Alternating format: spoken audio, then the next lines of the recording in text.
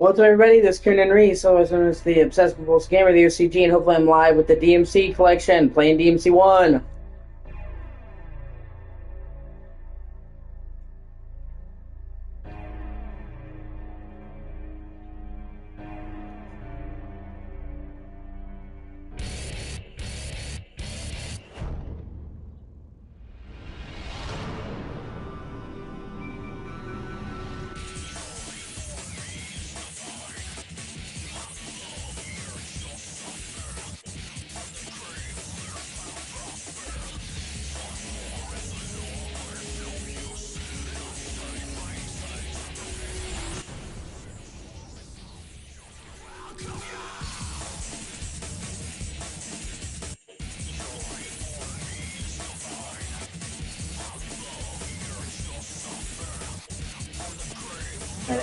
Anytime my friend I'm watching, or I'm live, God, I can't speak.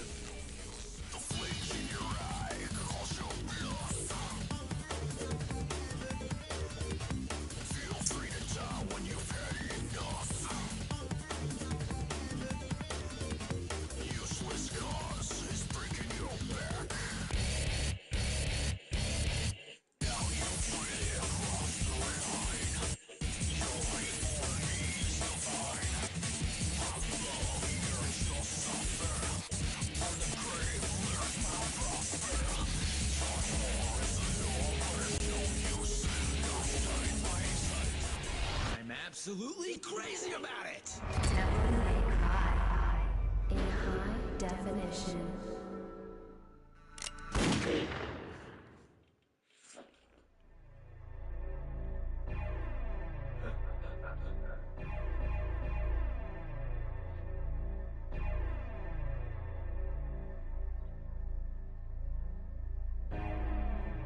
Hey, hey, hey! HD collection.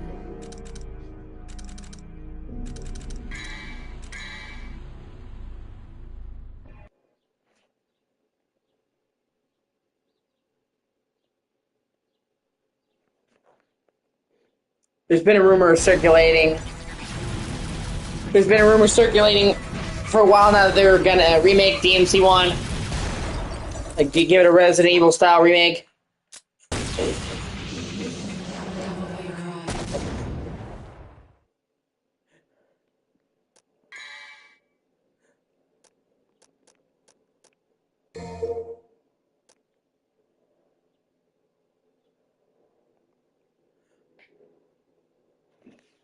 Like a total top-to-bottom reimagining. Not, you know what I mean? Not like a graphical overhaul, like a Resident Evil type remake, but for DMC 1. And I think that would be good, as long as they keep the tone. Like, there are things about DMC that need to be updated.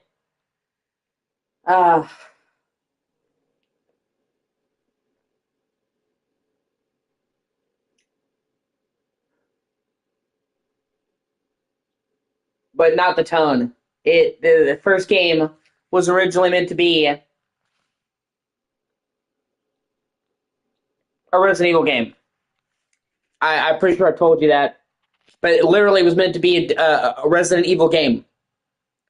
And then they found that it had strayed too far. But it was always meant to be horror. And that really comes out in the atmosphere of this game. And the later games in the series kind of moved away from it.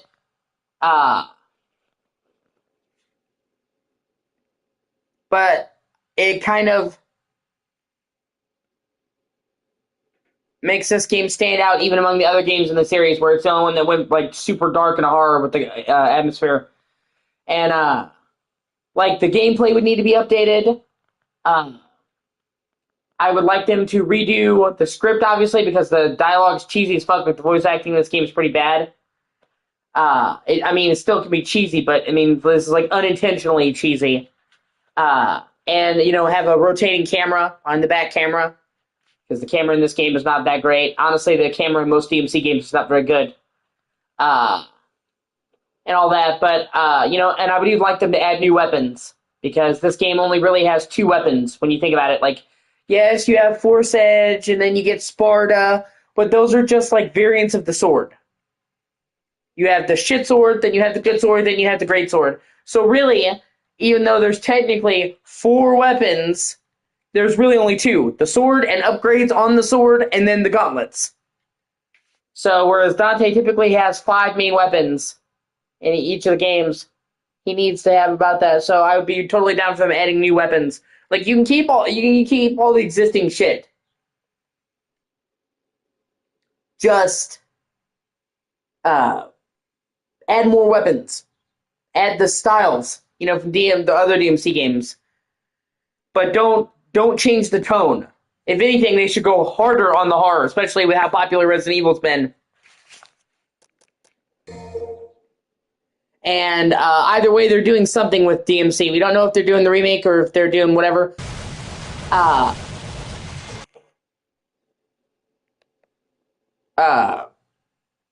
But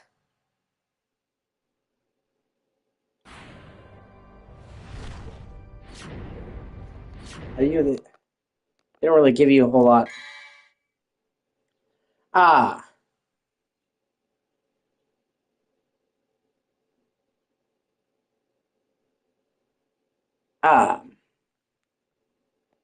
The DMC show is pretty terrible. From what I've seen, it seems mediocre as fuck and really not accurate. And we joked about how the guy who made it seems like he huffs his own farts. But it caused a huge burst in popularity for the games. I think Capcom recorded DMC 5 was already the best-selling DMC game in the series. Like, 5 literally has sold more than every other game in the series put together, believe it or not. But after the season premiered of the first season of the show, it sold 2 million copies. And then I think it got another boost. And Capcom said after that Dragon's Dogma, Devil May Cry were games that they underestimated the importance of, and they were going to make them main players going forward. So that was Capcom literally saying, okay, we underestimated the popularity of these games, and we're going to make them a bigger priority going forward. And, well, I mean, they're doing big-ass DLC for Dragon's Dogma, too. So right after they said that, hey, we're doing Dragon's Dogma shit. So, and in case you didn't know, Dragon's Dogma and Devil May Cry are made by the same dude. Or Chaperone, Hideki Kamiya. Hold on a second, let me check my drink. And there's commonalities in there.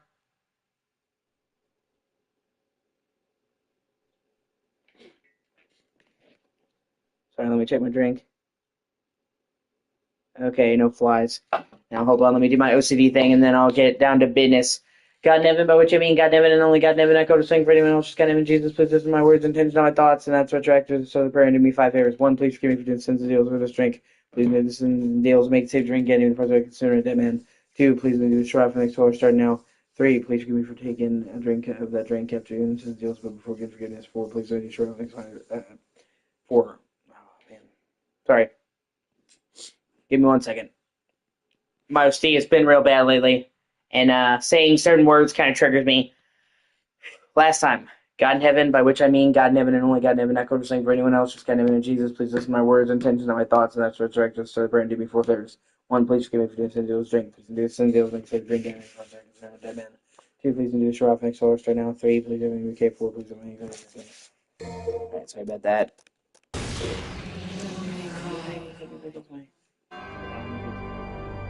Two millenniums ago, there was a war between the human world and the other, the underworld.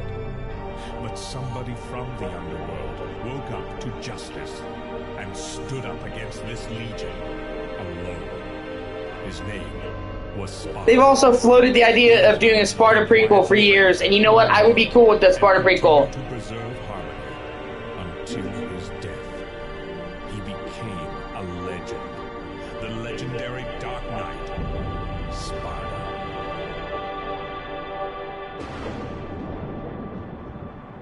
Like I would be totally cool with like a prequel spin-off of DMC starring Sparta.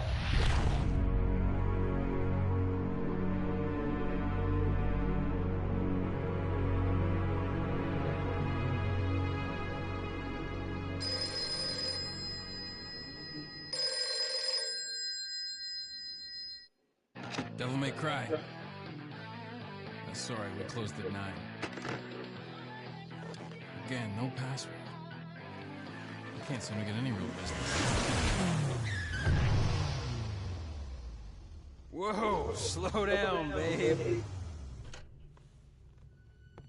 Well, well, what do we have? Also, where did she get the motorcycle from when she burst through the sky? So, you must be the handyman who'll take any dirty job. Am I correct? Almost. I only take special jobs, if you know what I mean. You're the man who lost a mother and a brother to evil 20 years ago. The son of the legendary Dark Knight Sparta, Mr. Dante. Well, the way I figure it, in this business a lot of your kind comes around. And if I kill each one that comes, eventually I should hit the jackpot sooner or later. In that case, you should be used to this sort of thing.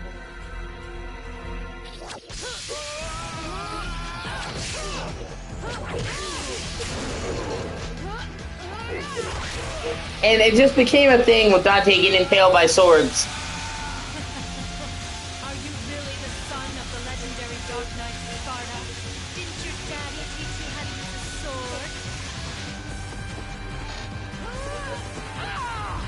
sword? Sword. Time to go to work, guys.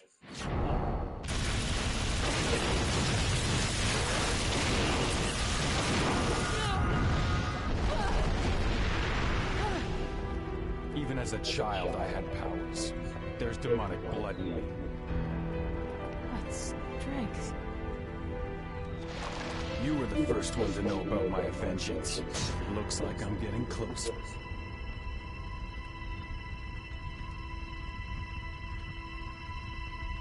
It seems that way, but I'm not your enemy. My name is Trish. I came here to seek your help, to put an end to the underworld. What?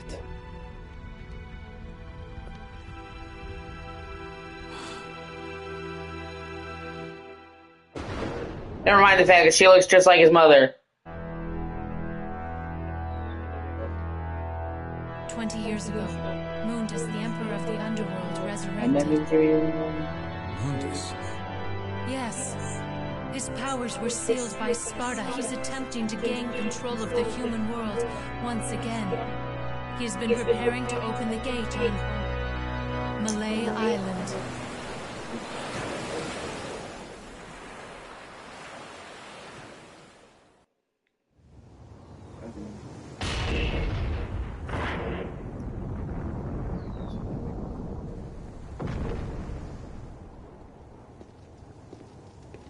The castle is above this cliff. Come on, let's go! And then she just jumps 50 feet and says, you know what, fuck you, I'll see you in 10 missions. That's the first thing I always do in these games is change the controls. I can't stand the default control scheme. And then in DMC 3 I take it a step further.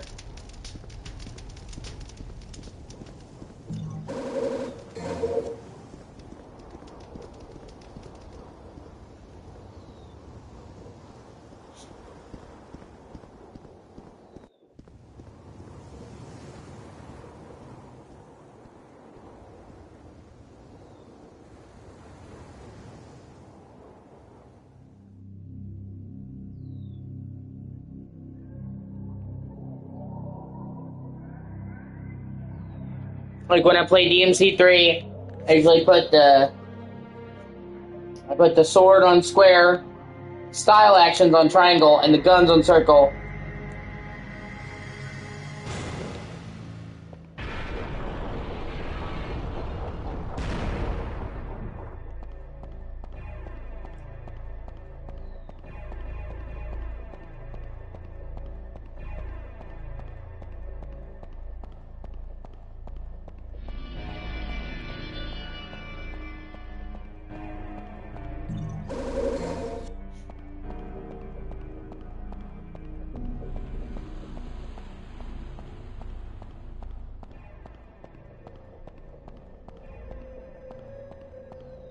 Yeah. Honestly, dude, they could put this in a Resident Evil game. This entire area right here. Aside from the jumping.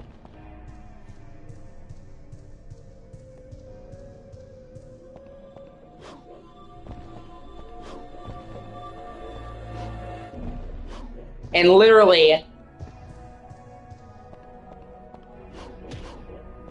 they intended for, it was supposed to star Leon. Dante was originally written as Leon, and you can see a lot of the similarities personality-wise between Leon and Dante.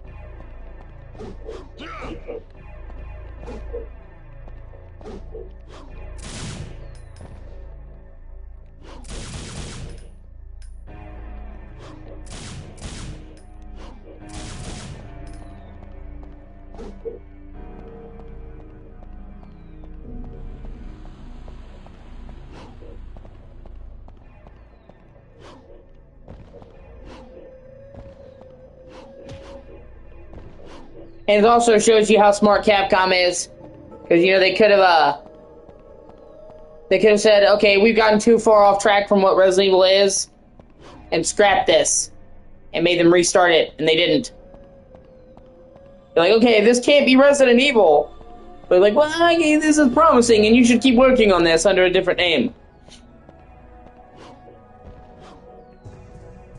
And it's funny too because if you count the game that was originally supposed to be, this was originally supposed to be Resident Evil 4. Resident Evil 4 literally went through 4 different versions.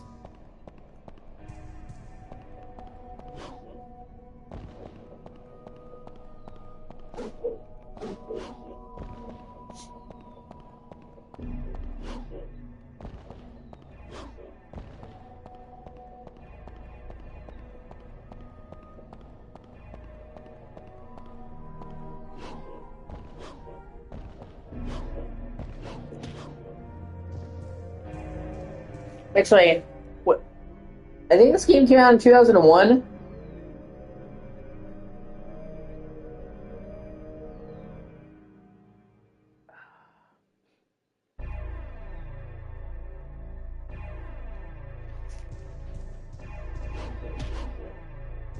Well, yeah.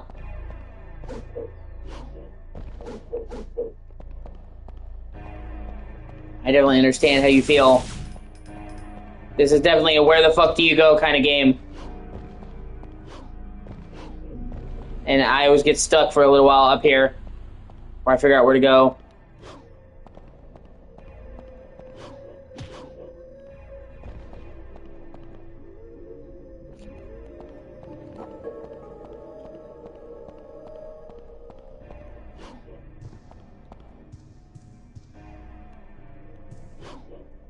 But no, this game pretty much was the birth of character-driven action games.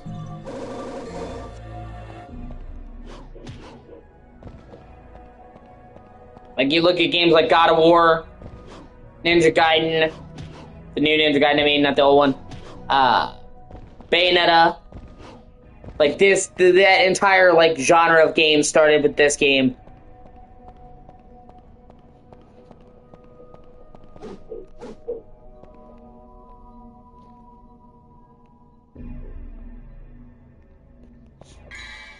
Oh yeah, I forgot. You have a map that's kind of useless.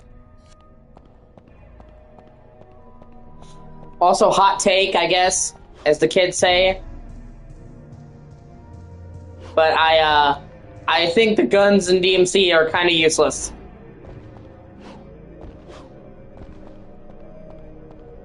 They're, like, fun from a style point of view, but I've never actually liked the guns in DMC.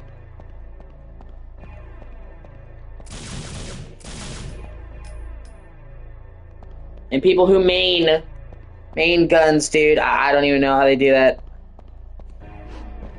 They're pretty much pea shooters in all the games, dog. That's what I'm saying. It doesn't really get better. Guns now are kind of how guns are. So,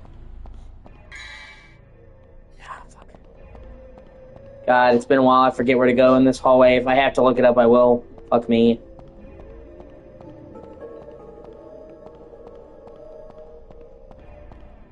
And you know what, man? Game makers had to learn very hard, in a very hard way, in a very painful way. 3D maps. 3D maps, man, are great on paper. They just don't work very well. Like this type of 3D map, I mean, where it's like 3D geometry. These are just cumbersome as fuck.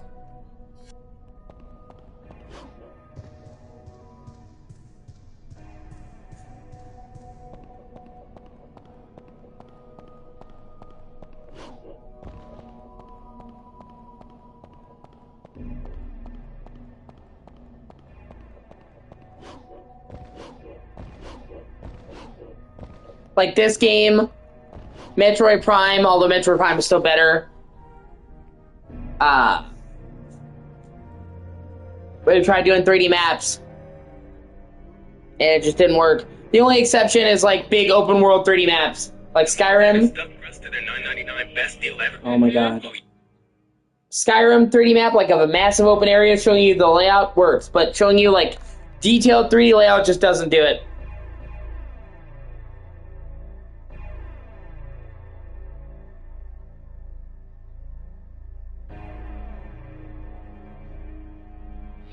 Capcom's.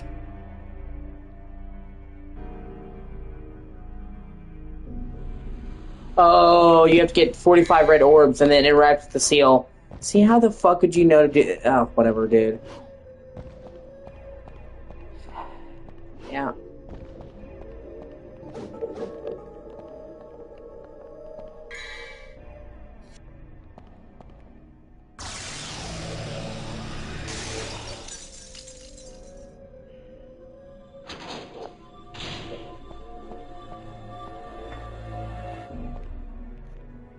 And you can even see with the camera angles that this was kind of Resident Evil in mind. Like, these camera angles are very reminiscent of Resident Evil, man.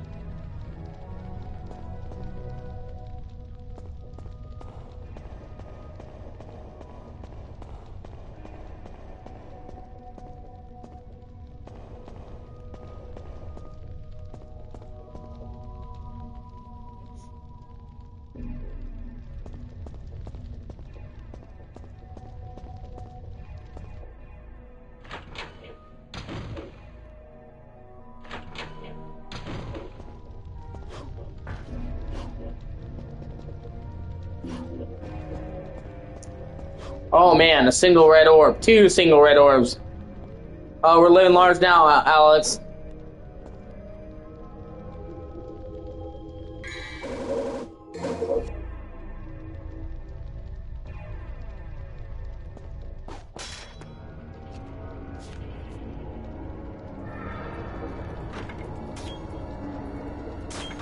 These enemies are also creepy as shit.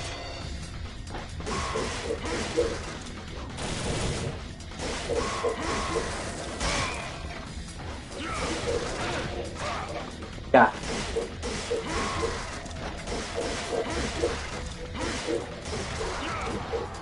Got him, Rusty.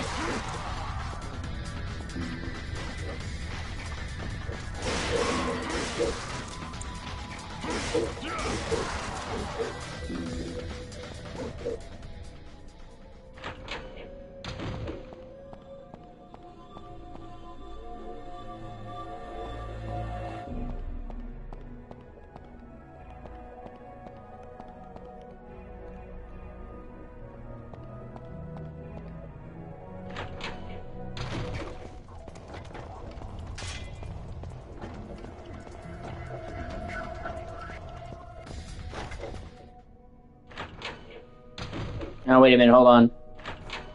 And there's a doll here. Okay.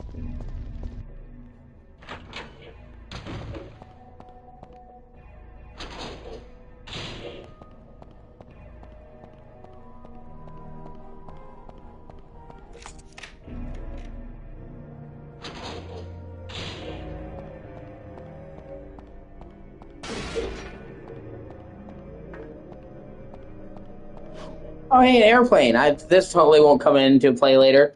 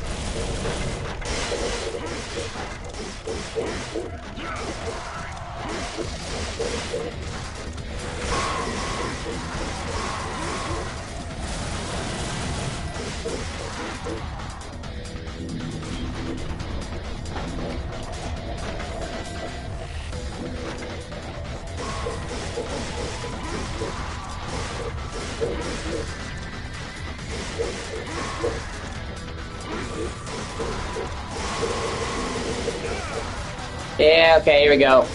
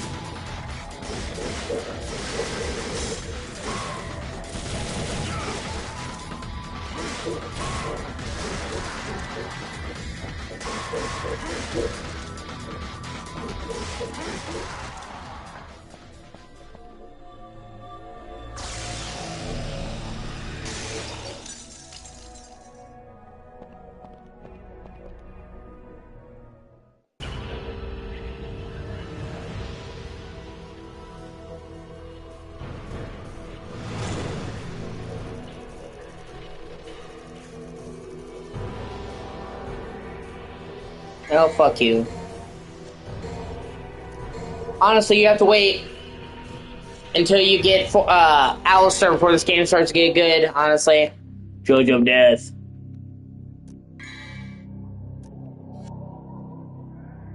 Excuse me.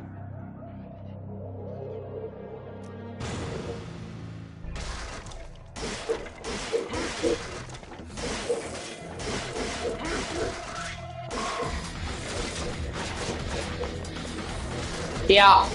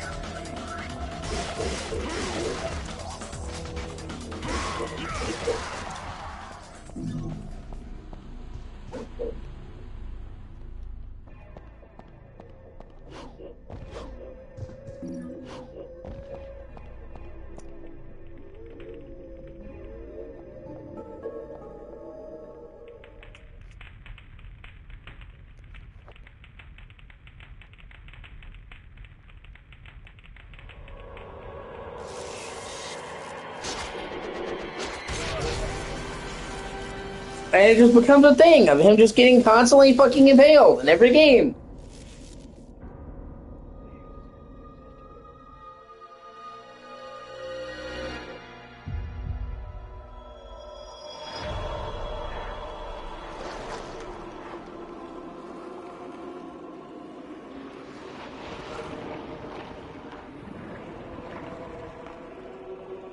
Yeah. Like, Dante, oh my god, why are you going through that end of the blade? Like, oh, you could have just pulled the sword out the other way, bro.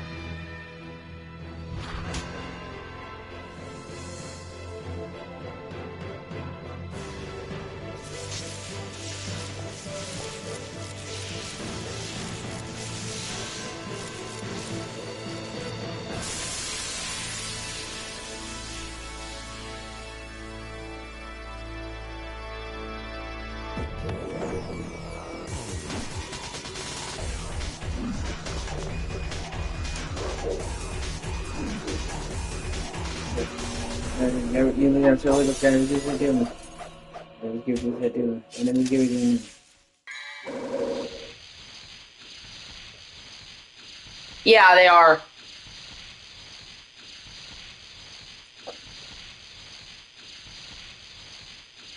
Sorry, let me do my OCD thing one more time real quick. God in heaven, but what you mean? God in heaven, only God in heaven, not go to sing for anyone else. God in heaven, Jesus, please listen to my words and intentions, not thoughts, people, favors, and that's attractive, so that's one, please go, good, then do lose drink. Please do some deals, make safe drink, and the love of the consumer dead end. Two, please be sure I make sure I know, please do the sorry, my OCD's just been a horror today. God never gave you know, God never gave you.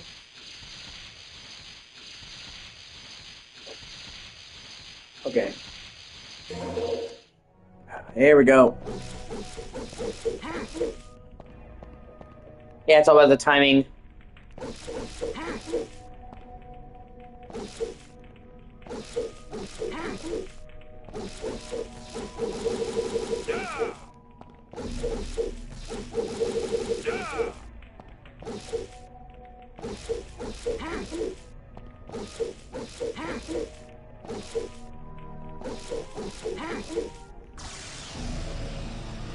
I'm trying to get the timing right.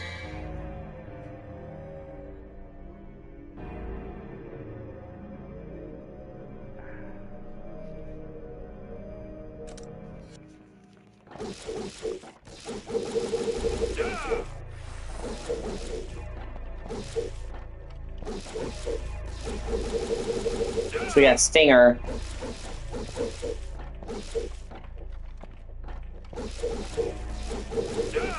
I got really good with the timing, though.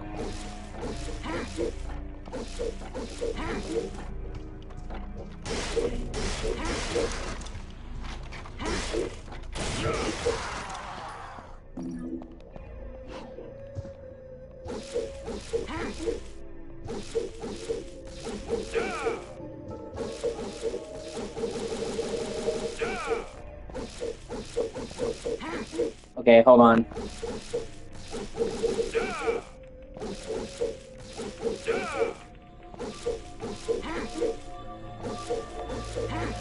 Like Nero, God, you would be amazed at how good I am at timing his instant acceleration with this fucking sword, dude. I got so fucking good.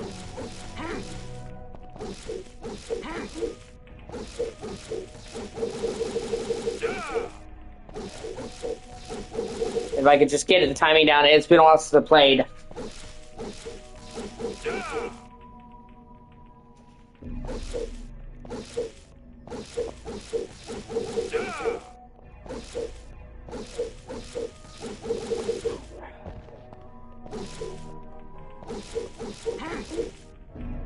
Well, see, so you have to, in order to use the most of Nero's arsenal, you have to rev up the sword. And normally you have to rev it up, but you can get a skill that lets you instantly accelerate if you hit the button at it. The instant your attack will connect. And that timing is even if you're not hitting the enemy, you connect. And I got so fucking good, man. At instantly charging up Nero's shit to max. That when I used to play DMC5, I literally was like full, like max revving and Nero with like every hit.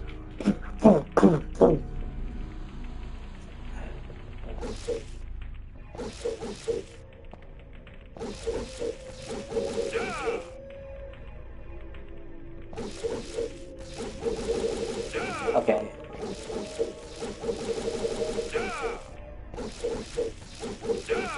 See, I keep...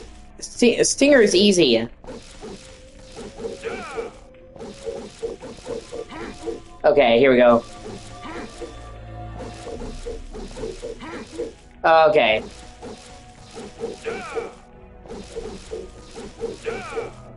It'll come to me.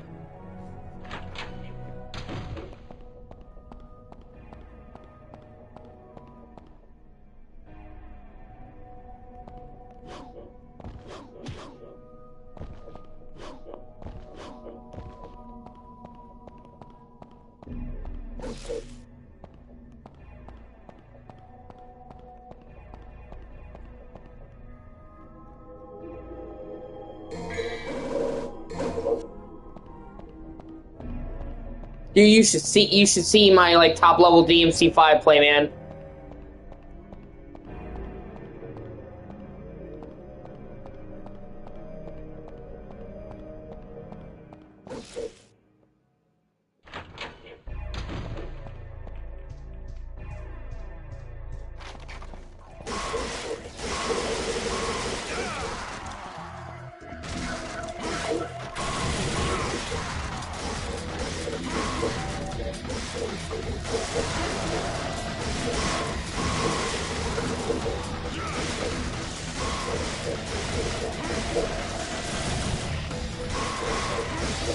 Oh yeah, I forgot, you don't even need to, like... I forgot, there's no ceremony for DT in this game, you just get it.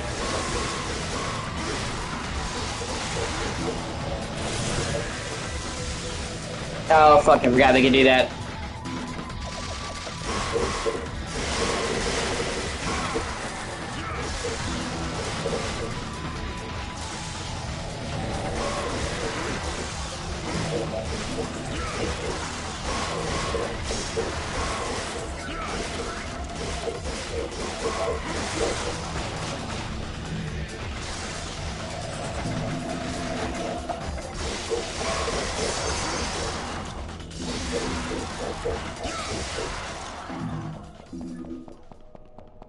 Turbo run!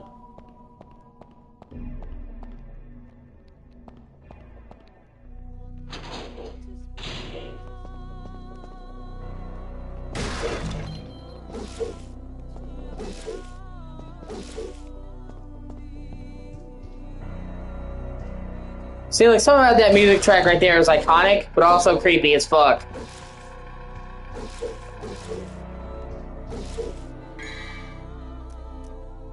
Stinger, round trip.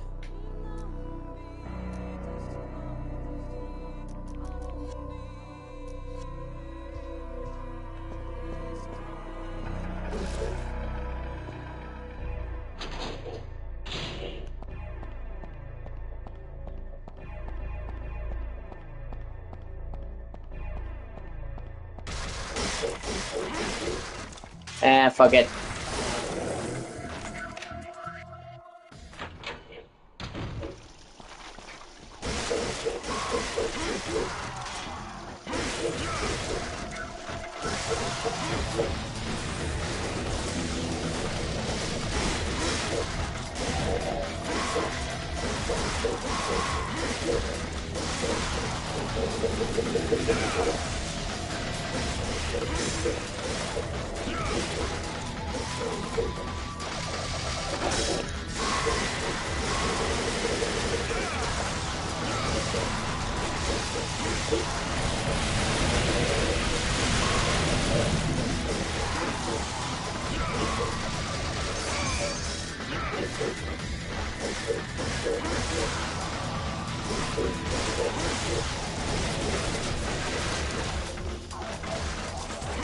Don't you have DMC 3 on the Switch?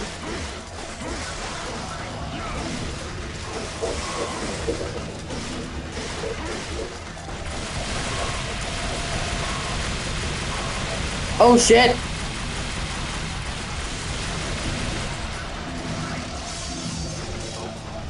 Yeah, because DMC 3 on Switch has a special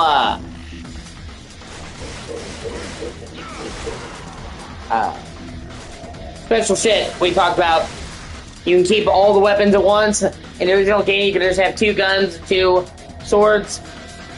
They added a weapon wheel in the Switch version. You'd have to switch styles between statues. You can only have one at a time. And then in DMC 4 going forth, you could swap in the D-pad. They added that to DMC 3 on Switch, and then they added Virgil and Dante co-op in Bloody Palace.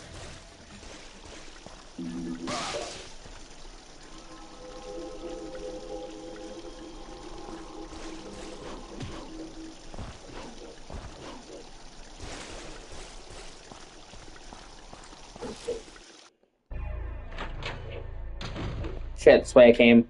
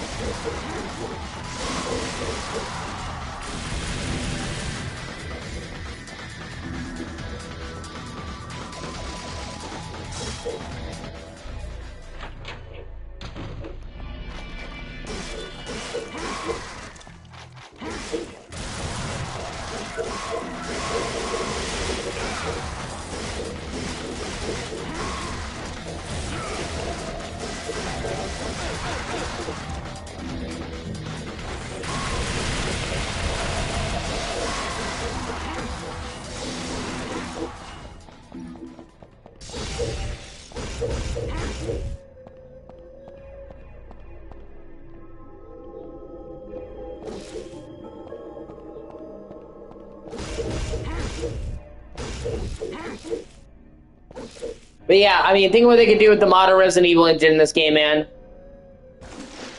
With this atmosphere. They could do so much cool shit, dude. Obviously, they would add a bunch of new areas to the castle and the island. I'm saying, like, imagine this remade, like, in the modern RE engine, dude. But, like, a fully behind-the-back camera.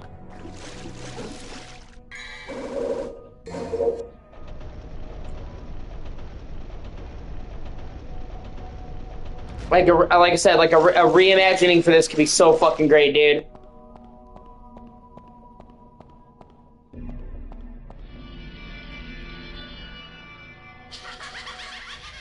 Oh god.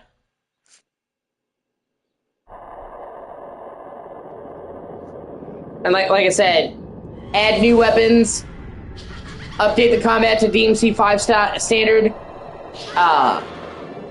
Add new boss fights, obviously, because usually each weapon has a boss fight. But keep the atmosphere the same. Don't try to make the atmosphere one like the rest. One stands apart, and it needs to stay that way. But God, I can't speak. I feel like they'll crush it. Capcom has proven they're really great at remakes and keeping the atmosphere of the original game intact. So I don't think they would try to make DMC 1 like DMC 3.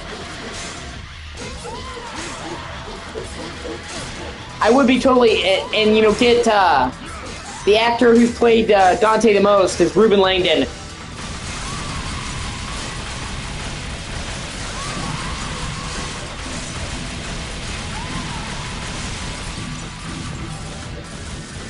And they should hire him back to voice Dante in the first game.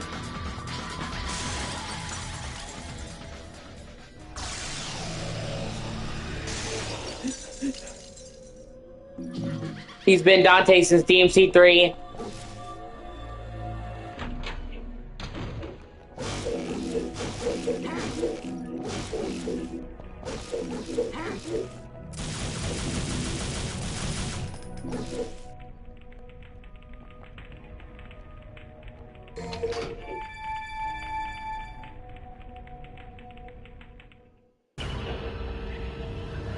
Hopefully I got a better fucking ranking this time. Seriously, C again, man? Fuck you. I think a lot of it has to do with the clear time, if I'm not mistaken. And there's no, like, way to go back and replay missions in this game, which it fucking blows.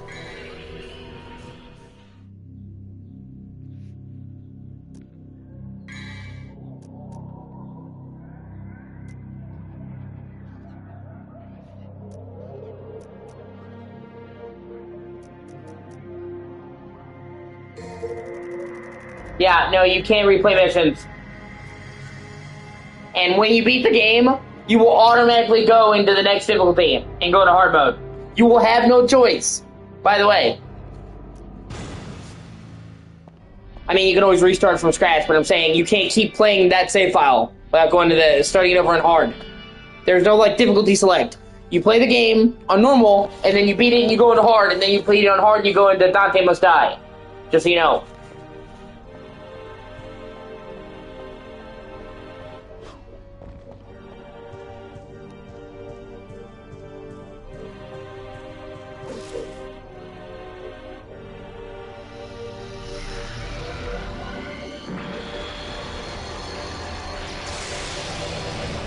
And, okay, just so we're clear,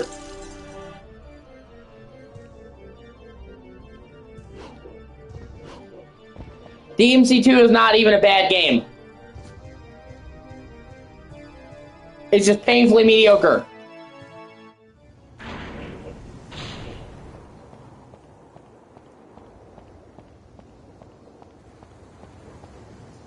After they did DMC1,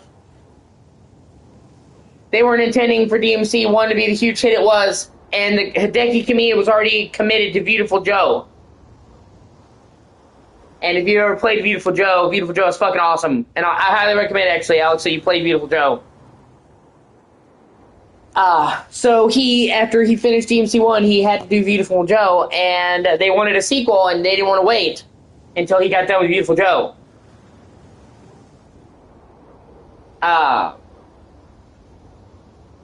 And they hired another team, and that team, they gave them like 11 months to make the second game.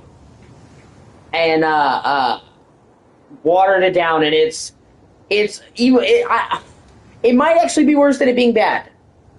It's not a bad game, it's forgettable. Do you know what I mean? Where it's like, if it had been terribly bad, it would be memorable. It's just mediocre and fucking bland. This game, at the time that it came out, man, was a big deal. Now it seems archaic. But this invented the hack and slash as we know it, dude. Nobody had ever played a game like this. And it came out really early in the PS2's life cycle and showed what the PS2 could do graphically. This game looked great. Like you said, those cutscenes, those in-game cutscenes looked fucking incredible. You couldn't do that shit on PS1. So it helped create a new genre of game. It was incredibly memorable and really show off what the PS2 could do early in its lifespan. And DMC2 is just so bland. It's not even hard. Actually, DMC2 is easy. It's just boring. And, like, they made all kinds of mistakes, man. Like, they made Dante not joke anymore. He's just a traditional grimdark hero, which, I mean, that's fine. There's nothing wrong with the grimdark hero, but it's not Dante.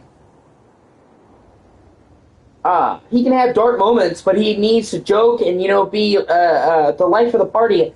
He's just basically, like, he's literally just like, yes. Like, they almost treat Dante like Batman. And it just does not work for Dante. And then like they have 6 swords. And you're like, oh, that'd be cool. They're all just variants of the existing fucking swords with slightly different stats. So it's like they took the problem with DMC 1 that, you know, basically had 2 weapons, and like, we're gonna throw extra swords, but they're the same fucking weapon!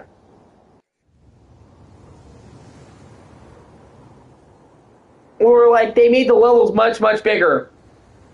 The levels in DMC 2 are gigantic, but they feel like they're needlessly big and padded out. Like, the rooms in this were very intricate and handcrafted. In DMC 2, the levels were actually huge for the time, but they're filled with, like, pointless padding. Where they feel like they made them big just to make them big, and didn't have anything interesting to put in them. And that's what I'm saying, like, DMC 2 is not even bad. And there actually is several things that DMC 2 did. Mundus, and his form really comes from DMC 2. How you doing in the individuals? Rebellion, Dante's signature sword, comes from DMC 2. And the guy who liked it so much decided to bring it in DMC 3. Like, the actual guy's like, well, okay, this sword's actually really cool. And so, certain other things they brought into it, you know? Like, they added gun tricks you could do, which kind of became, like, being able to shoot in different directions at once. They made that the gunslinger style in DMC 3. So it's not like DMC 2 was just totally fucking awful and just unredeemable. It's just, when you follow up a 10 out of 10, which when this game came out, it was like, oh my god, this is like nothing else we've ever played. For a lot of people, this was a 10 out of 10. With the 7 may not be bad, but the 7 seems like a 4. You know, like, if you could follow up an incredible game with a good game, and that good game would still be seen as a failure because it's a sequel to a fucking amazing game. And it's also kind of like Resident Evil. It's kind of like why Resident Evil 5 gets thrown under the bus. Because I like Resident Evil 5. And I'm sure you'll like Resident Evil 5. But it was the follow-up to Resident Evil 4, arguably one of the greatest games of all time fucking ever, and it did not have the reach that Resident Evil 4 did. And I still like 5. Quite a bit, actually. Even if the third act kind of takes a nosedive, but I like 5. But it was not as good as Resident Evil 4, and it didn't have the legendary impact that Resident Evil 4 did. 4 changed gaming, and that's what I'm saying. Like, DMC 1 was like, nobody had ever seen anything like it. And then DMC 2 is just painfully fucking mediocre.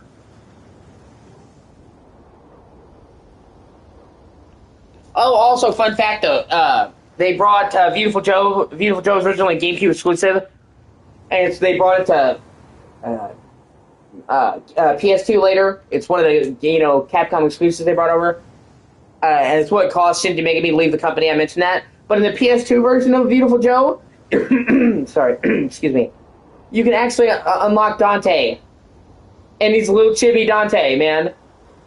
And it's awesome, and he even uses lines from DMC. And has a sword and everything. And unique combos. And that was a really fucking cool unlockable in Beautiful Joe for PS2.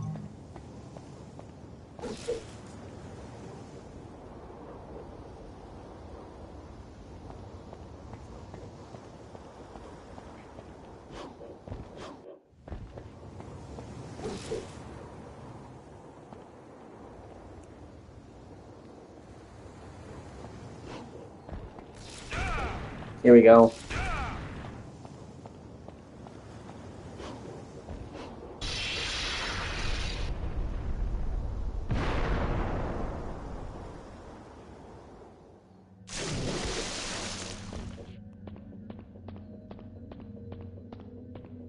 And dude, there's stuff in this game that's fucking surreal.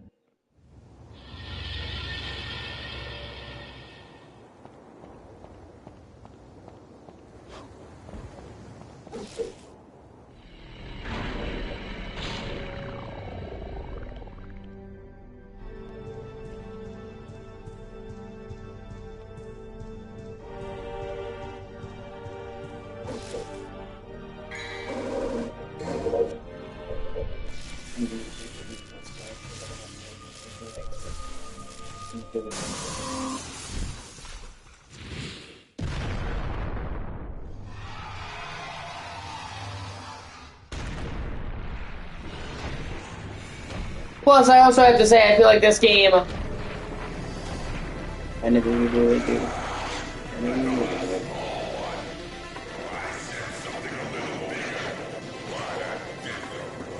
Also, this game. What a big surprise. I hope for your sake you got something inside that big body of yours.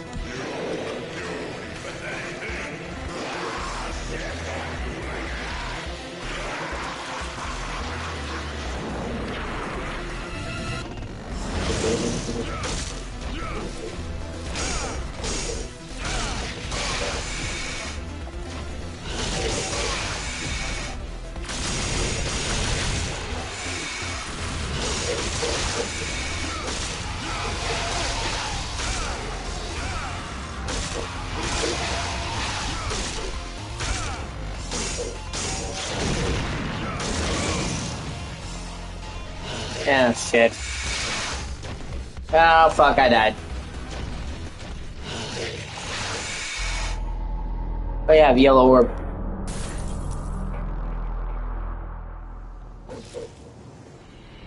I'm still rusty.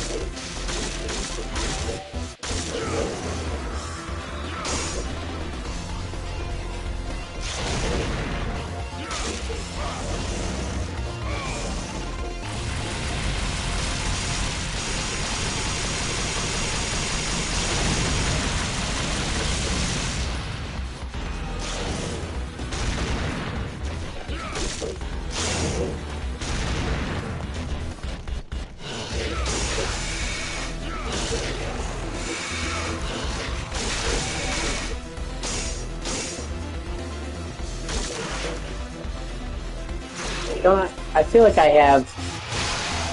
Oh, what the fuck? Alright, asshole.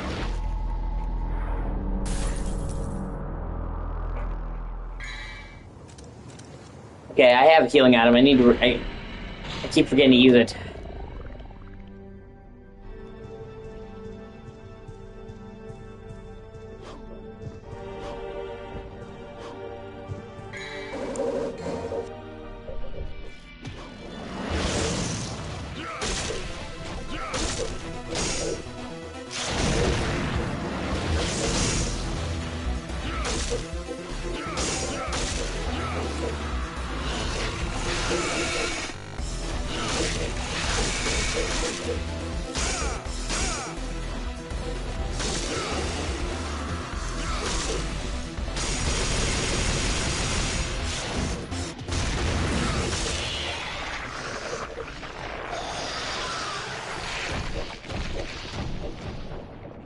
Oh yeah, I forgot you can't kill him the first time, because he's a little punk-ass bitch.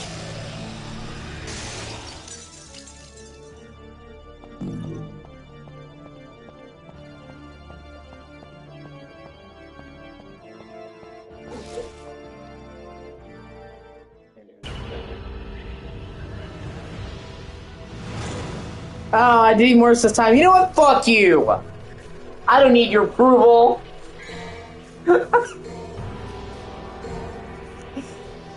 Oh, what a bitch. Also, this game is really not that long. Oh, you know what? Why switch to easy mode? How about you fucking suck my balls? I want to play in easy mode. You know what? Fuck you.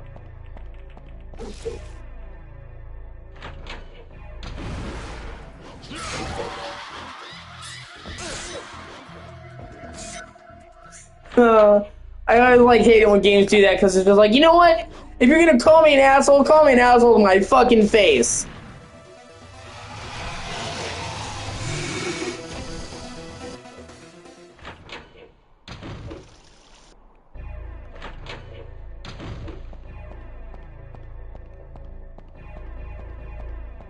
That's it.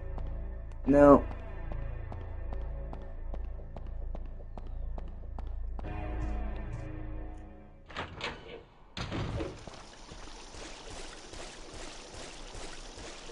Okay, here we go.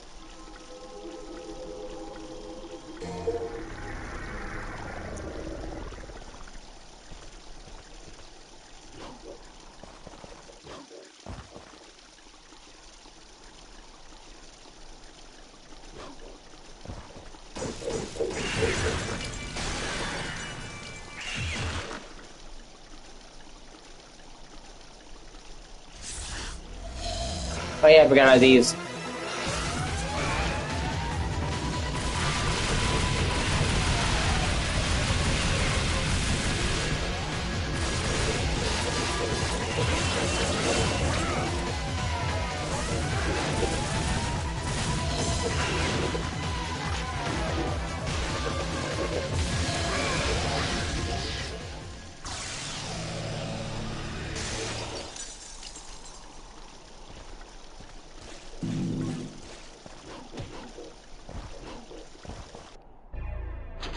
Believe it or not, actually, in the HD remaster of God of War, Alex, they actually have a trophy called "Getting My Ass Kicked," where you have to get offered, get the opportunity to play easy mode.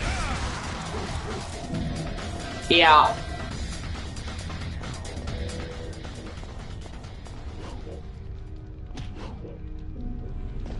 Yeah, it is a great game.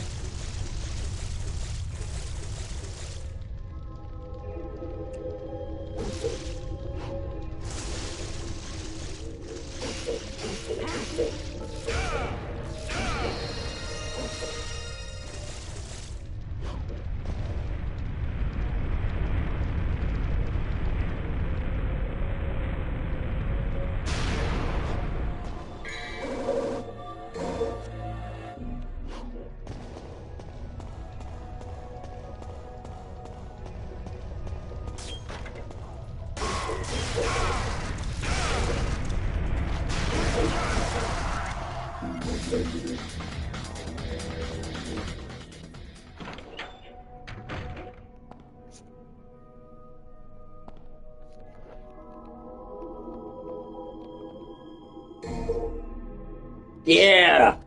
Shove that sword in her. Oh, it's good to see you, Dustin.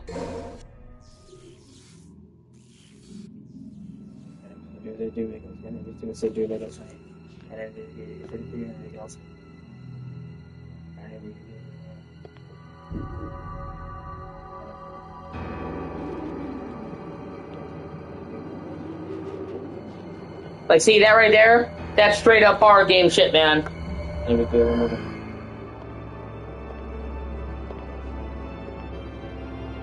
You can clearly see why this game, like, whoa, okay, this wasn't originally meant to be horror. Shit like this. And I think it's actually pretty telling that the first time you see Virgil, he's Dante. That's already them foreshadowing. Because remember, they're identical twins. God damn it.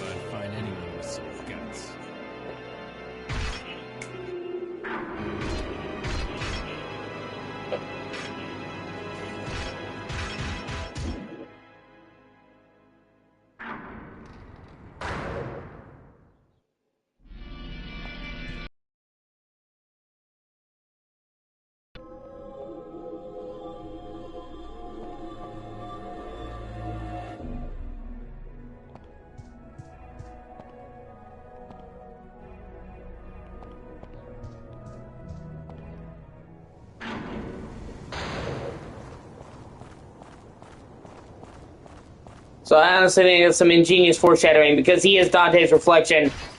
It's okay.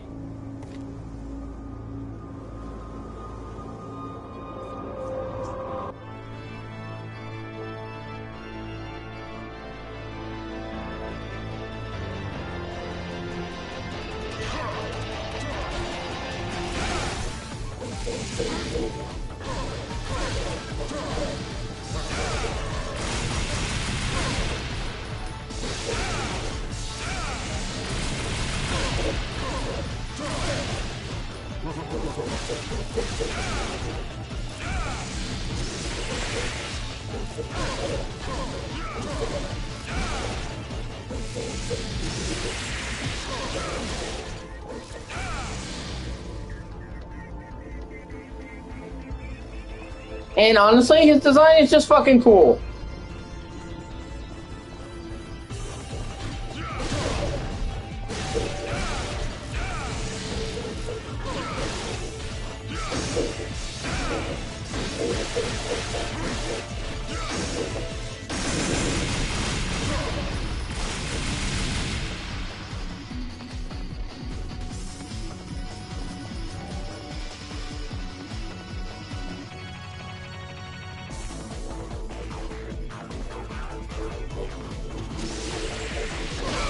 Yeah.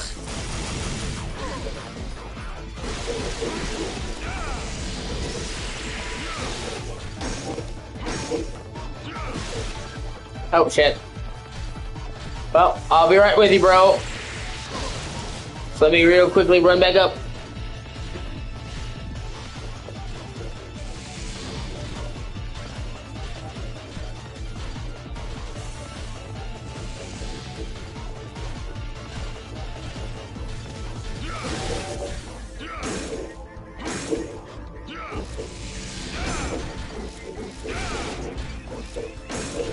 Also, you can parry almost every one of his moves, just so you know.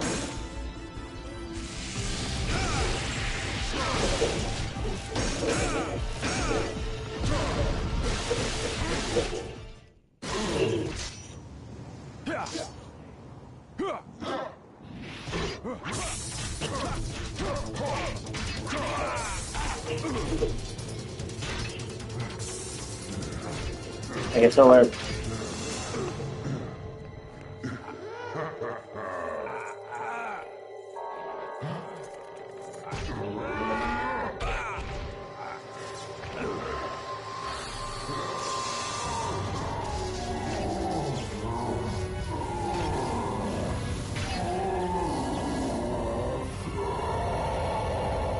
At this point, Virgil has lost all traces of who he is.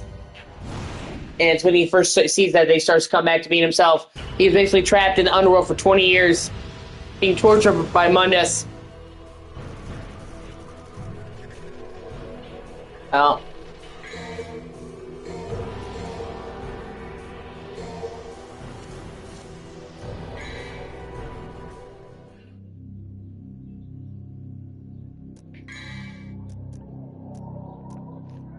In case you're not clear, there's 20 years between DMC 3 and 1.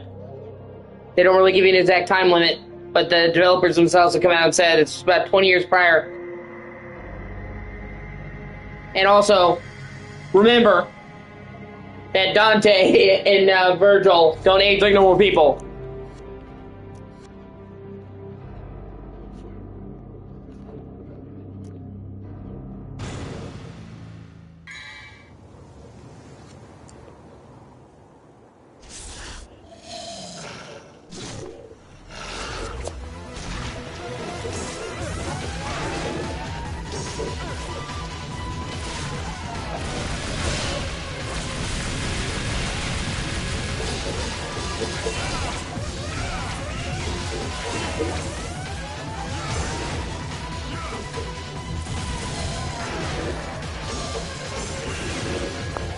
Oh my god, let me go, you twat.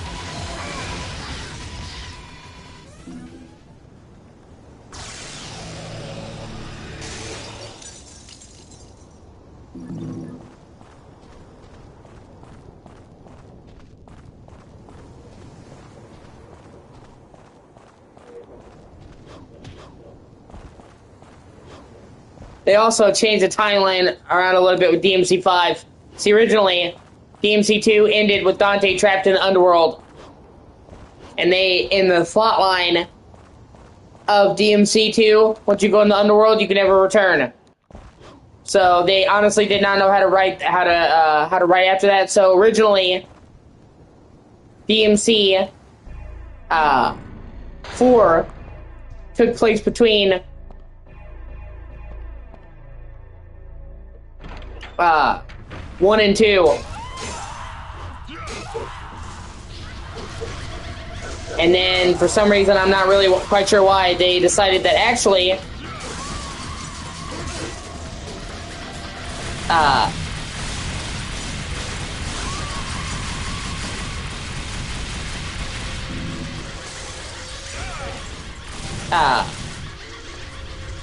they made it clear that,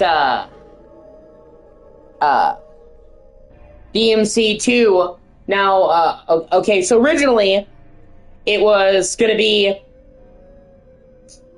4 took place after 1, but before 2, since they couldn't figure out a story reason to get him out of the underworld.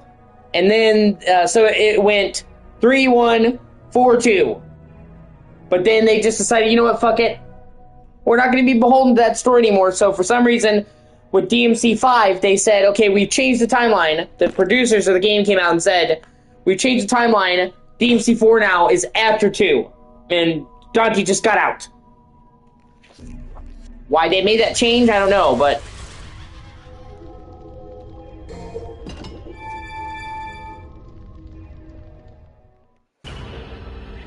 Okay. Oh shit, I got A. Oh, that mission was really short. No, I'm not complaining.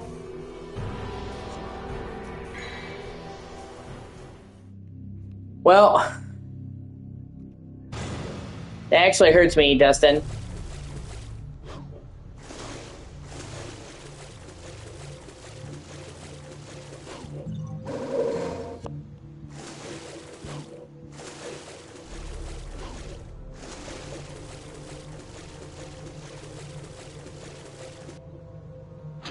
Because, the rest of the series is fucking great, man. DMC2 is me. The DMC3 is fucking amazing.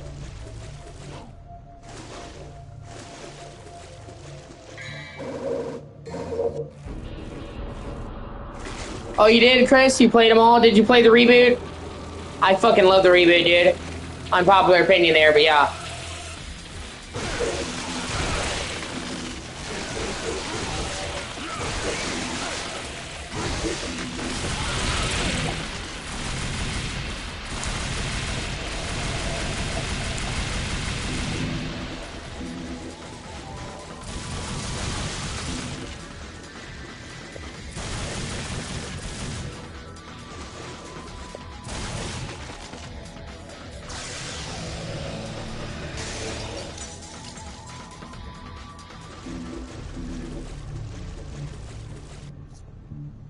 Yeah.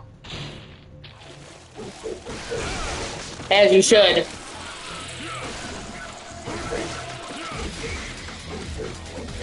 Some people will think that because a game technically is earlier in the timeline that it can be played first.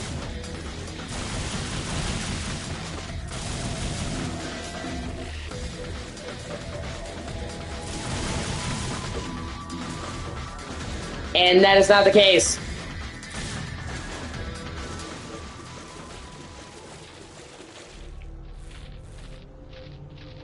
Like, there are some people who will tell people that they should start Star Wars with the prequel trilogy. Nah, fuck you, bro.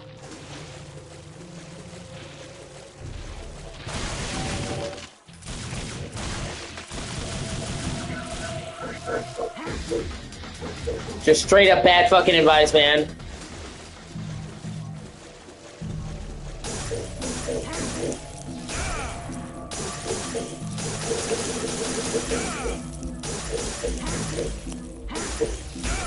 Or people telling you to start Metal Gear Solid with Metal Gear Solid 3. No, dude. Like, just because it's earlier in the timeline doesn't mean you should start the fucking series with that. Because, one, a lot of prequels are designed for people who know about the series and they want to get backstory. So they're made for people who already know about the series. And for 2, they will ruin future surprises. Like fucking Virgil. Nero Angelo, that fucking horn dude, being Virgil, is a big twist in this game.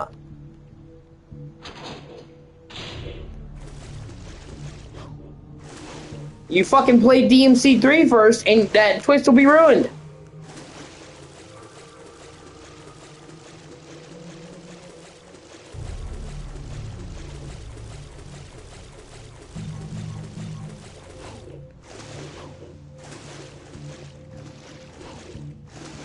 occasionally you'll get a prequel that is standalone enough that it can be played without the other games. I still wouldn't recommend it though. Like Mafia: The Old Country.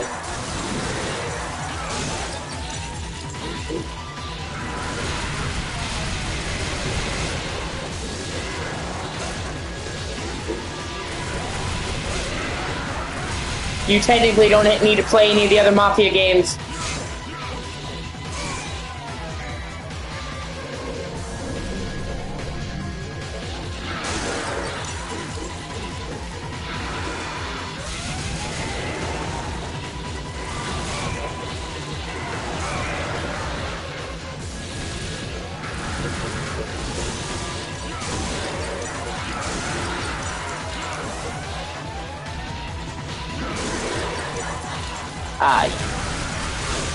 You technically don't need to play any of the other Mafia games to play Mafia: The Old Country, but you're gonna miss so many references and shit.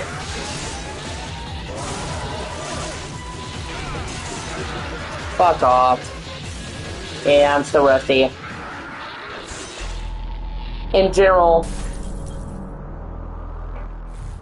And Mafia: The Old Country is just really fucking good. Also, just putting that out there.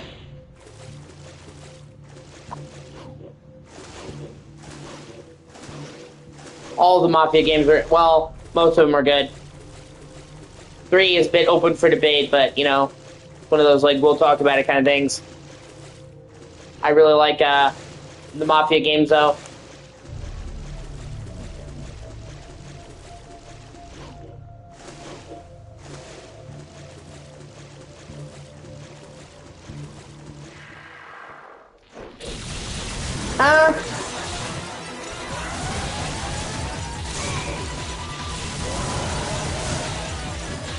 I mean, it's not super long, but I wouldn't really say it's super short, dude.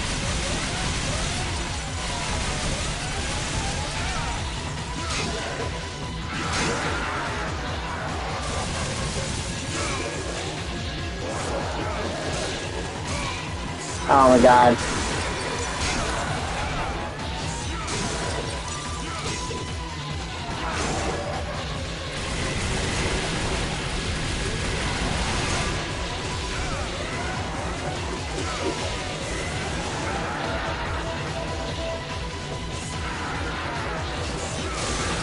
It's between 10 to 15 hours for first playthrough.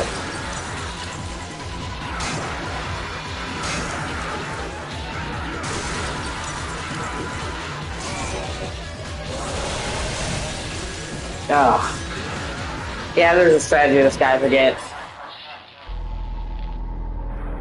And then if you, you do a bunch of the side stuff, you're looking at over 20 hours. There's actually quite a bit of side stuff.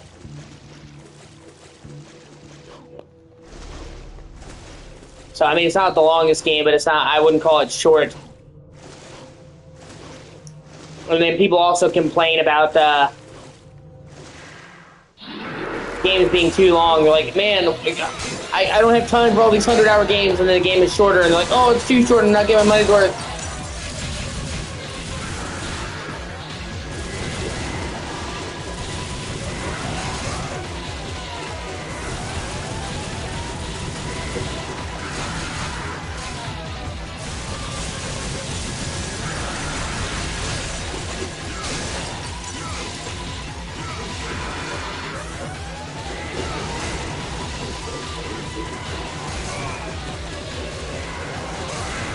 Oh my god, you bitch.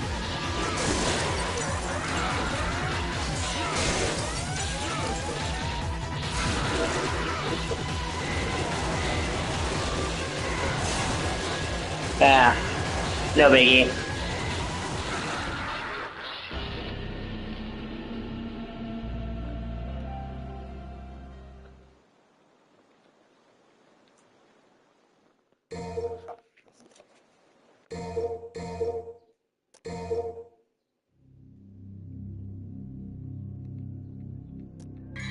Actually, hold on. Yeah, I even have to get round trip.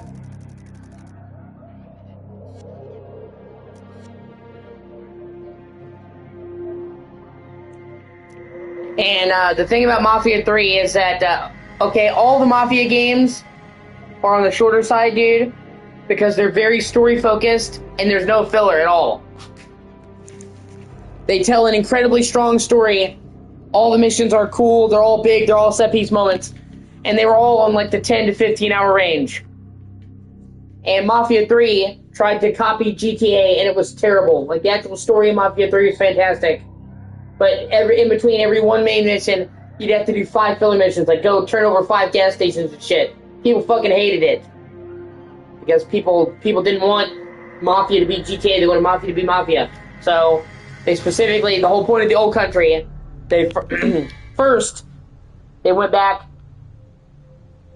and they remade the first Mafia and kept it faithful. And then they were like, okay, we've proven that we can do Mafia, classic Mafia. And then they made their own new one, which is the old country. And the whole point of it was to be a classic Mafia, like a new game. So, in the case of Mafia the Old Country, they literally listened and gave the fans exactly what they wanted.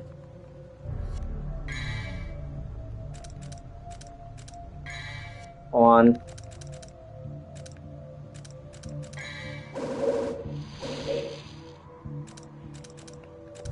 Oh yeah, okay, action. Round trip. Okay, here we go. I forgot the button input.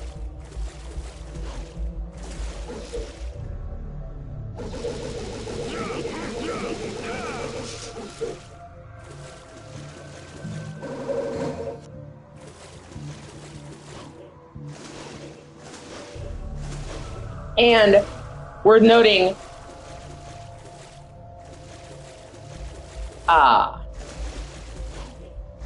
Mafia the Old Country was $50 brand new.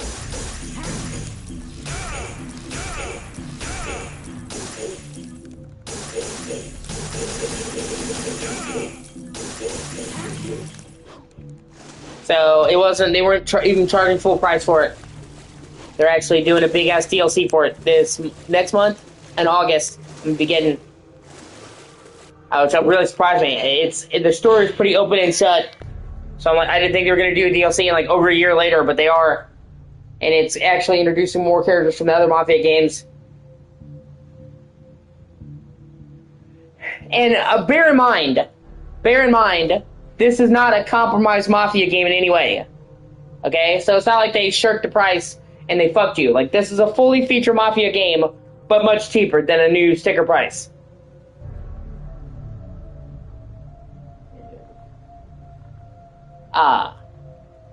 Even if you got the deluxe edition, it's still only $60.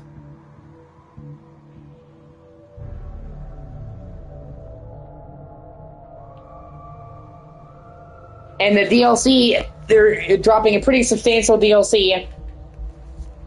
It's $10. So even if you got the deluxe edition and the DLC, you would still be at the same price as the new game now. And this is Take-Two that does Mafia, by the way, same as Rockstar. So I thought for sure they were going to dig people the prices. So surprisingly, they came out of nowhere, and they actually didn't. And for $50, I was totally happy with it. Didn't really have any complaints. It was the same length as the classic Mafia games, and it's really fucking good, by the way.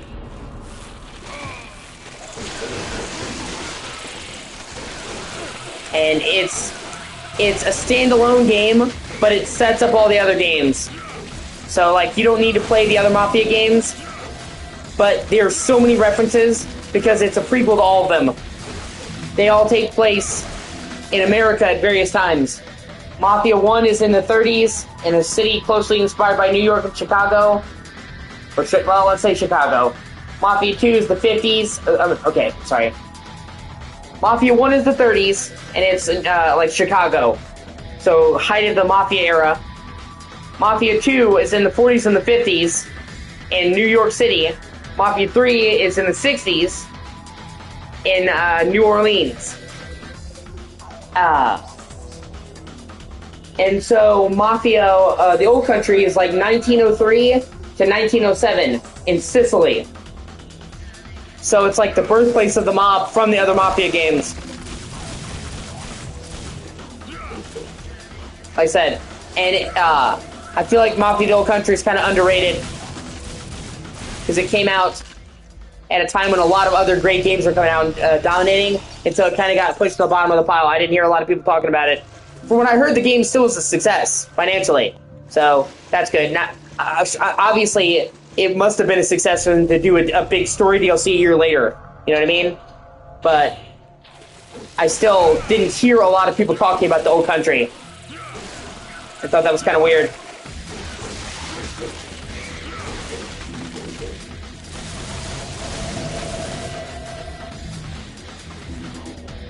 I'm probably going to go through it again here soon.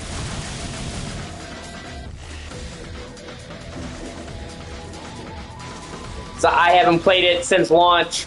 I actually have the Platinum Trophy for the old country, by the way. So I got 100%, did it, and then went through on hard. But it's been since launch, and the DLC takes place at a certain point in the narrative. So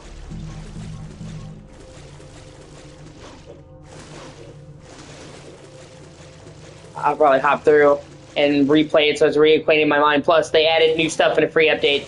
They actually did an update that added a bunch of new cars, new weapons, and new side stuff, which also, once I said, is really cool. This is normally a company that's really greedy.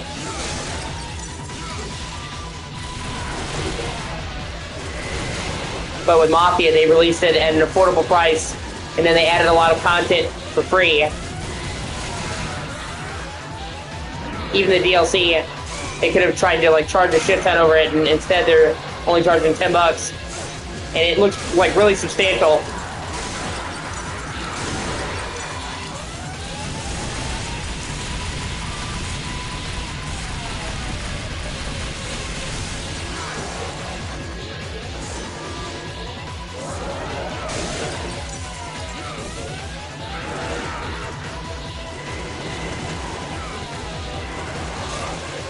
God, I hate these fucking guys.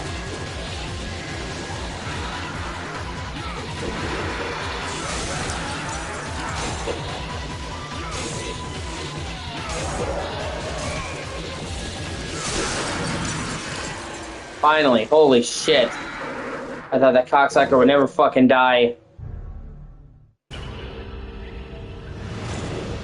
B. Well, you know what? Still better than I was doing, so I'll take it. I forgot some of the missions in this game are really short.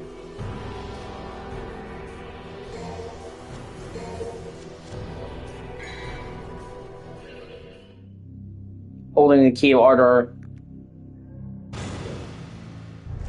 Oh yeah, that's right, you start draining health. I forgot about that. Like, you know what we need in this game? We need backtracking while your health does suck from you. That's what this game is missing. And being chased by a giant spider.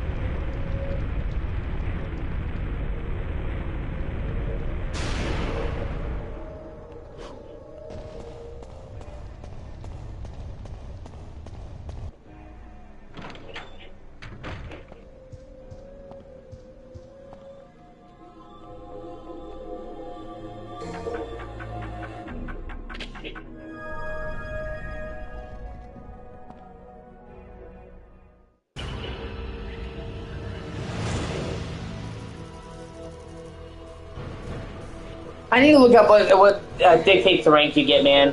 Because there are times when I think I do pretty good, and then I get like a shit rank, and I'm like, what the fuck, bro?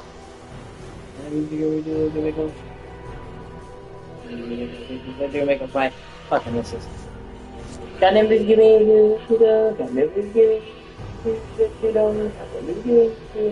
Actually, you know what? Let me look that up right now. I'm curious. Because the ranking system varies per game.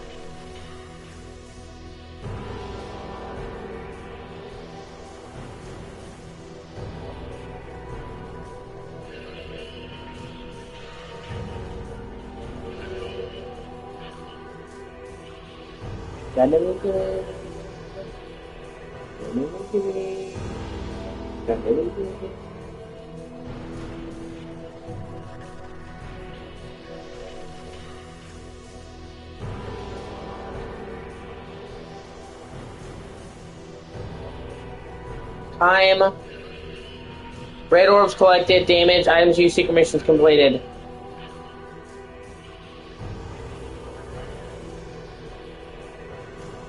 Okay.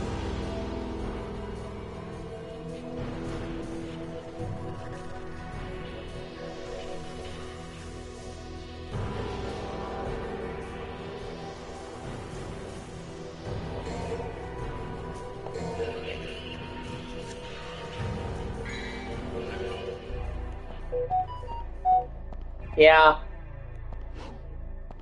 Well, I'm not really going for a high ranking.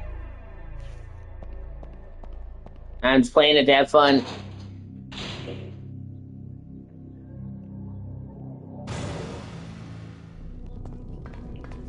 I'm doing it for the lulz.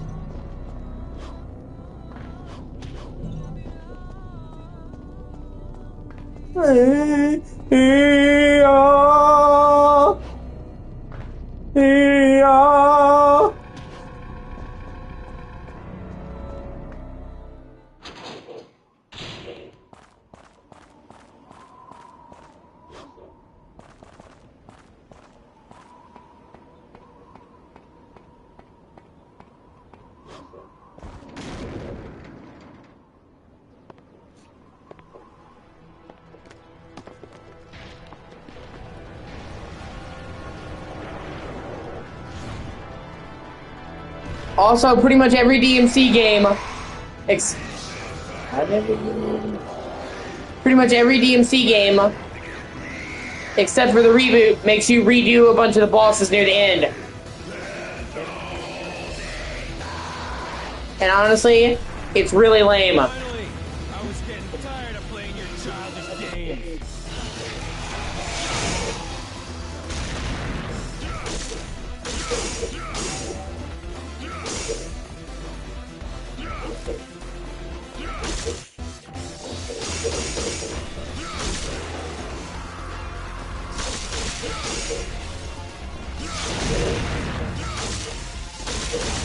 Although I will say, while DMC reboot is the only one that skips that, DMC 5 does it in a way that's not too bad. You only have to do 2 bosses. You get to choose which of the bosses you do, and you only have to do 2 of them. And you do them as V. So, these are bosses you fought as Nero, that you do as V. So,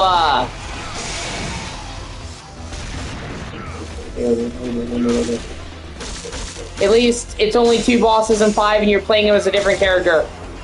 So there's like something different. But I would rather just not have boss retries at all. It's just lazy. It's padding.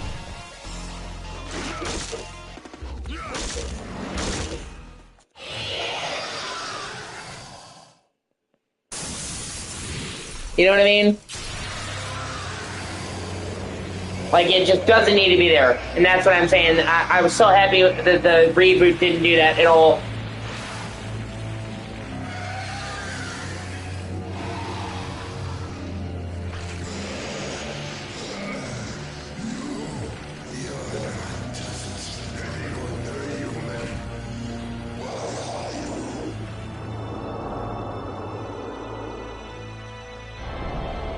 I'm a Sparta Maxer.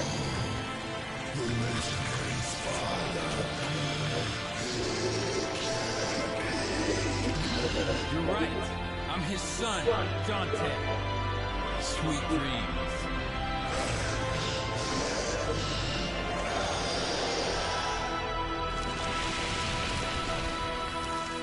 That's what happens when you Sparta Max.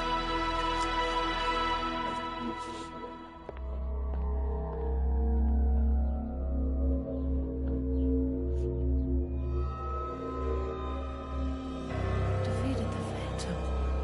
Incredible power.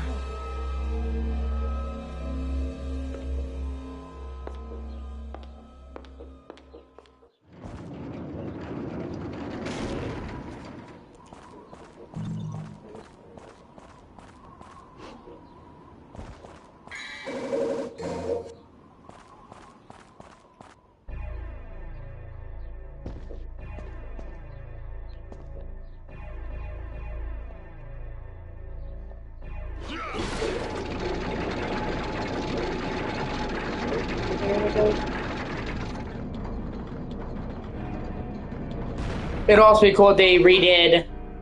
That's another thing I would really like about if they remade this. They could have a level setup that's more like the Resident Evil games.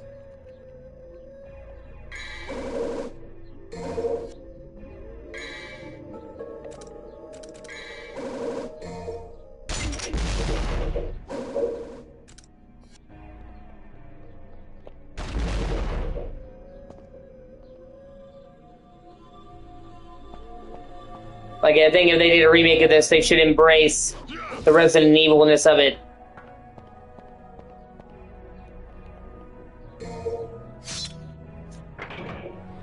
You know what I mean? Like, more backtracking in a good way. A wider layout, more puzzle solving. Like, this is already very RE light. And I feel like they could heighten that, and it wouldn't be playing against the series. It would be playing into what the first game did.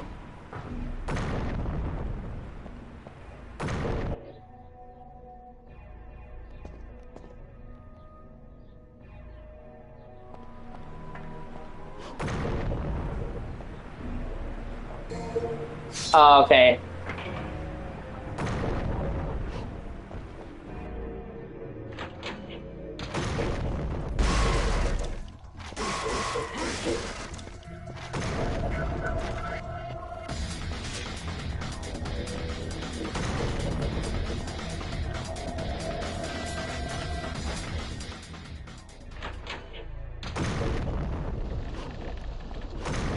No, Dante. Yeah, that's my bad for stopping to fight that fucker.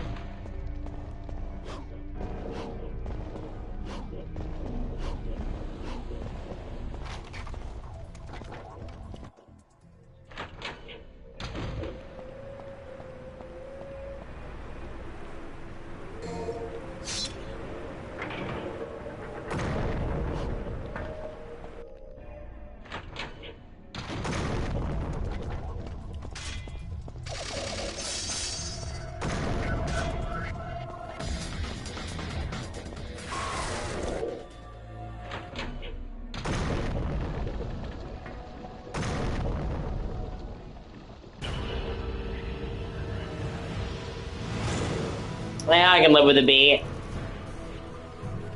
Bees nuts! Ah!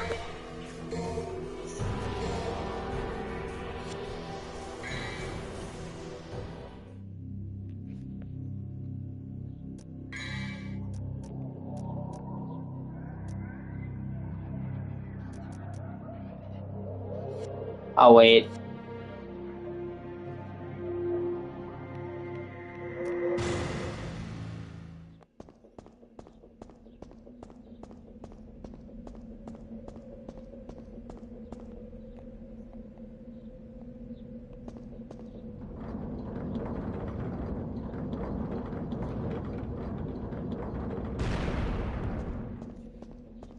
See, like, this is just gothic as fuck. I really like the aesthetic of this game, man. And this is, like, insanely Resident Evil-esque.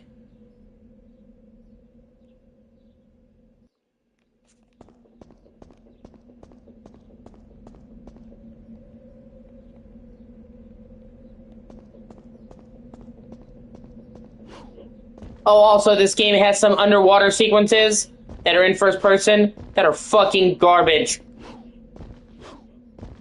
And any remake of this, any reimagining of this, they've got to get rid of those. They fucking suck.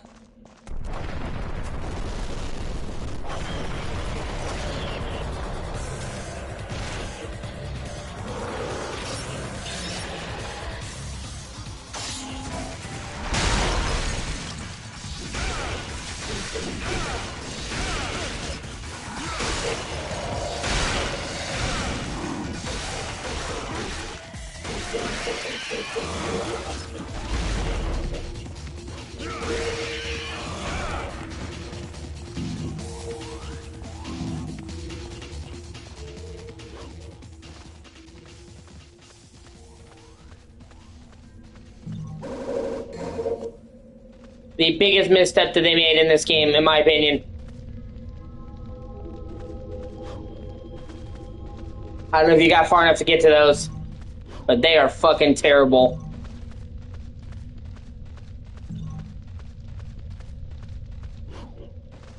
It's dark, it's underwater, you're having a hard time seeing what you're fucking doing, and you're having to fucking look around in first person, man, in a game that's not made for it.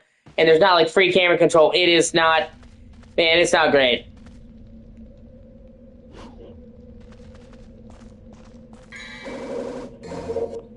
It's bad. They're not incredibly long, but yeah, they're shit and they don't need to be there.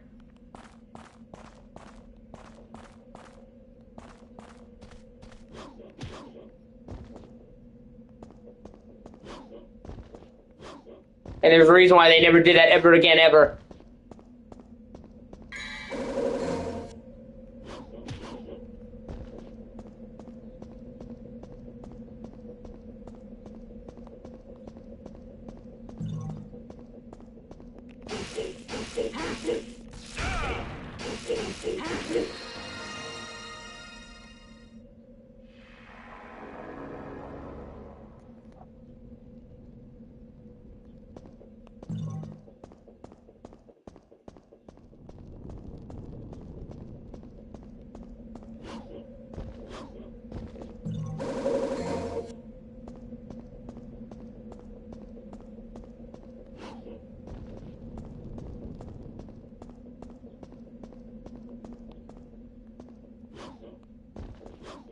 Ah, shit,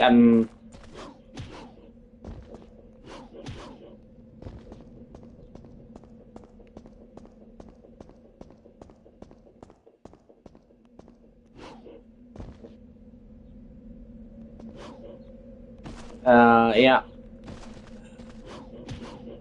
Mario Galaxy, this is not.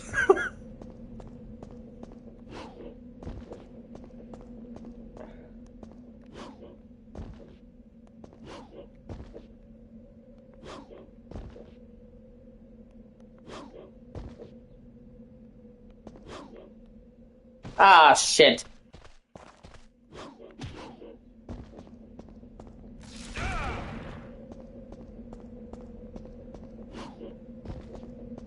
I look forward to getting a C ranking again.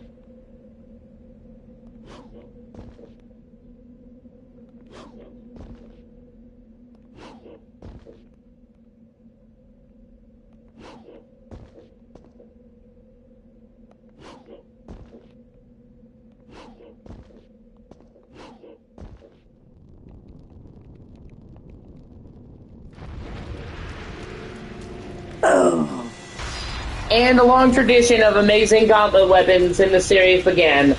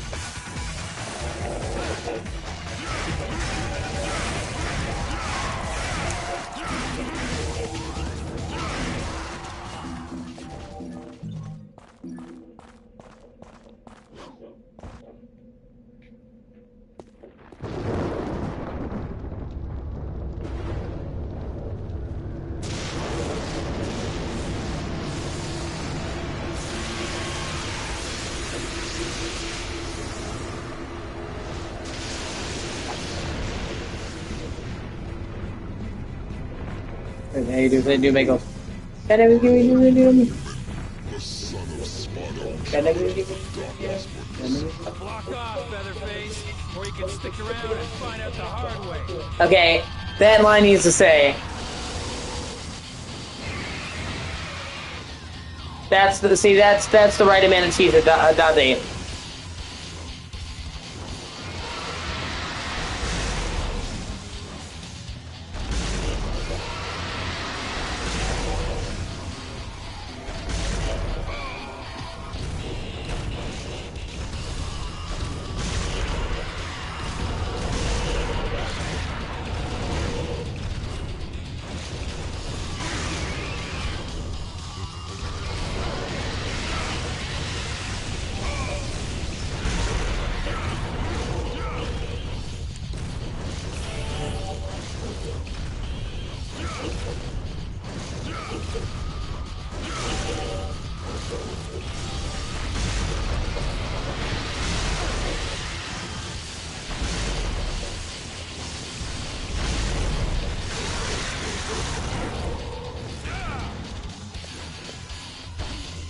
Dante is supposed to be the guy with the cheesy dad jokes.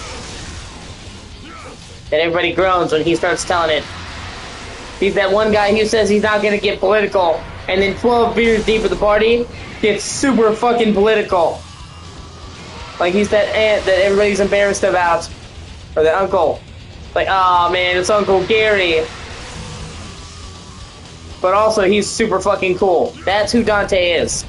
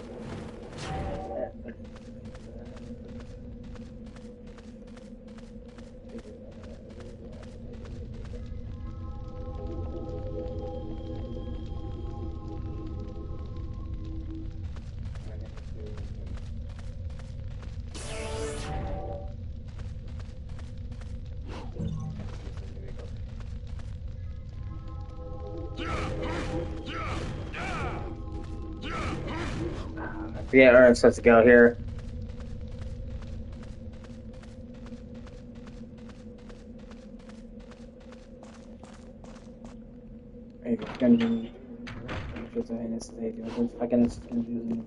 Sorry, Majesty's being a whore.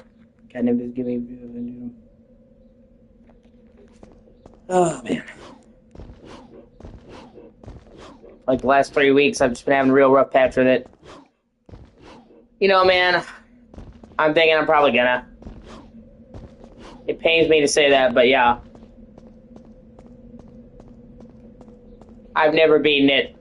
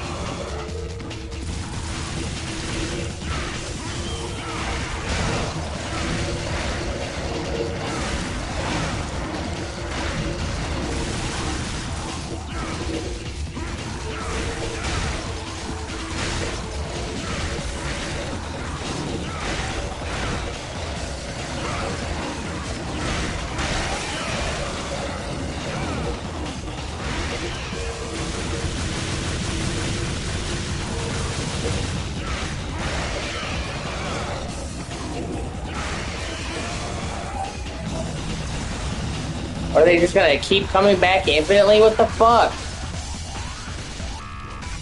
That's so weird.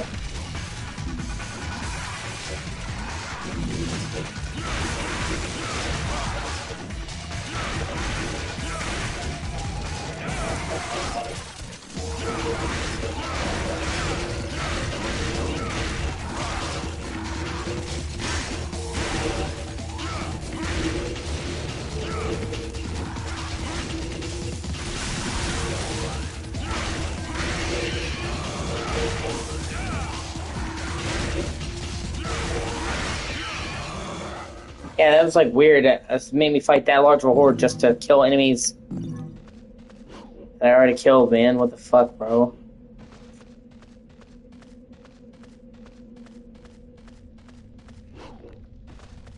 Never mind the fact that it's actually easy to get lost.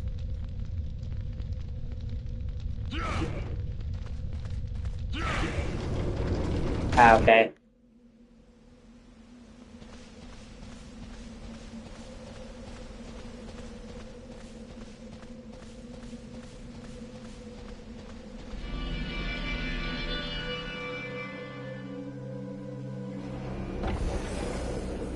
So like that, so that's like an introduction to a horror movie villain. From the first one, camera angle.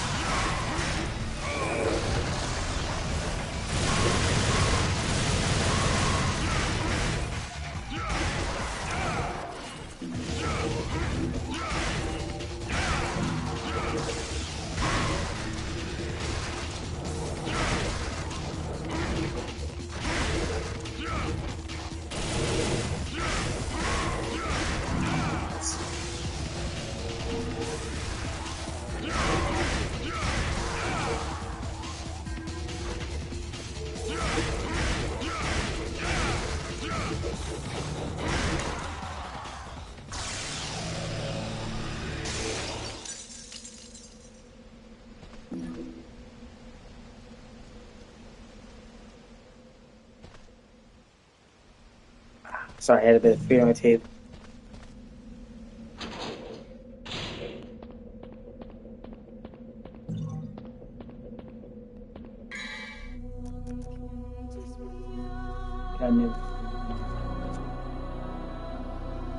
Even the upgrade tune sounds fucking creepy, dude.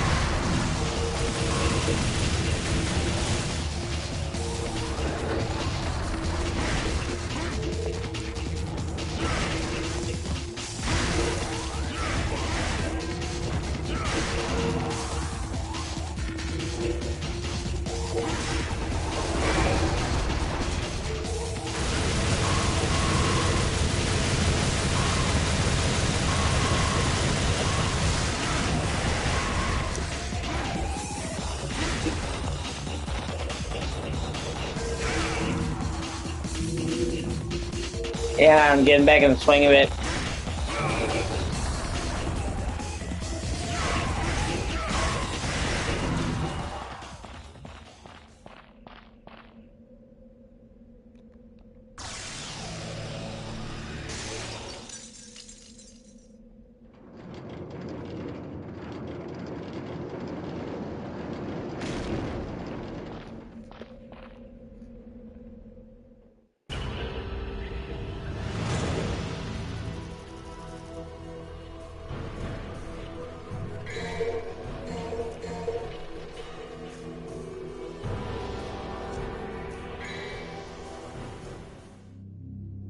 Canyon of Mist.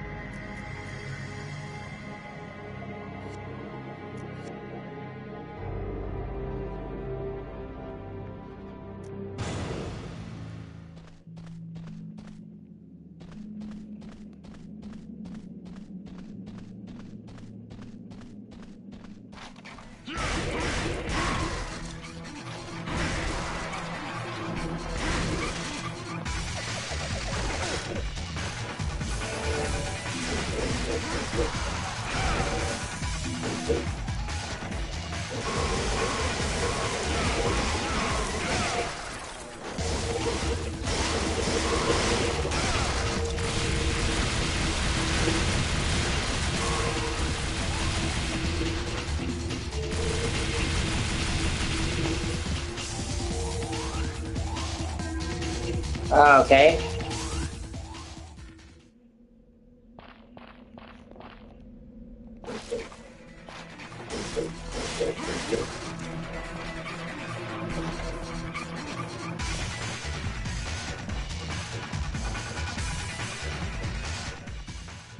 Oh yeah, I forgot. You had to take the right path. I was distracted with Twiddle Dee and Twiddle Bitch.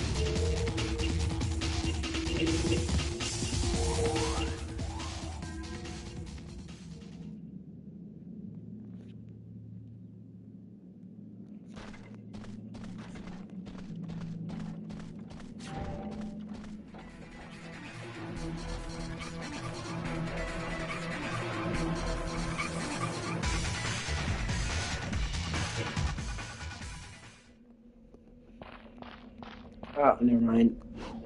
Okay.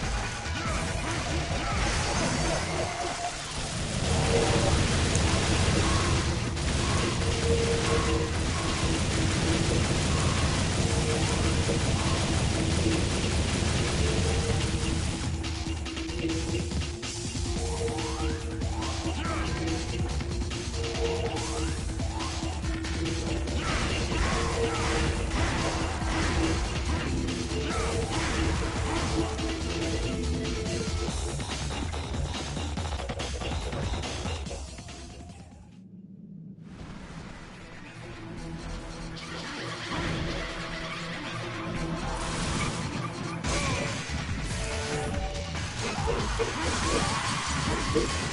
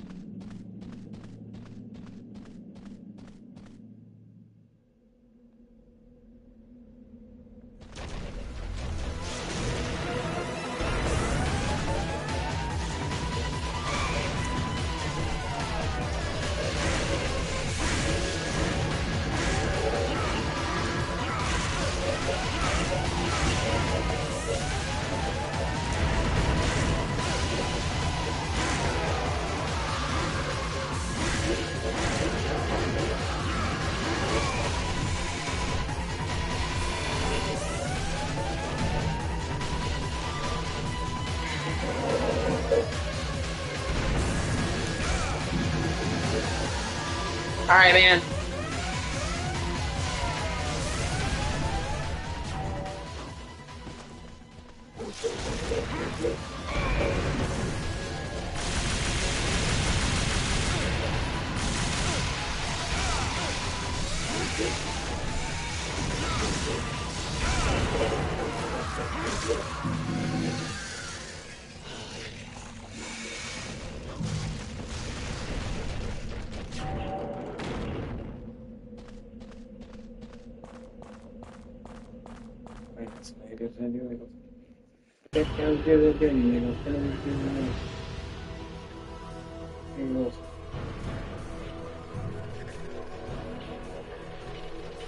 Oh, do you?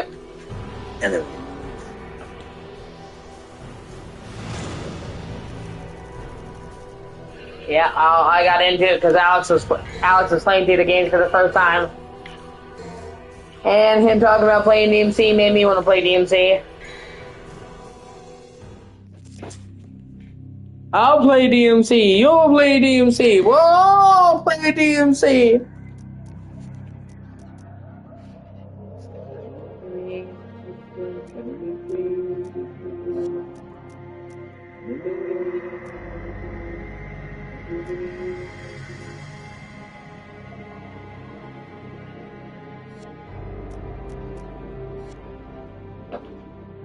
One of us.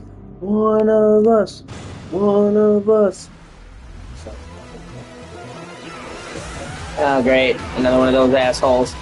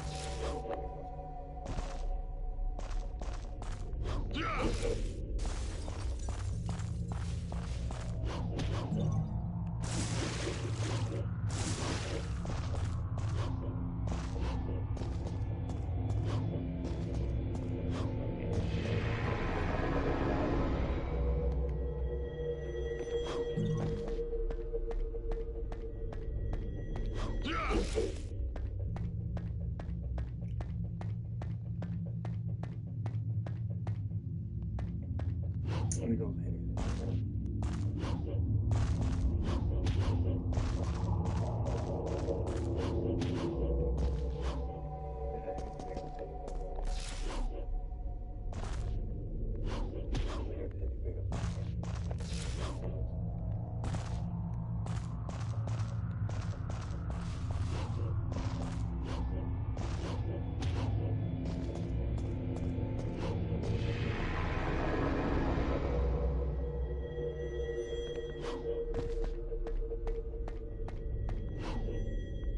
Oh, nothing wrong with that, man.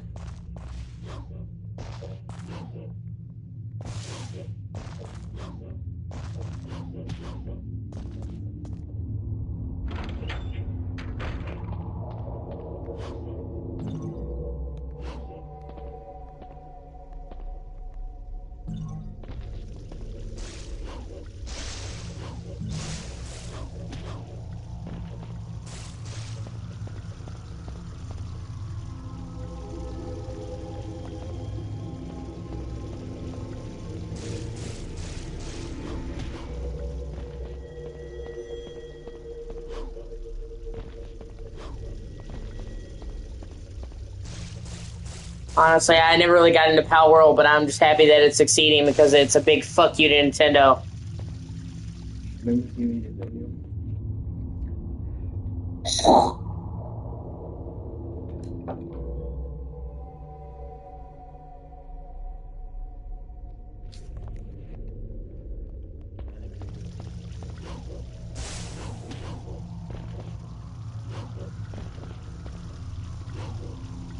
Its very existence is them basically saying fuck you.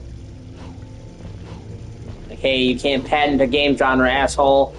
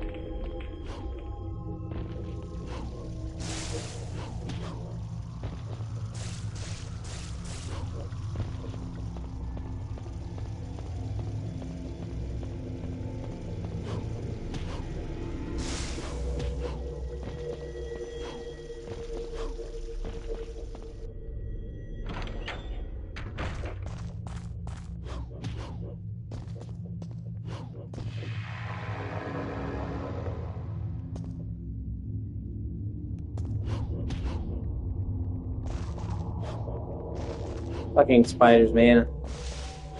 God, I'm so tired of fucking spiders, dude.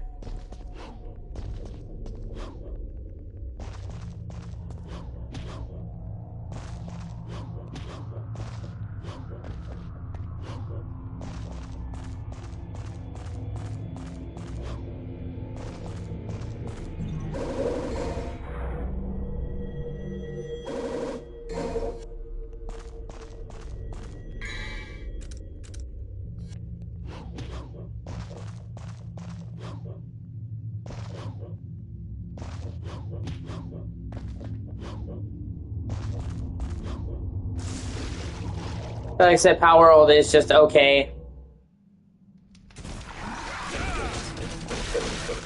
I'm not like not interested in, just not high on my priority list.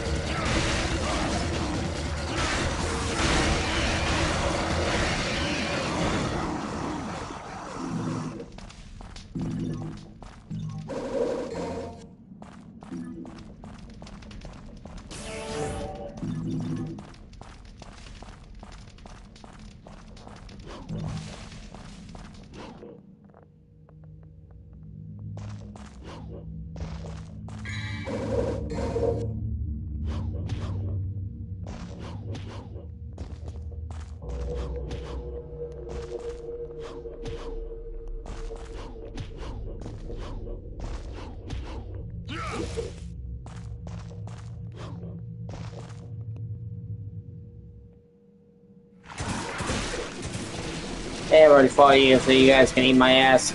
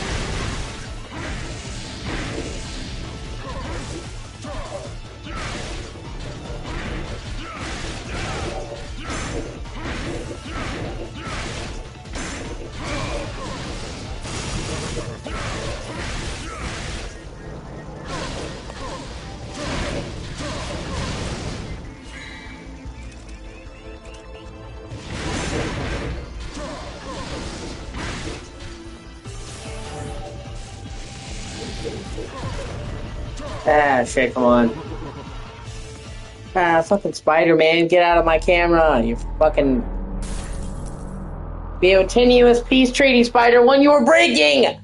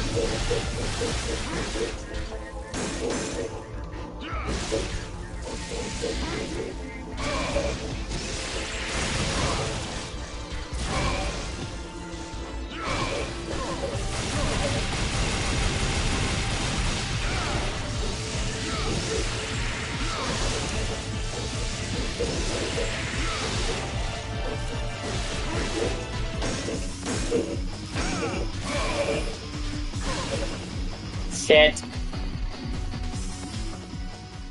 I generally leave the sliders alone because they help take care of roaches and flies and other shit. But it's like when you get like right in the way of my fucking TV, man, you're asking for it.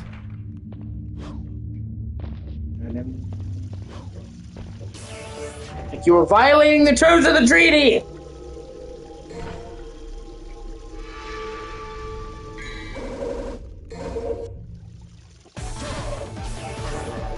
Oh wait.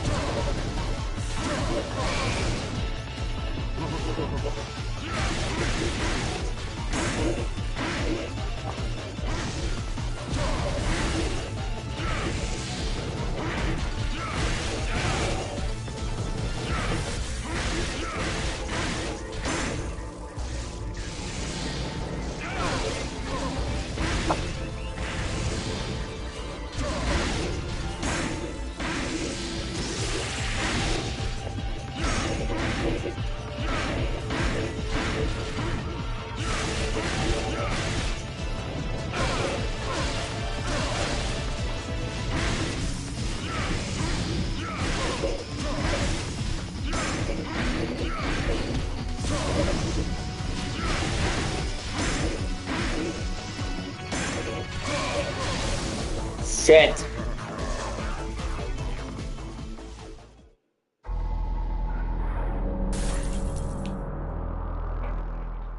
Alright, asshole.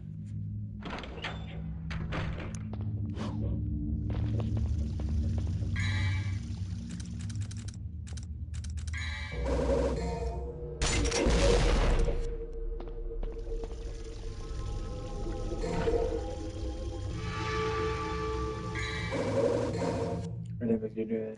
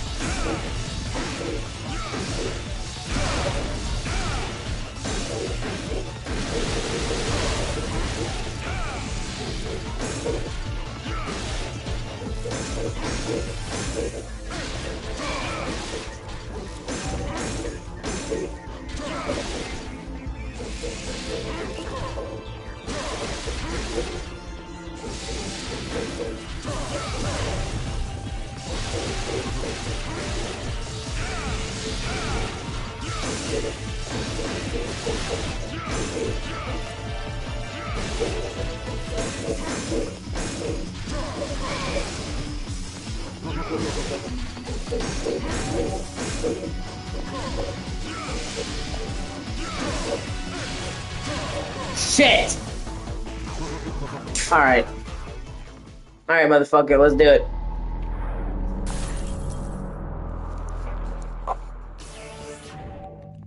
And then the spider comes right back, dude. I'm trying not to kill you, man!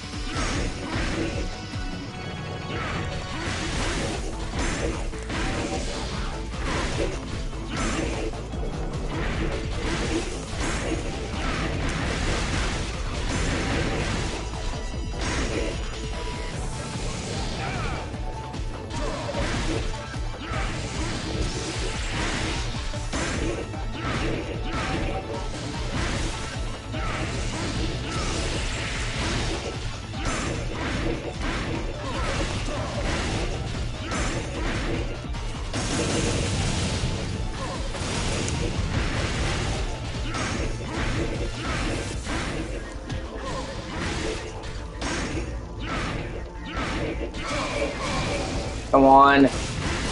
Oh my god. God damn it. The last possible second, man. Holy shit.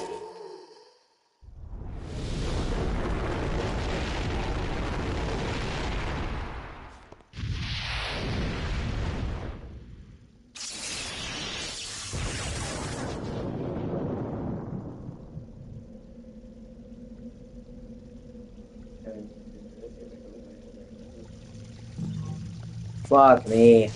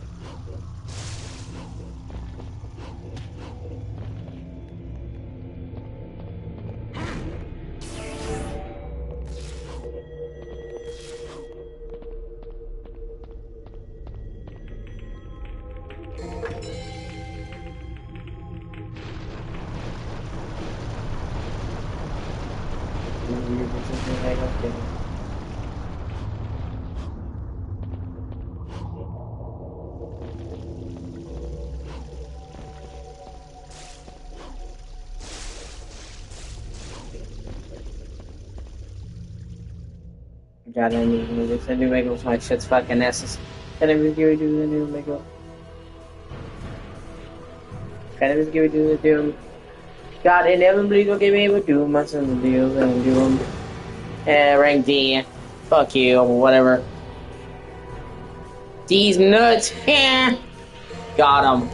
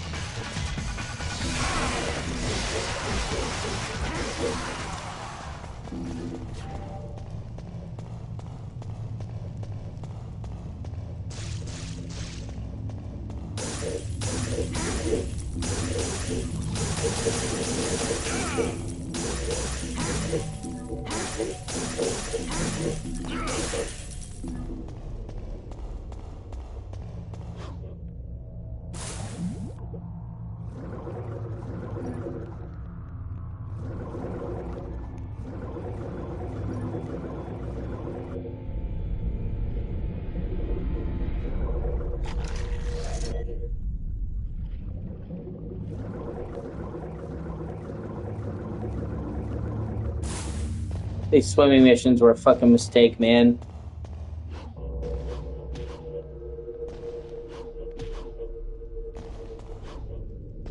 I don't know what the fuck they were thinking with these swimming missions, dude.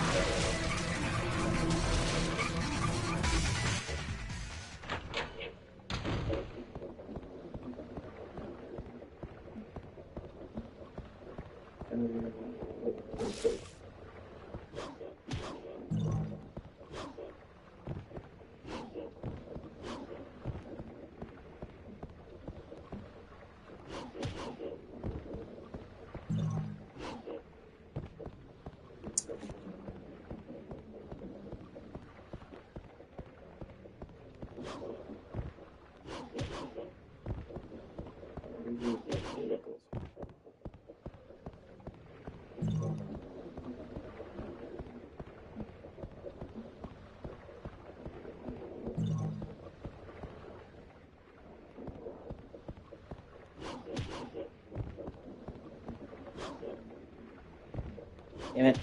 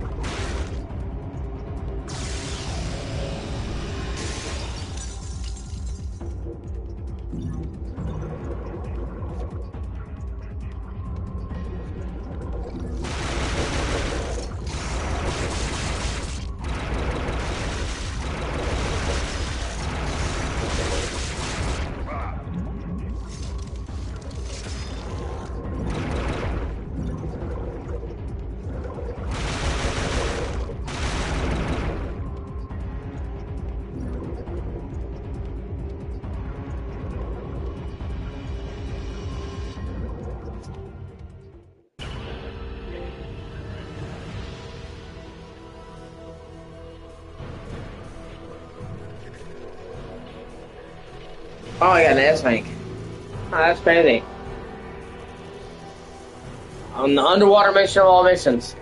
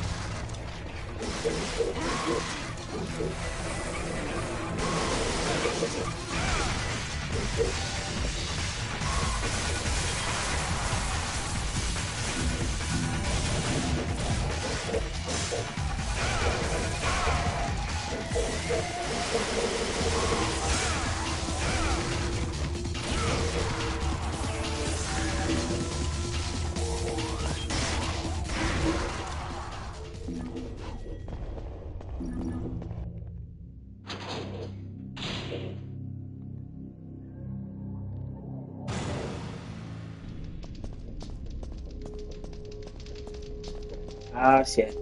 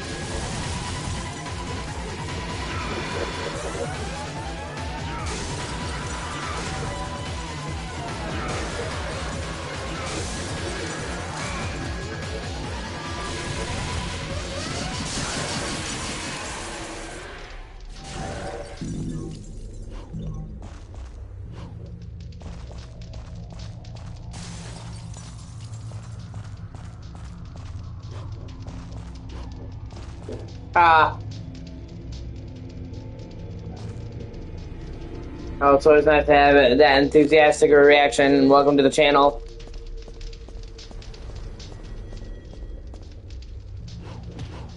I played the shit out of all the DMC games, but recently my friend is getting into them, so it kind of made me want to go back into them.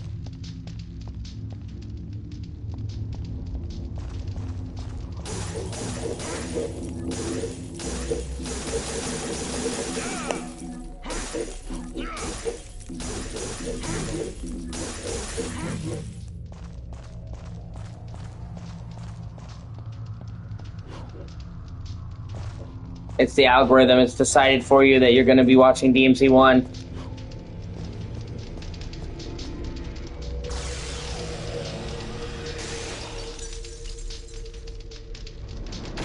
I'll play DMC, and you'll play DMC, and we'll all play DMC!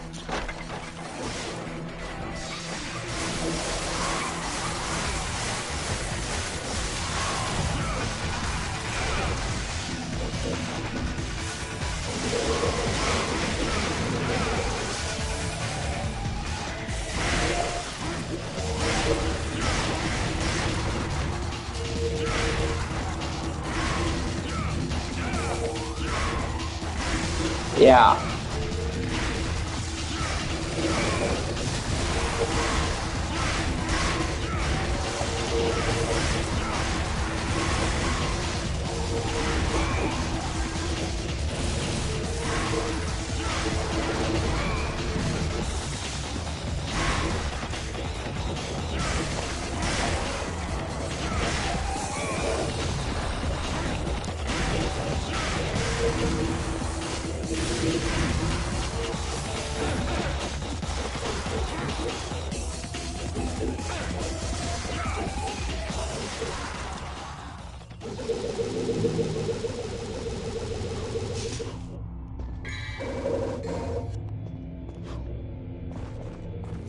Well, the current rumors are they're gonna remake this game. Give it a Resident Evil style reimagining. I can only hope. This game is great. There's a lot of parts of this game that haven't aged well. This could really do with the remake. Keep the tone the same. The atmosphere of this game is fucking brilliant. Even in the rest of the series, they don't have the same atmosphere as this one. This was originally intended to be a Resident Evil game, and it shows. But the atmosphere and the vibe in this game is just perfect, and it wasn't even in later games. But, you know, you keep the vibe the same, but you make the camera behind the back and rotate, like a 3D rotatable camera. And then you add, like, styles and extra weapons. Boom. Instant moneymaker. And then, obviously, you know, redo the voice acting.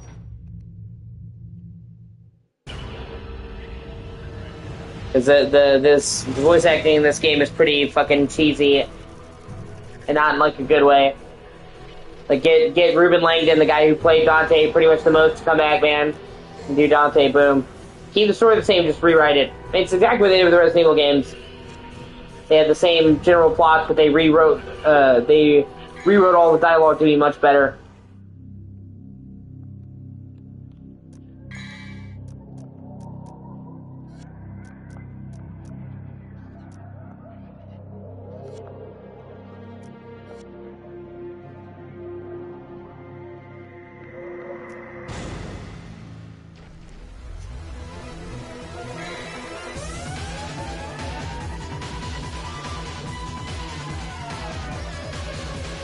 That's fair.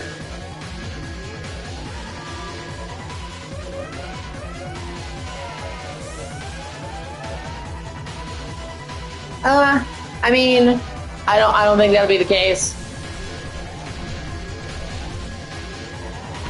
Like, I can kind of see why you'd say that, but they've proven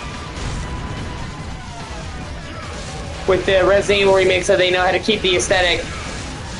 You know what I mean? Like, they never tried to, like,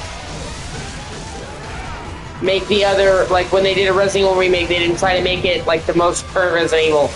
So, they went out of their way to make sure that the remakes kept the original game's aesthetic and tone.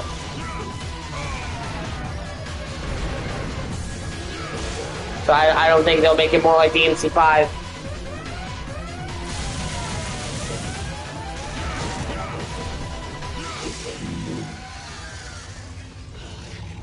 Usually Capcom has proven that they know how to do pretty good remakes.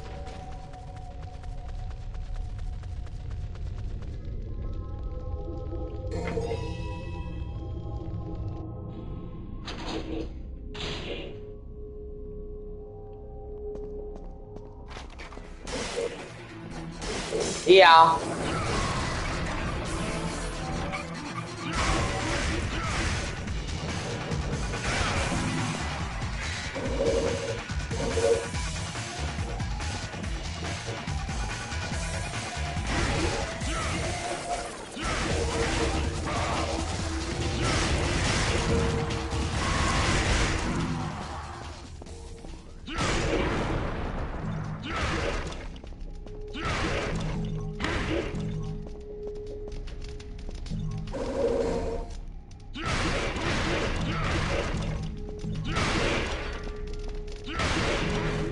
Well, like I said, I wouldn't be opposed to them doing a remake and adding more stuff to the gameplay, adding more weapons.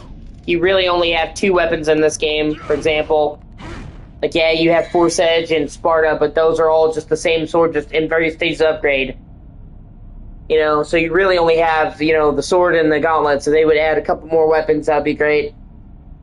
You know, add the style system. I think DMC 1 would greatly benefit from that, but leave the tone the same.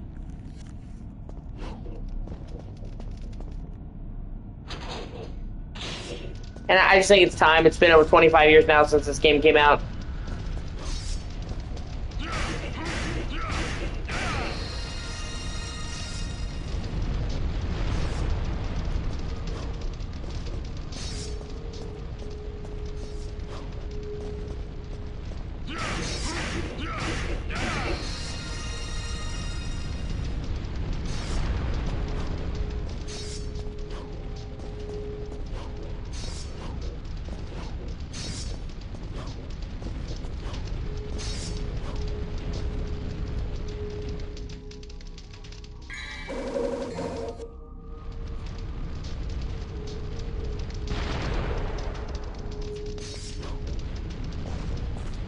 And like I said, you know, if it wasn't Capcom, I might have doubts.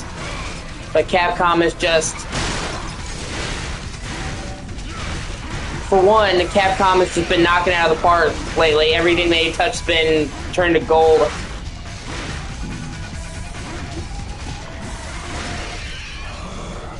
Yeah, that's fair.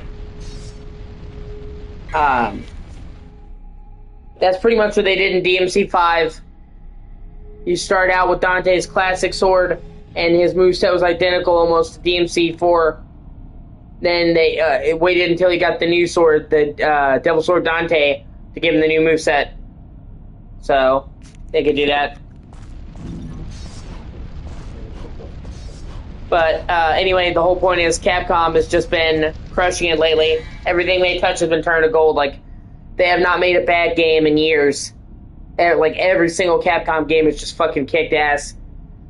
DMC-wise, Monster Hunter-wise, Resident Evil-wise, they've just been knocking it out of the park. So I trust in them for that, because Capcom has just been swinging. I mean, just knocking it out of the park. But also because they do amazing remakes. All of the Resident Evil remakes are fucking outstanding. Some of the best remakes. They set like the bar for remakes. They're like the gold standard of fucking remakes. So if anybody could do a remake of DMC, it would be Capcom. And Hideki Kamiya, who he may not have created DMC, obviously that was Shinji Megami. But the modern soul of DMC is Hideki. He's now gone. He's an independent contractor. He's still working with Capcom to do Okami 2.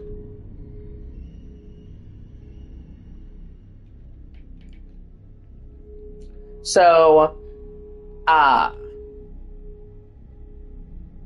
doing a new DMC game without Kamiya is just kind of a losing prospect. So it almost makes sense to do more of a remake.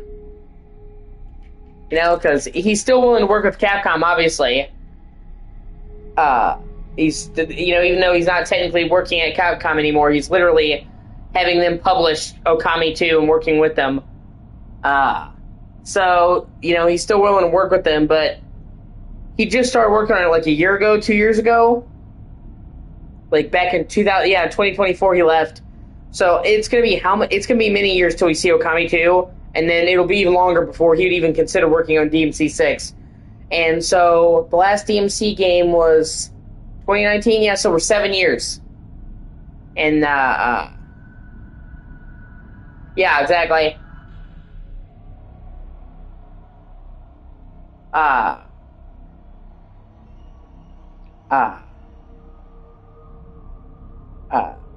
Yeah, it's been 7 years without a new DMC game. And that's the longest we've ever gone. Yeah. Previously, it was between 2013 and 2019 for the reboot in DMC 5. So yeah, this is the longest we've gone without another DMC game. And it'll be years before Kamiya even comes back, if he decides to do it. Because like I said, it's probably going to take him a while to do Okami.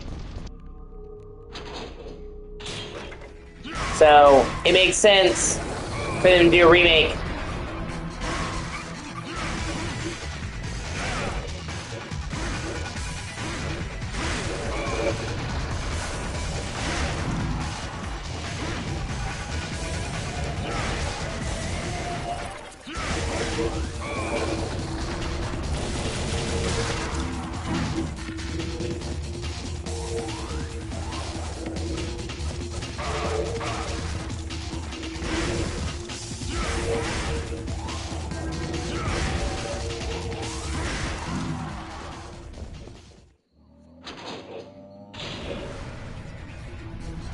Oh yeah, well I'm counting the remake.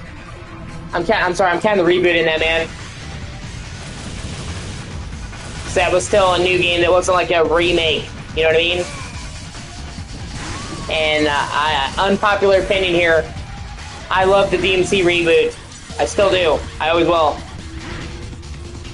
And yeah, like I said, I know that's an unpopular opinion. But I love the reboot. And,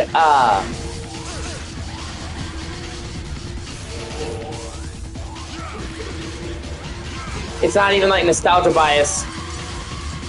DMC 1 was the first DMC I played. Ah, you bitch. I was like 5 years old when this came out. Yeah, I was 5. I played it at launch with my dad. So, I just really like the reboot. And yeah, it was different. It was different than the other games.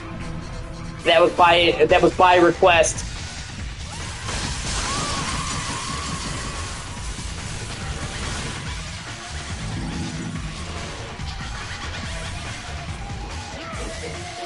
And I think the reboot did a lot of stuff right.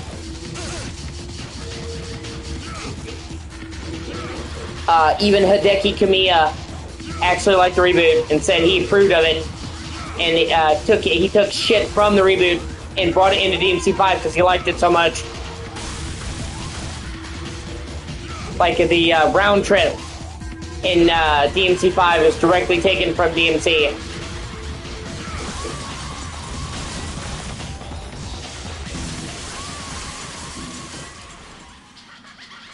So, like, people had this idea that, like, Kamiya hated it, but no. And in fact, they were even going to make it more like the original DMC. And they told them not to. Capcom wanted it to be different. And I think maybe it's because I'm a fan of it, Ninja Theory.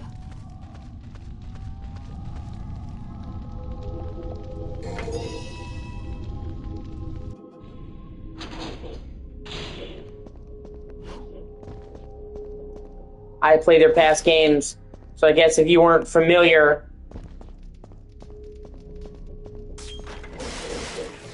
with their past games, you might like it, but I did.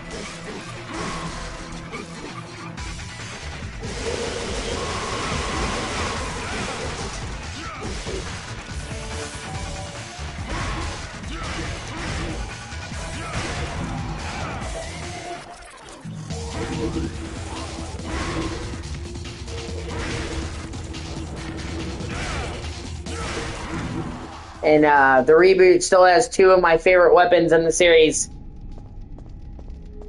I think they're called Aquila. The fucking angelic throwing stars. Oh my god, that's literally one of my favorite weapons in the entire DMC series.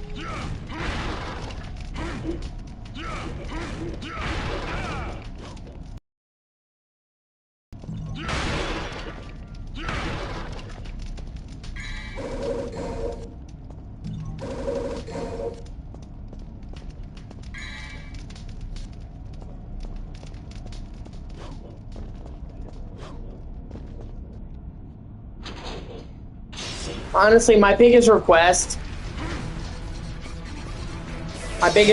man, for fucking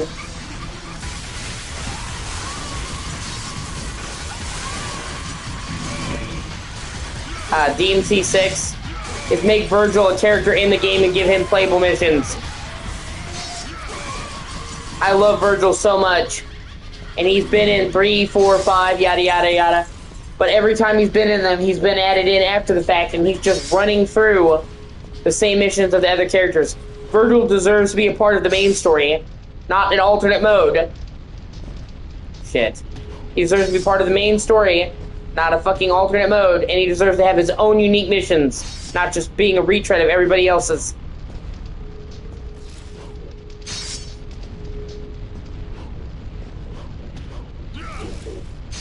So, like, yeah. Eric's fucking awesome, too. Those are some of my favorite gauntlets. I'm not sure if I prefer... come on. It would either be, my favorite gauntlets in the series would either be Eric's or, Balrog from DMC 5. I like them both. Oh my fucking god, the platforming in this game really can... And they especially made it seem like... Oh my fucking god, come on! They especially made it seem like, at the end of DMC 5, that Virgil was about to have like a redemption arc. That's what it seemed like to me. Like he's actually fighting with Dante. So I think the perfect solution would be to have DMC 6 be Nero, Dante, and Virgil. Sweet.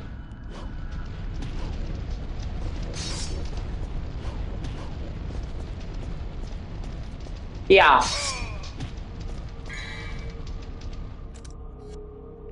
Well, obviously they have to balance him, but, you know, I'm saying he deserves to be a part of a main story. And like I said, they've like prepped him for a redemption arc.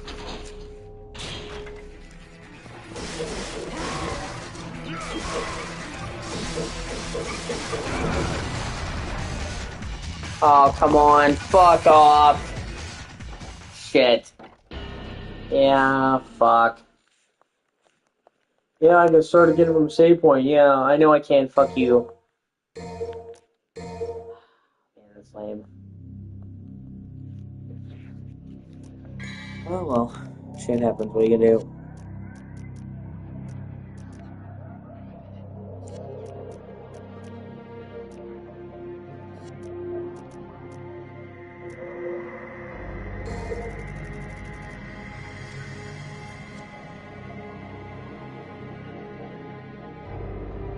Well, actually, hold on.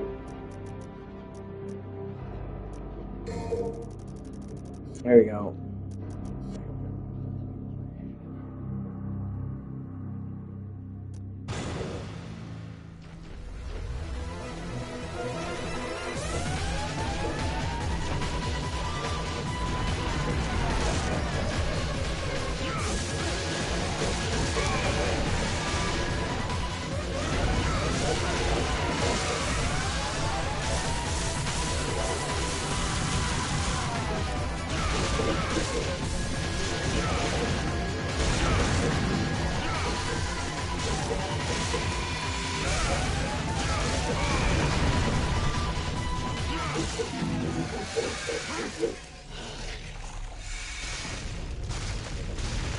And I mean, they kind of already did have Virgil in fucking 5 as V. Although I really don't like V. I like V the character. I hated his moveset. It just didn't jive well with me. Like, I like his, you know, personality. But the summons, I just... Easily my least favorite character. Gameplay-wise in 5.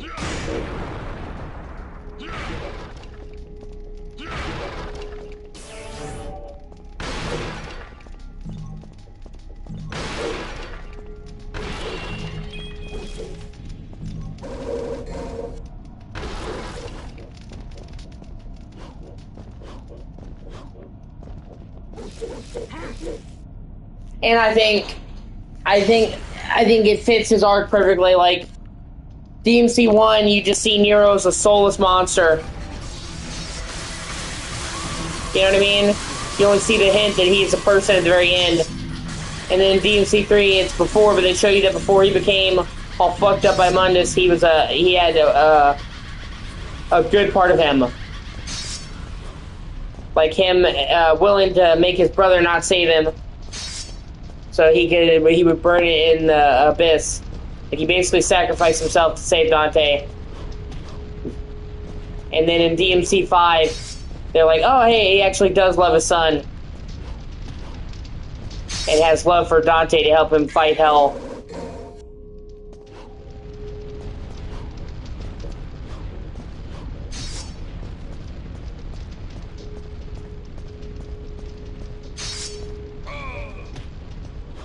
Seriously. So that's what I mean, like, you can see his arc. So having another game where he's just a full good guy just would complete that arc, in my opinion.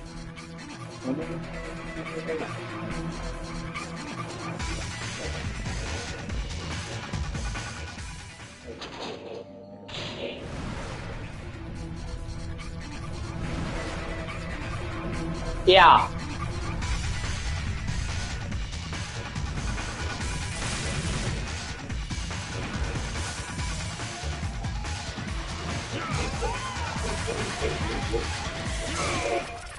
That was a great game.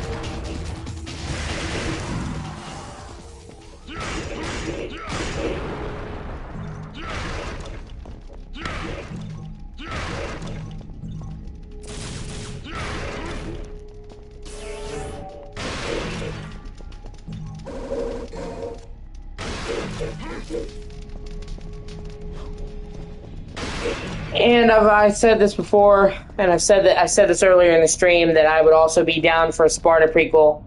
They've had rumors that they were working on a Sparta prequel for ages. And honestly, I like I said, I'd be totally down for it. He did some awesome things. And that would be also a conceivable, that would be a way for them to continue the series without Kamiya. So it's like, you know, they could do shit about Sparta. They have total freedom because they don't really go into much of Sparta's life. So they really just could do whatever they wanted with Sparta as long as they stay within reason. And then that would still leave like Dante open for Kamiya when he comes back.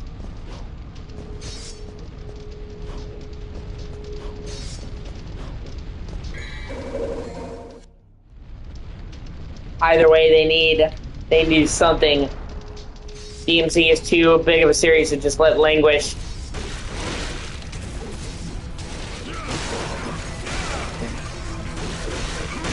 And even though the DMC series, I'm not really a huge fan of the DMC show, the games got a huge burst of popularity when the show came out, though. I think Capcom revealed that the show, after the show premiere,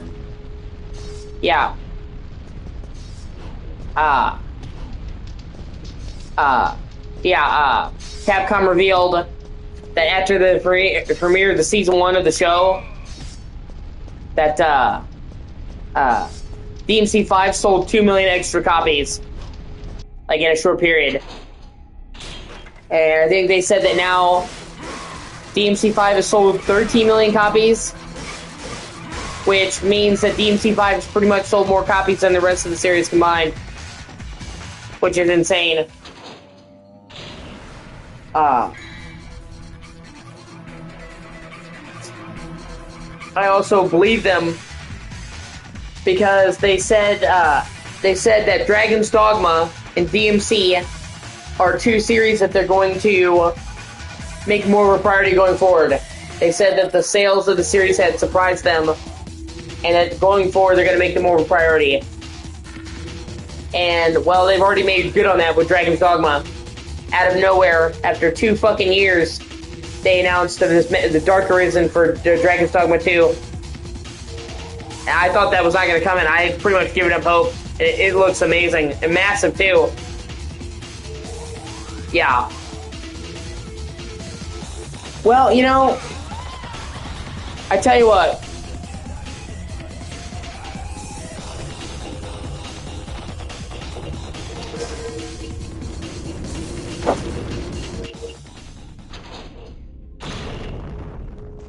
I had hope that I would like DMC because I really like the Netflix Castlevania. The Netflix Castlevania fucking ruled. Blew my mind. Fucking amazing. I'm sure you've seen it. I'm sure you appreciate it. Obviously, your profile picture is Soma Cruz. So, obviously, you're a Castlevania fan. And you mentioned fucking Hector from Curse of Darkness. Most people don't fucking know who Hector is. I played most of the Castlevania games, by the way, extensively. But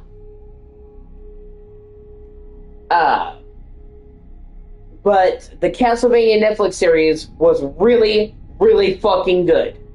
And it probably is, in my opinion, the best video game adaptation of all time. And I absolutely fucking loved it. The writing, the animation, the fight scenes, the music, and Heidi Schenker, if that's how you say his name, I apologize. It's hard to say. Heidi Schenker,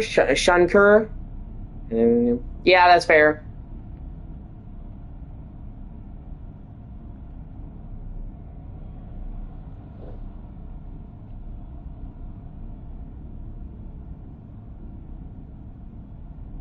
Yeah, that's fair. The first, yeah, I've got you. 15, I think now, Alex. Yeah, 15. I think. Yeah, 15. So,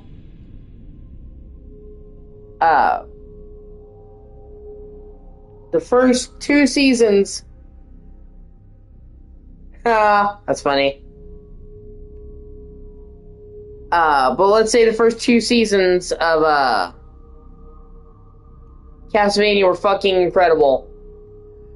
And I thought that because Castlevania, the same guy who did Castlevania was doing DMC, that DMC would be good. But it's clear now that the reason why the Castlevania show was good was because of Warren Ellis. Warren Ellis is a famous comic book writer. He's done a lot of really, really good comic books. And he did the first 3 seasons of Castlevania. He wrote them. And I'm pretty sure he is why Castlevania was good. Because after he left Castlevania,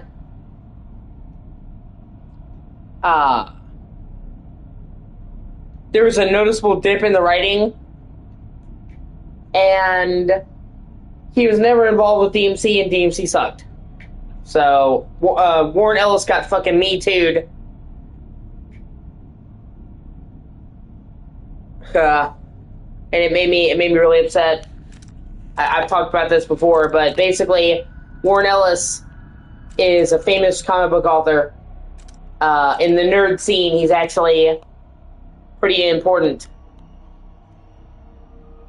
And he has an open relationship with his wife. That's fair.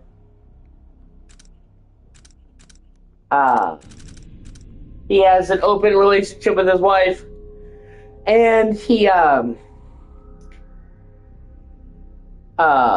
several consensual trysts with chicks,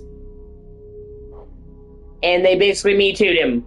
And nobody alleged that he raped them. Nobody said that he coerced them. They simply said, because he didn't tell us of his whole sexual history, we could not give full consent. So, basically, these women were trying to say that because he didn't tell them about every sexual partner he had ever had, that he was raping them. And that is just the dumbest fucking thing I've ever heard, okay? You knew that he was in an open relationship. You knew that he was a swinger.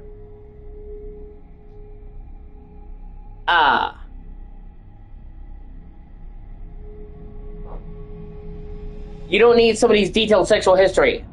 In what fucking world is that an actual thing? You would never see it happening. Like, you couldn't even say that to a woman. Like, how many people have you been with? How many people are you currently fucking? They knew that he was in an open relationship and he was a swinger. That's all you need to know. And like I said, none of them said that he abused them or coerced them or paid them money or fucking anything. And he got canceled for that and basically lost his career, and they kicked him off of Castlevania. And that's something that really pisses me off, because, like, fucking really? That's how low the bar is for sexual assault now? Is we're saying that they couldn't give consent because he didn't give them a detailed sexual history? Like, fucking what?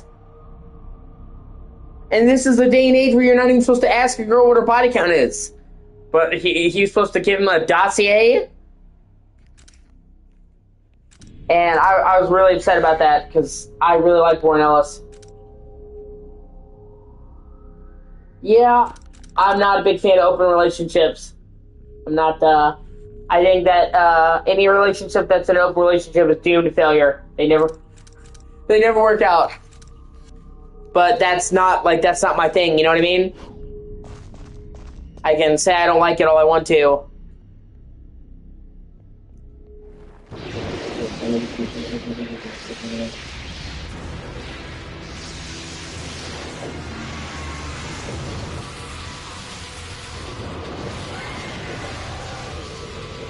But my whole point is, that's not like a reason to fucking cancel somebody.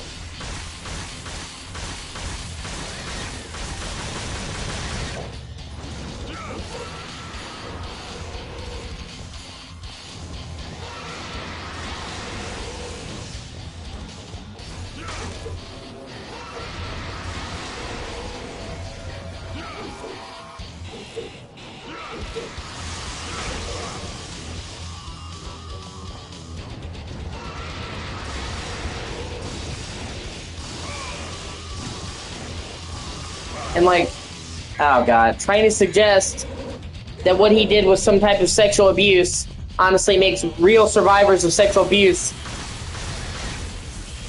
look bad. So, but yeah.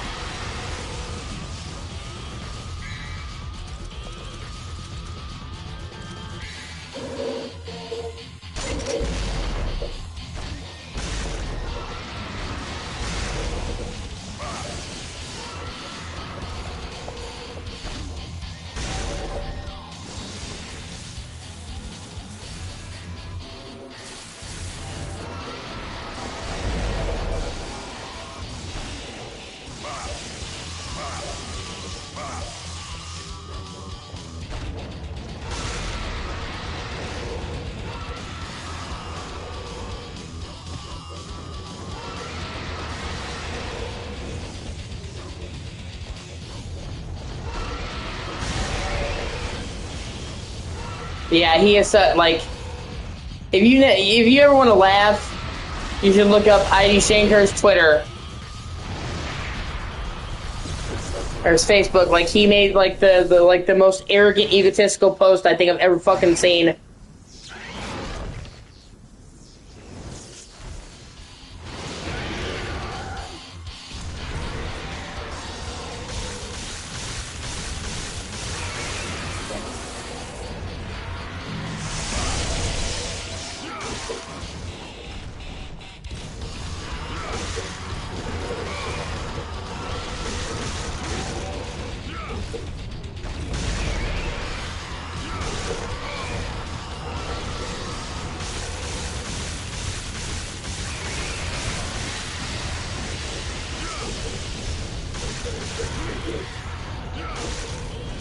Actually, I read the whole post yesterday, a few days ago, and my friend Alex, yeah, well, he's in the chat, he thought it was fucking hilarious.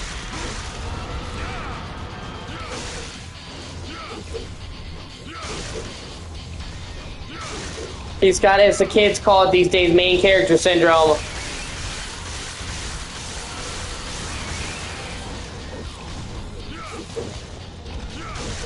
Like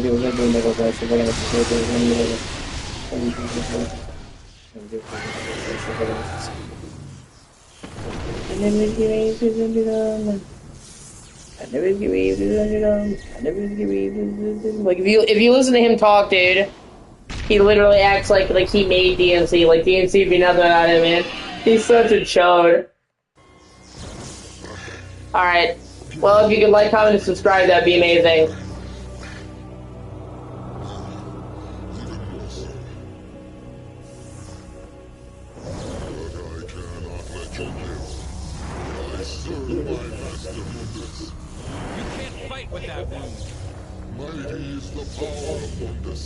God never give me.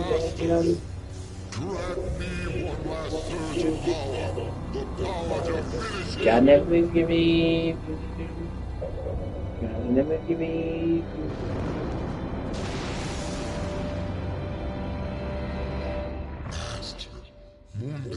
God never.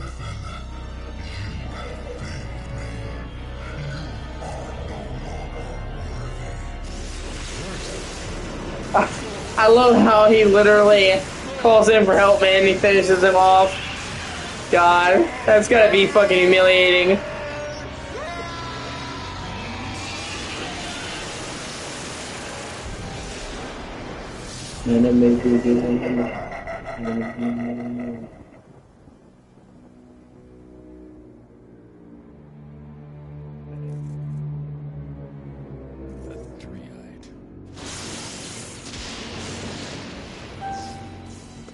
Yeah, cool, just popped down out of lightning. Out of fucking nowhere. Maybe it was too easy for you. Mundus. His heinous ways make me sick, killing even his own, like they were nothing. He's the one that took the life of my mother, my brother, sure. My mother used to always tell me that my father was a man who fought for me. He had courage and a righteous heart. In the name of my father, I will kill Mundus. Kind of? They never, like, fully cement the relationship, but it's heavily implied that they're Borkin. But yeah, they could definitely stand to make that more clear. Then they also imply that him and Lady have something going on.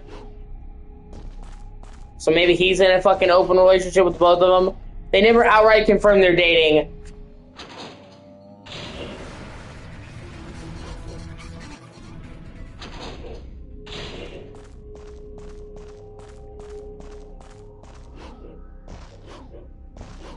And also, that would be kind of weird because she does look like just like his mother.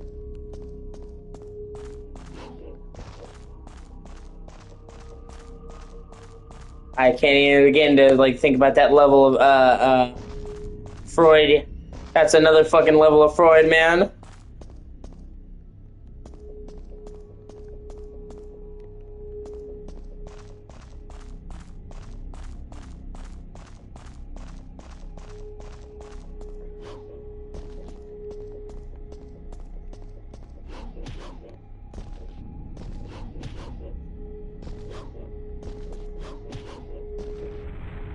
Oh. It's like, hey baby, you look like my mom and I'm kind of digging it.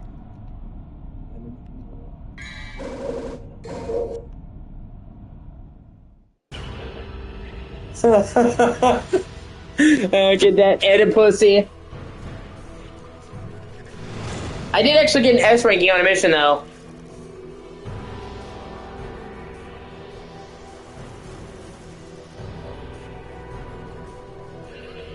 Weirdly, it was the underwater mission. So don't ask me why, like, the shittiest mission was actually the one that I got the S ranking on, but okay.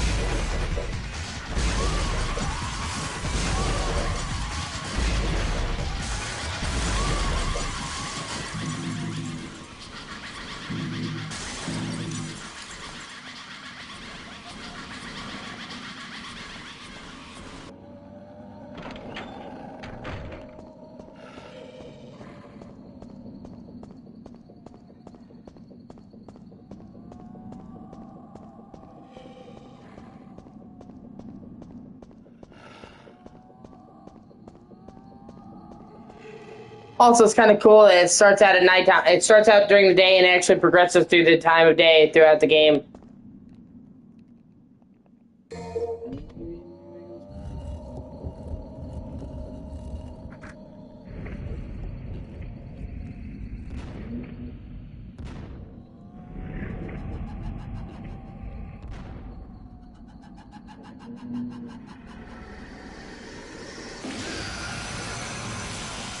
And they're still putting off fireworks tonight, even though it's fucking July 5th. Okay, we don't have the 5th of July, it's not a fucking holiday.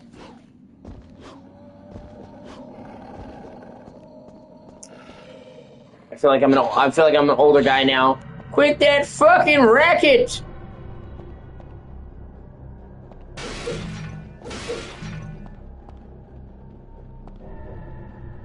You noisy ass goddamn kids!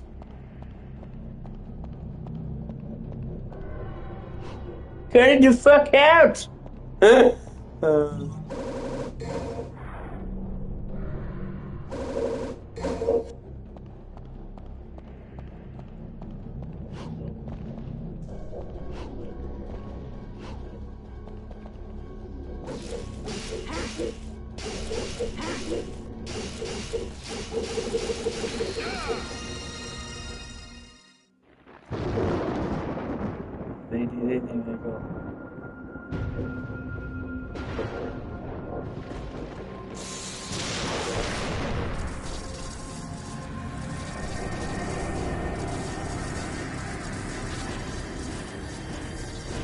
Okay.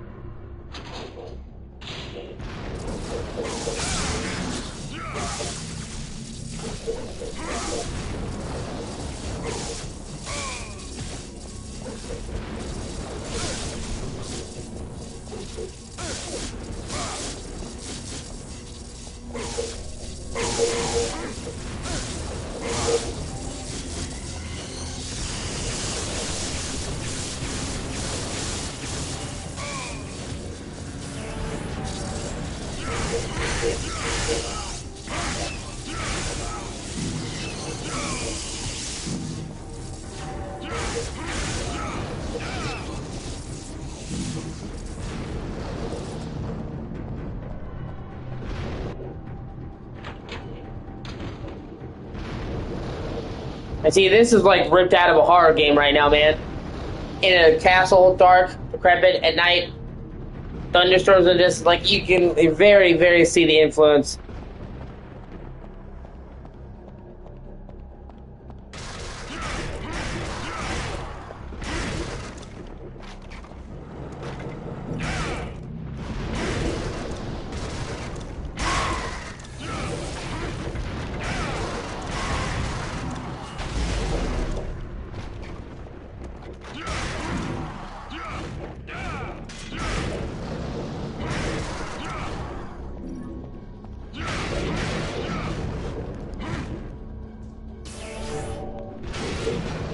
Yeah, the atmosphere in this game is unmatched.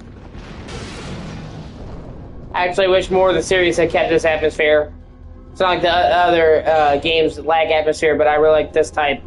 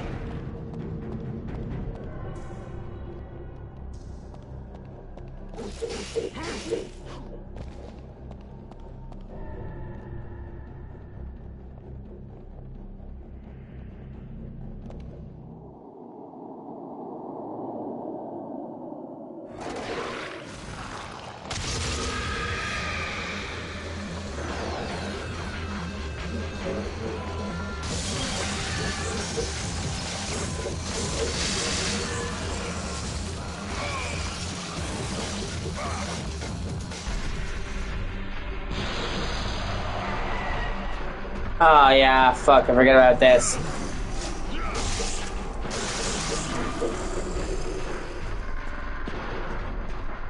If those shadows catch you, you have to do like an optional wave of enemies. It's real fucking annoying.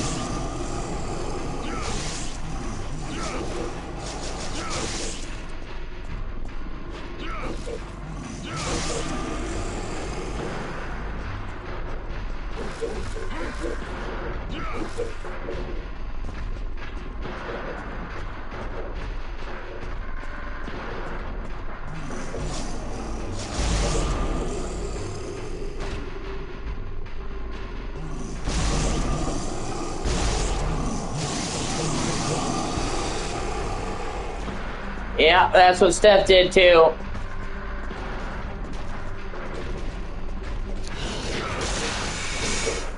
Yeah, you actually have to redo boss fights when if this thing grabs you. What the fuck, man? That's so fucking lame.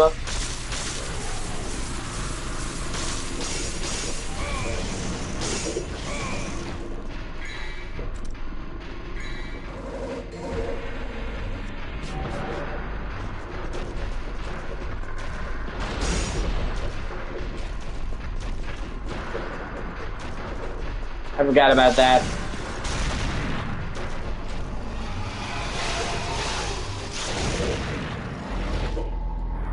I imagine a boss grabbing you, making you fight another boss. It's fucking gay. Give me a second. God, never give me.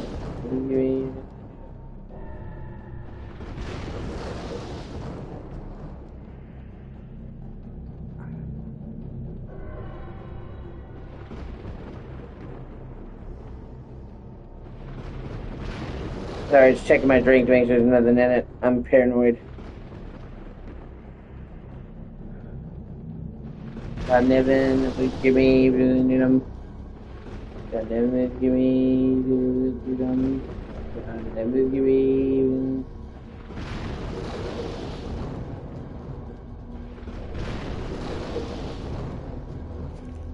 Alright, we'll do it. Alright, let's try not to get pulled into the fucking optional sucky boss fight.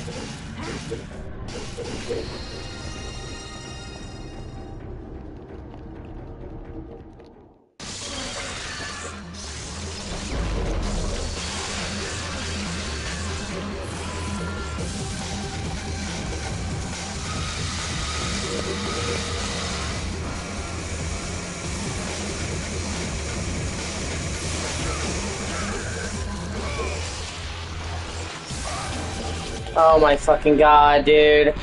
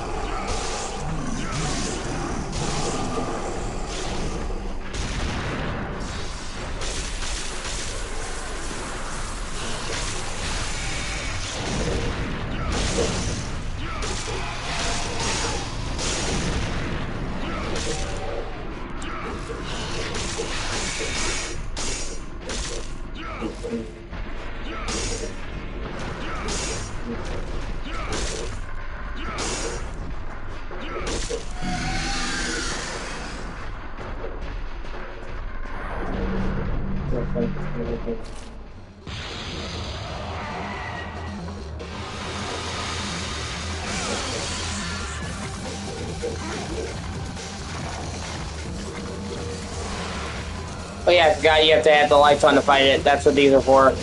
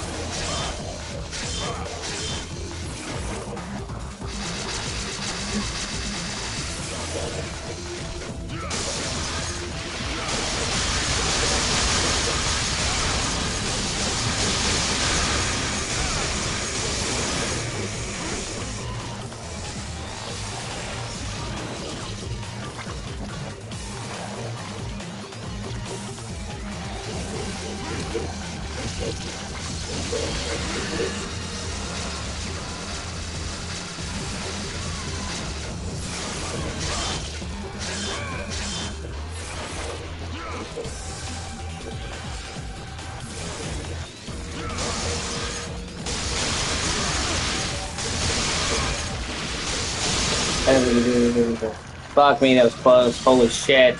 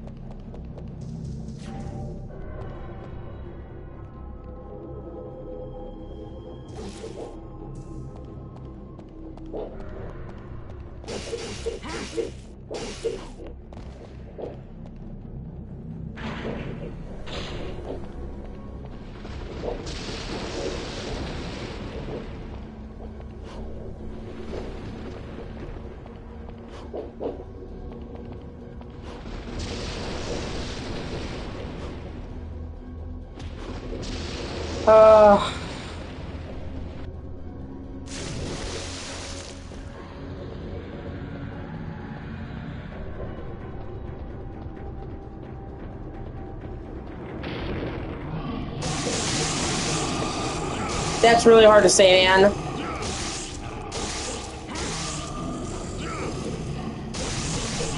I like the story of DMC 5 more.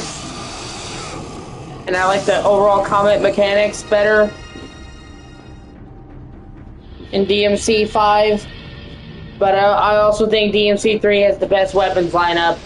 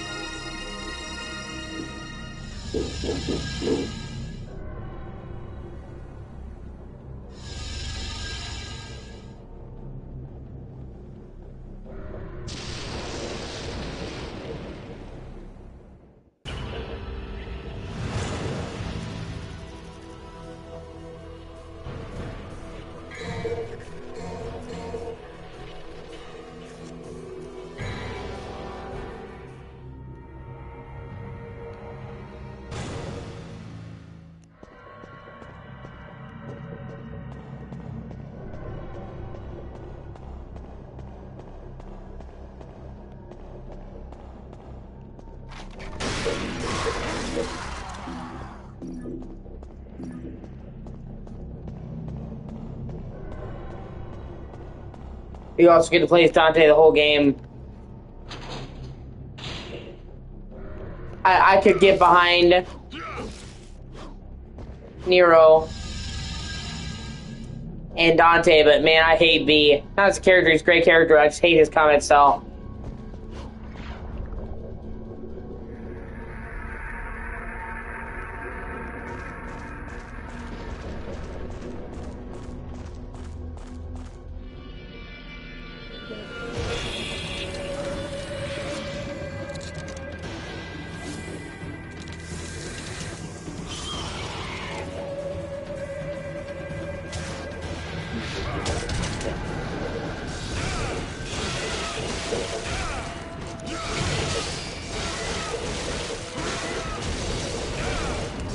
Well, I wouldn't mind if it was different. I just don't like it very much. Just didn't click for me.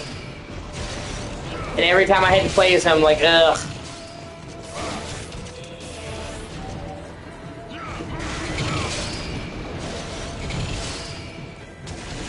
Shit.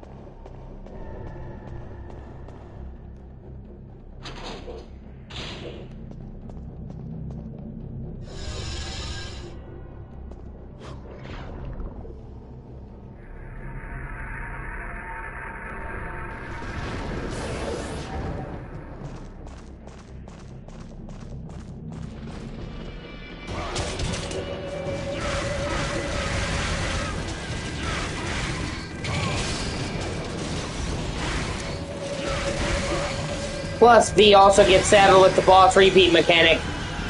So not only is he my least favorite character, but he also gets the obligatory boss retread.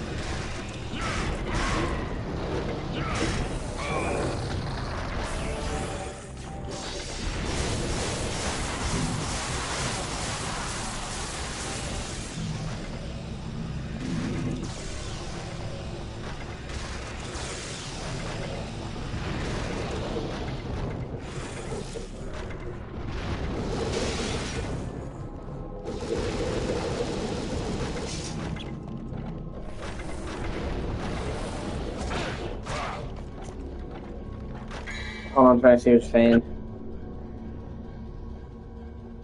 Right?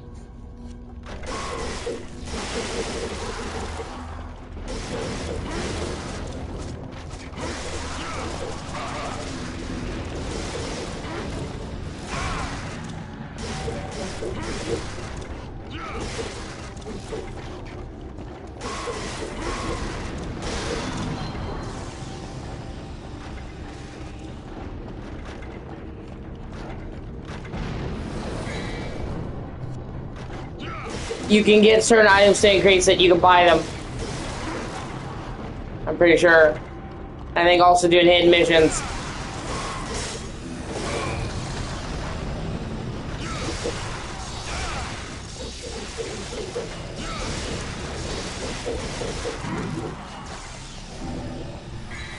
Hold on, let me look it up. Yeah, we're just YouTube's just gonna replay every single comment, man. Fuck me.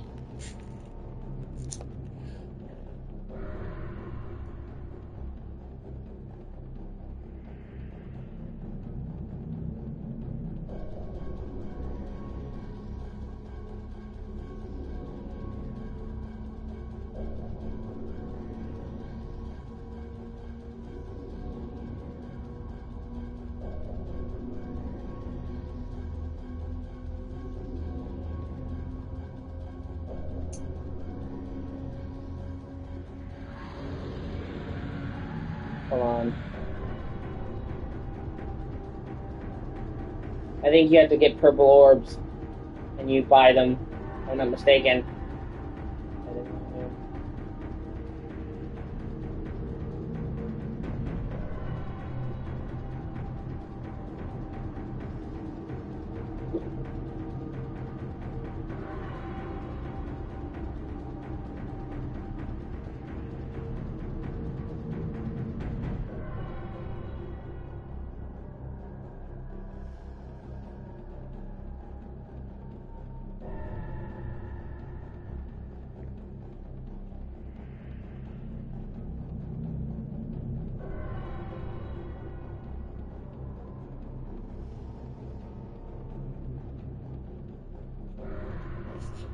Hold on, I gotta let Adolf Hitler back in.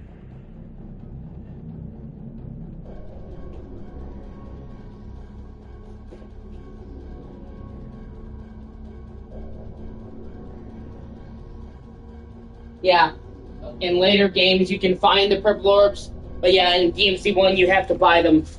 So, yeah, you can get, I think you can get up to 9 or 10 bars.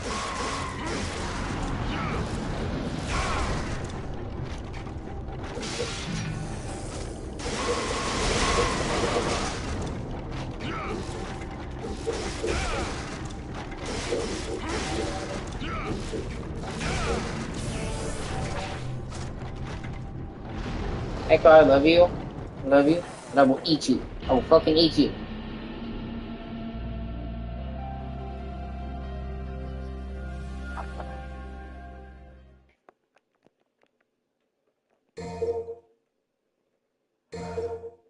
Yeah, it's gonna fucking... Jesus Christ, it's gonna fucking...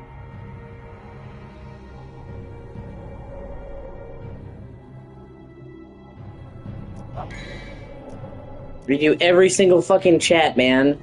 Ugh. This is a problem that YouTube has had for years, by the way, on PS5 streaming. It has had it for years. Don't know why, and they've yet to fix it. It's great.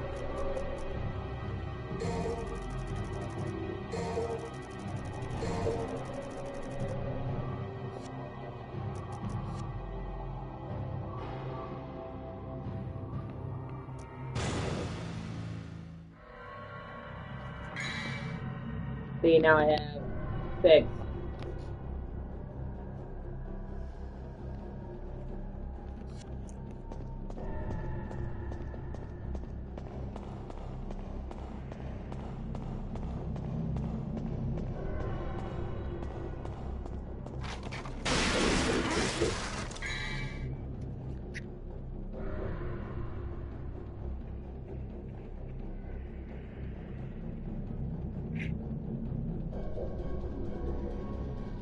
Yeah.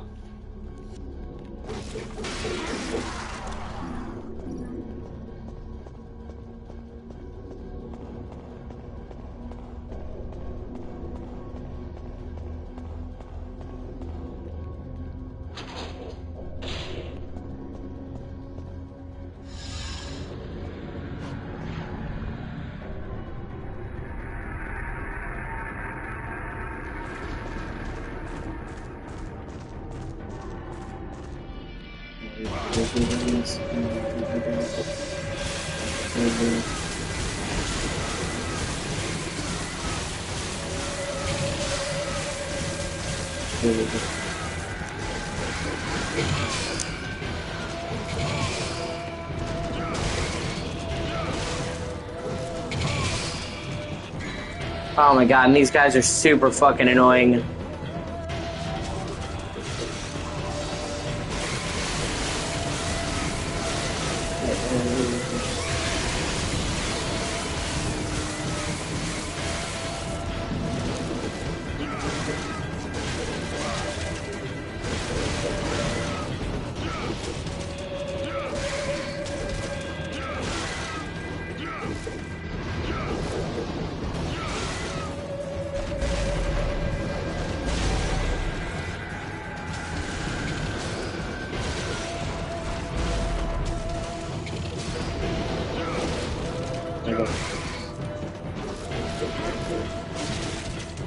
Oh, fuck you!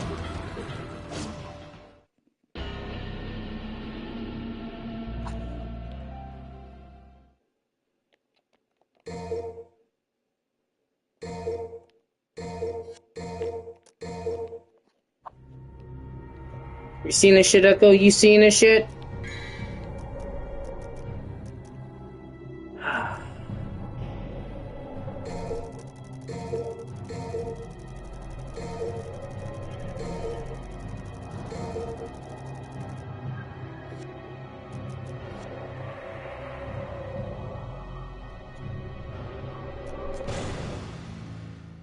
Here, increase my health a bunch. Wow, goddamn, my health's a lot longer.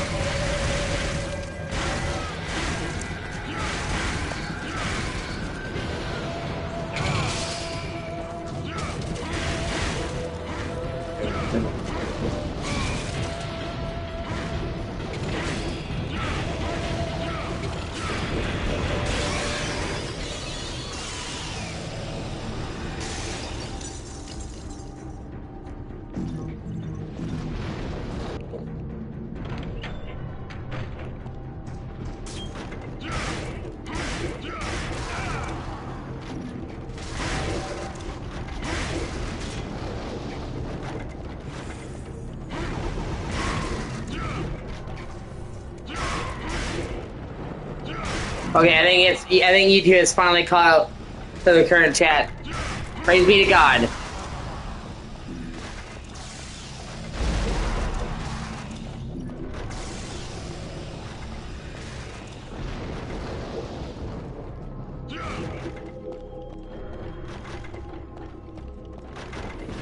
Okay, I already fought these enemies, what the fuck?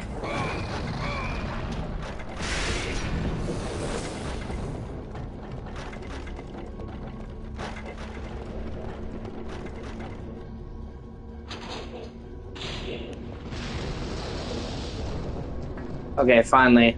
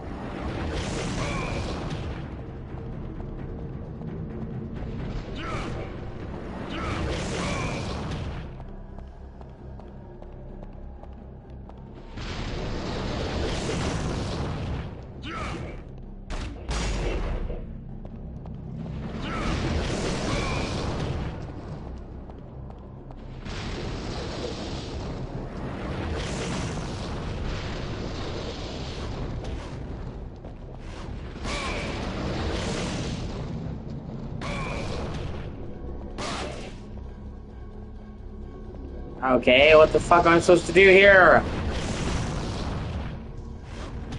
Ah, I forget.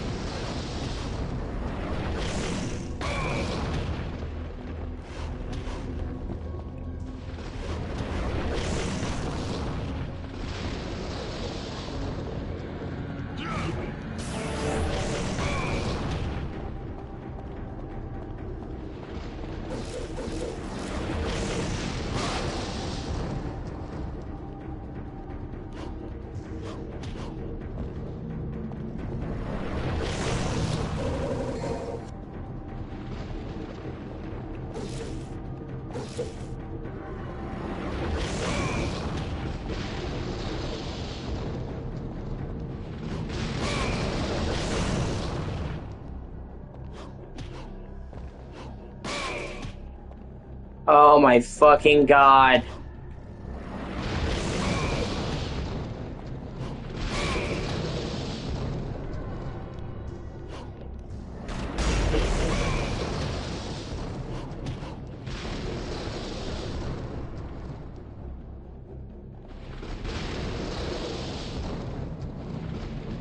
Prove your bravery with your sword?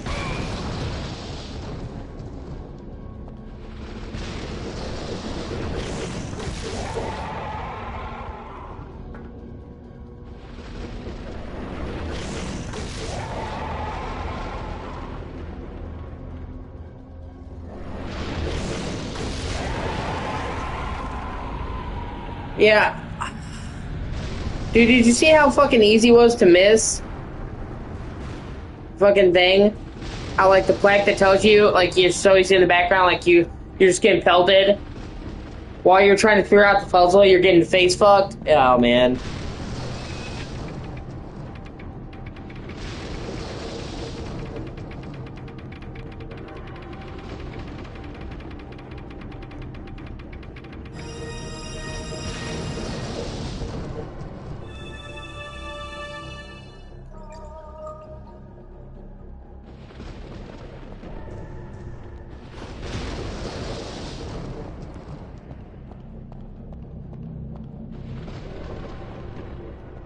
And then it won't even tell you, hey,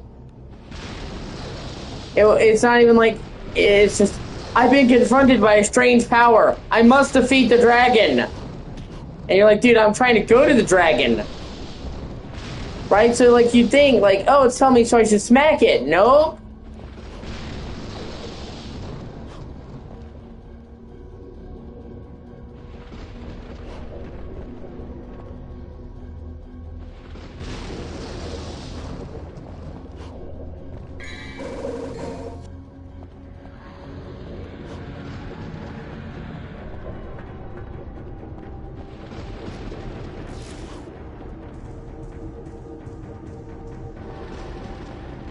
Like, the actual shit with the mirror is cool. Just that encounter that fucking lame.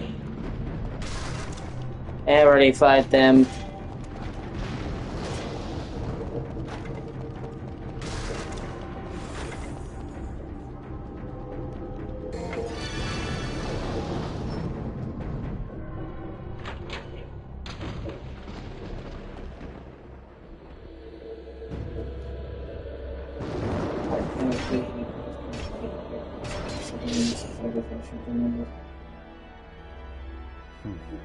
A man with guts and honor.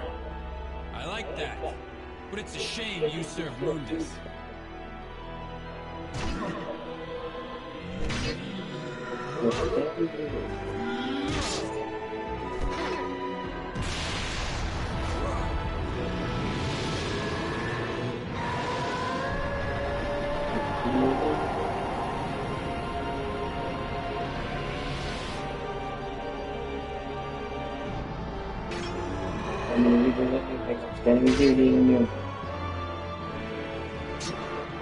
See, like, when you played this game originally, realizing that was his brother was a serious oh shit moment.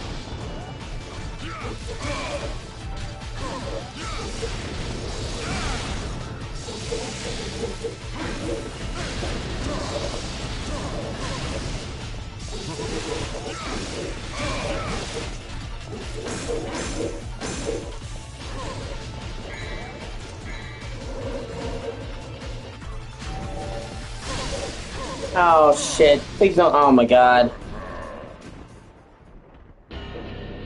God. Yep, so I gotta redo the whole fucking mission. That system is so fucking lame! Lame!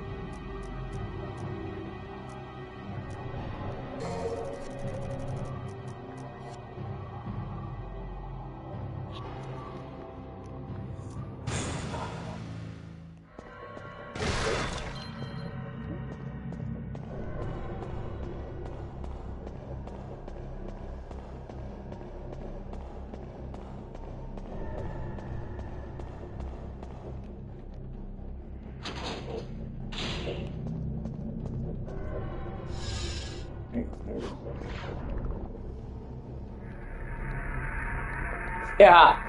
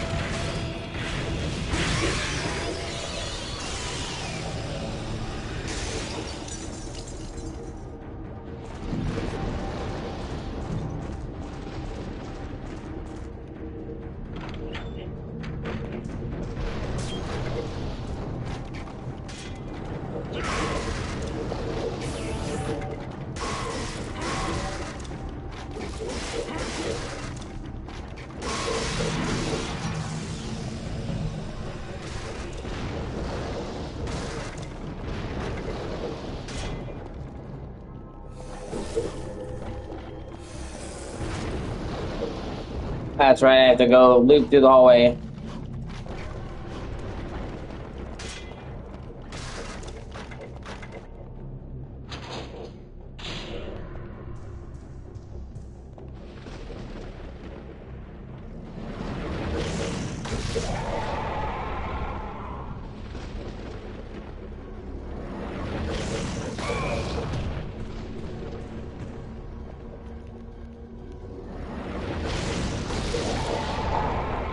The world's most elaborate tennis match.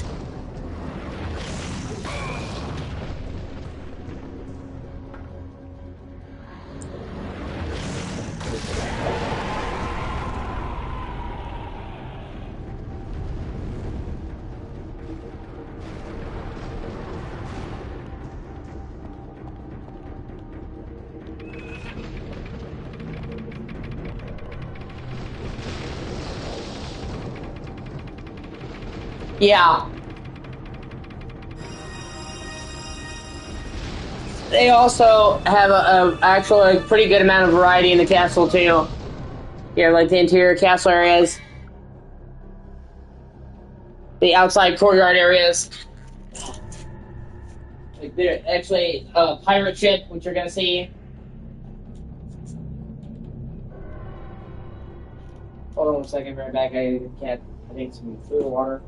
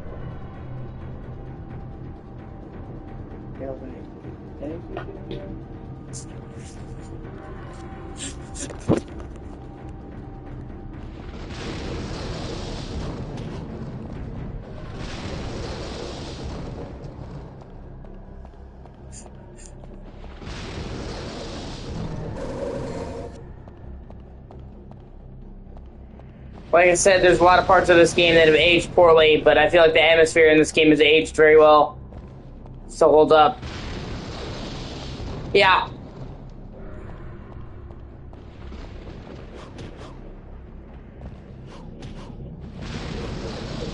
Not quite at fuck you status yet, but we're getting there.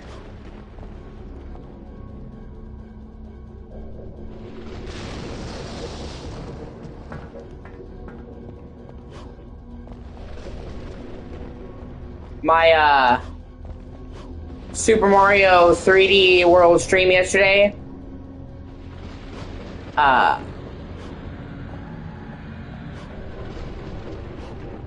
Super Mario 3D World stream yesterday, it had 60 viewers during the stream.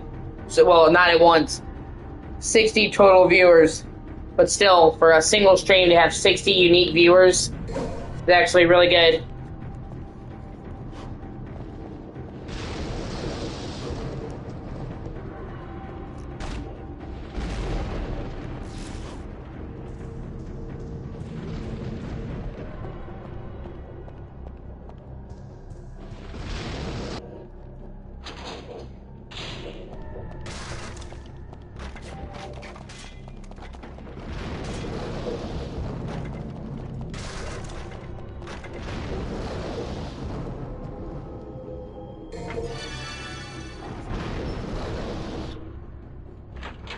Yeah, it's a great game. Like I said, it's underrated. It got shit on at the time because, one, it was on Wii U. Everything on Wii U got shit on at the time. And for two, because it just wasn't what people expected. People were expecting a new, like, collectathon 3D Mario. They weren't expecting, like, the 3D Mario game on Wii U to be a sequel to a 3DS game, which just kind of took people off guard. So I think a lot of people judged it because of that. It wasn't what they wanted it to be. But if you actually play 3D World. It's a really good game in its own right. And I think it's a good mixture of the 2D Mario and the classic one. Like the 3D and 2D. And Bowser's Fury is fucking incredible. Oh, that's fair. It's fucking incredible.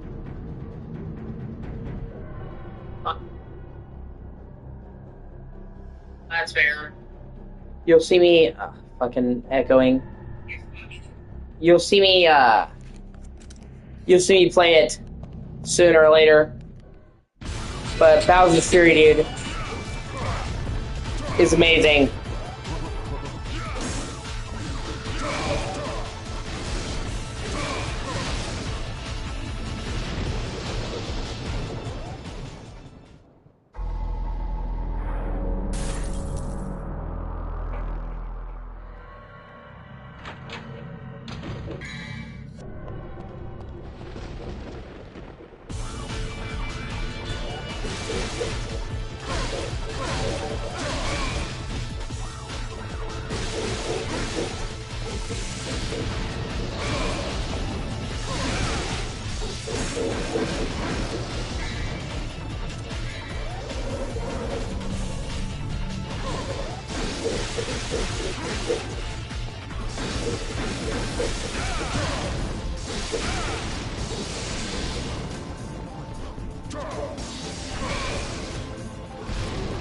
Yeah.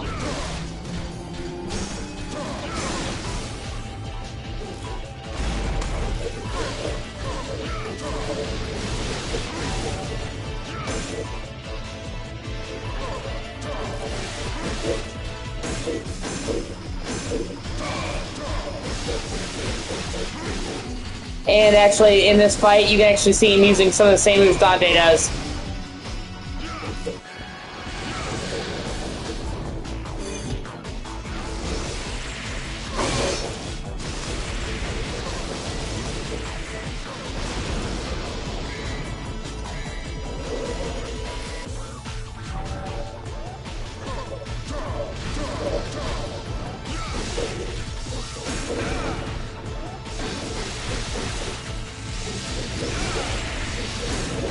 Like, they actually have tons of hints.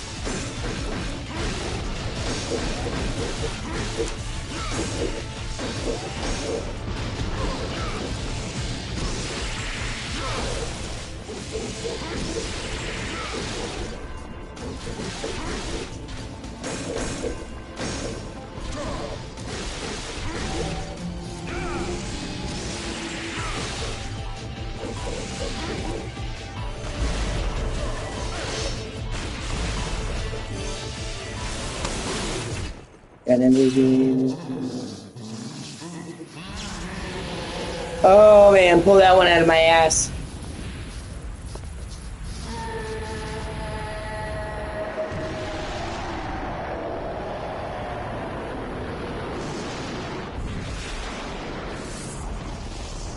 I just really didn't want to redo that mission again, man.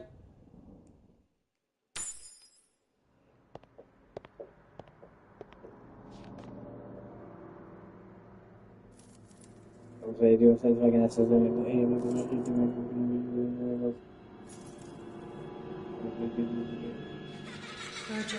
Dante, happy birthday.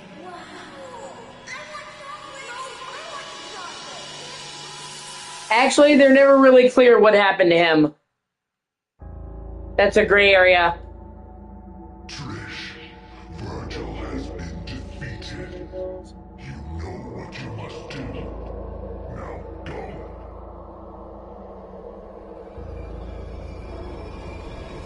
Yes, Master.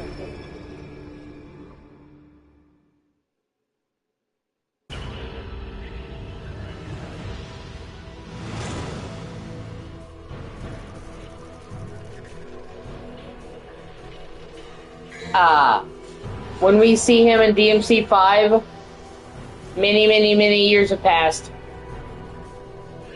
Like at least 5 to 6 years since the end of DMC 1, conservatively, because it was a couple years after 1 that 4 took place. and a couple years after that, the 5 takes place. And they don't say what happened to Virgil after this. We just assume that he somehow came back. It's one of those things in the series they don't really cover.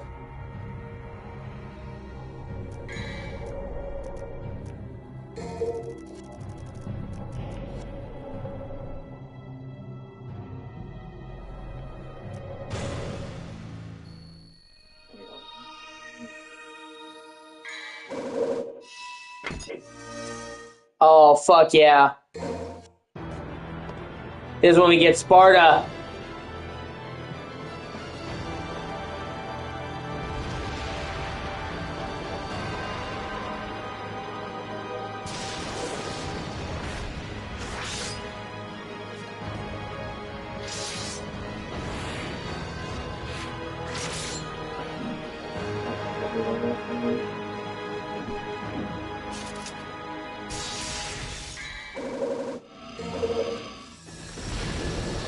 Now, the downside to Sparta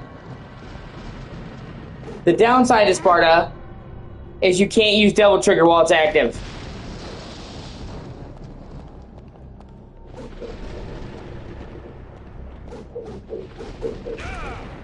The upside of Sparta is that it literally does about as much damage as Alistair does in Devil Trigger regularly, and it upgrades your moves.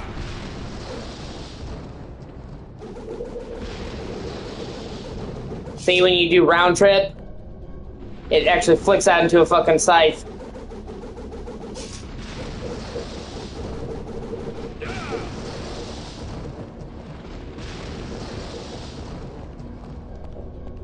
Yeah.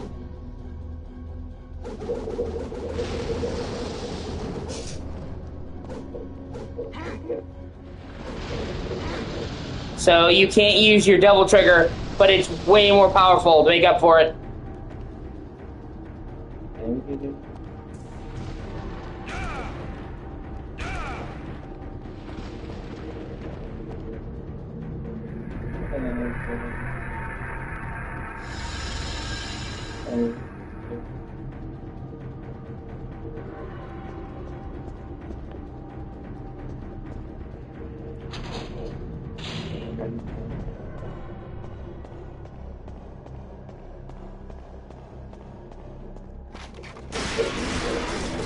See?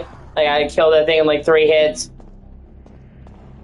You also can't switch to the gauntlets while you're using Sparta. You can manually switch back to them. It's kind of lame.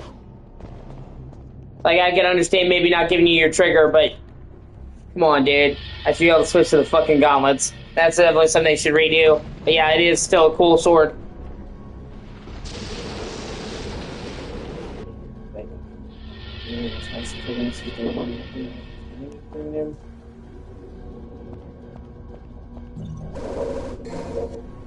And,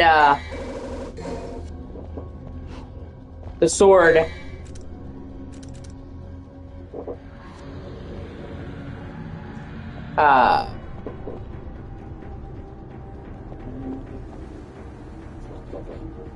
actually is the key to opening the underworld. Like, the entire plot line of 3 is dude trying to manipulate people to get the 2 halves together. Like, with that, you can actually call forth the underworld. So, the sword is not just really powerful, it's the source of Sparta's powers. It's literally the seal that keeps the demon world separate from ours.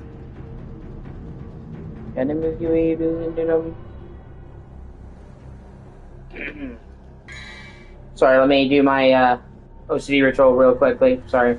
God in heaven, by which I mean God in heaven, and only God in heaven, I go to sling for anyone else, just God in heaven, Jesus, please bless my words and intentions, not my thoughts, to me for favors, and that's why I chose active to... Sorry. I got hit by a bit of panic. Sorry. Okay. This is retroactive. Okay, sorry. I've just been getting hit real bad with anxiety lately. I keep waiting for it to go away. It's just been really long. I have bad periods, and this bad period has been especially long, but yeah, just give me a second. God in heaven, what I'm about to say now is retroactive to the start of the prayer. God in heaven, what I'm about to say now is retroactive to the start of the prayer. Last time. God in heaven, what I'm about to say now is retroactive to the start of the prayer. Alright. God damn it, by which I mean God damn it, no, God damn it, not go to sing for anyone else, just God damn it, in Jesus, please listen my words and intentions, and my thoughts to me before favors. One, please forgive me, do this and deal with drink. Please do this and deal with me, safe drinking again, even what's right concern or demand. Two, please do this short, thanks so much, no. Please let me okay. Four, please let me be alright. One, please forgive me, do this and deal with drink. Please do this and deal with me, safe drinking again, even what's right concern or demand. Two, please let me be short, thanks so much, no. Please let me be okay. Four, please let me be okay. Well, I just, I try not to show my OCD if I can help it.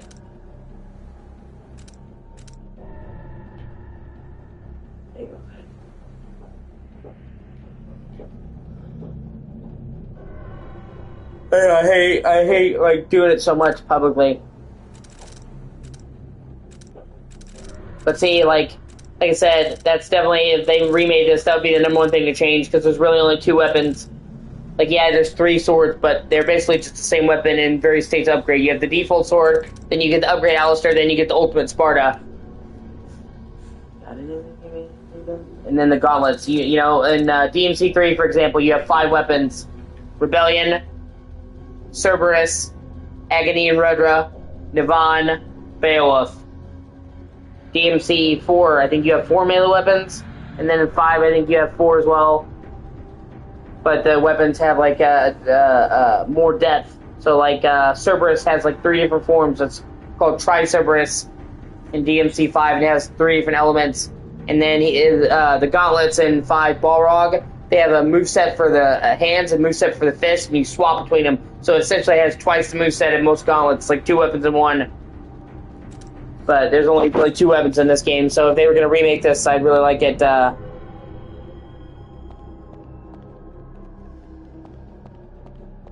really like it if they could, add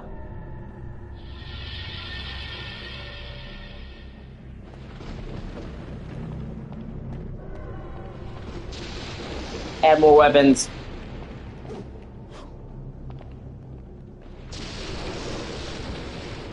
Fuck.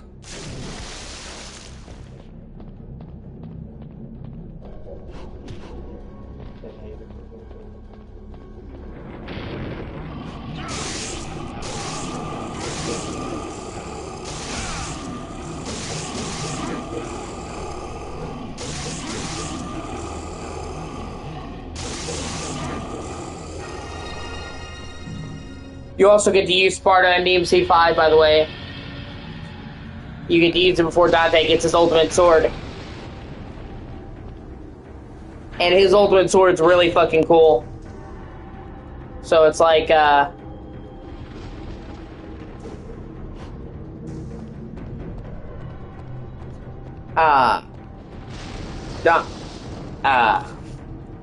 Virgil and Dante both were given weapons by their father.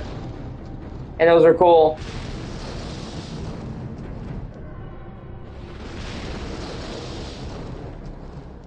But,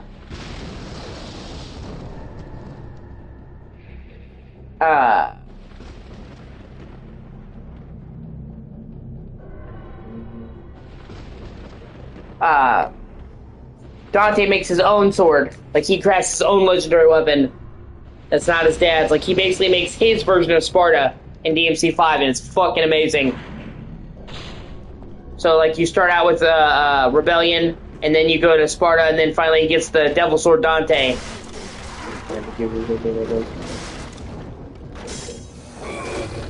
And it's kind of cool, because they actually use the new sword to explain his new abilities. Because, the DMC series kind of kept to the same different types of abilities for a while. The same basic controls. And then the DMC game, the reboot, actually dramatically improved the controls and added a lot of moves. And, see, people thought that, like, the creators of DMC hated it. Like, they thought, oh, the creators of DMC must hate the reboot. Like, the actual creator of Devil May Cry liked the reboot. Gave it a stamp of approval, and even took inspiration for it for DMC 5.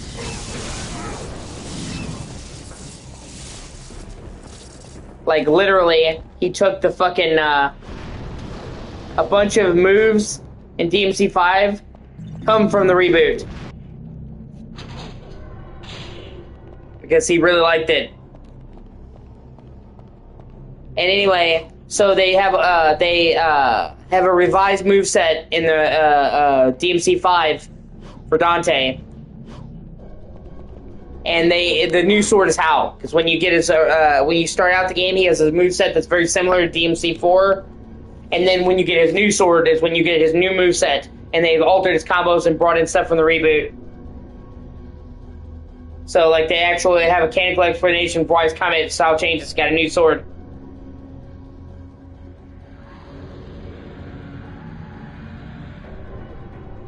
But see, dude, you need to play it. I'm telling you, dude, it's gotten misrepresented. I know you watched that video or whatever, dude. Play the game yourself.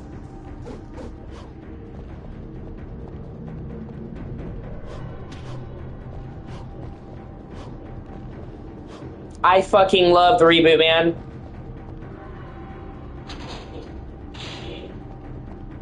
It's arguably my second favorite DMC game.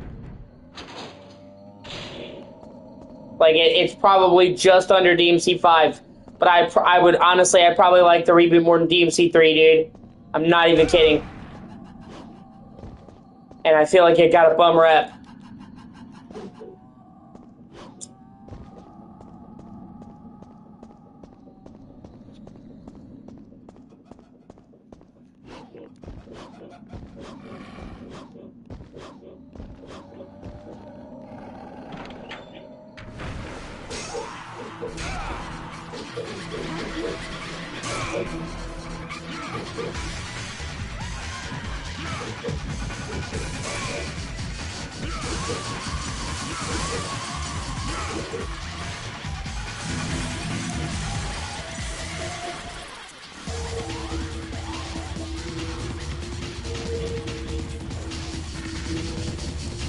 Oh my god, I'm trying to figure out where I'm supposed to go. What the fuck?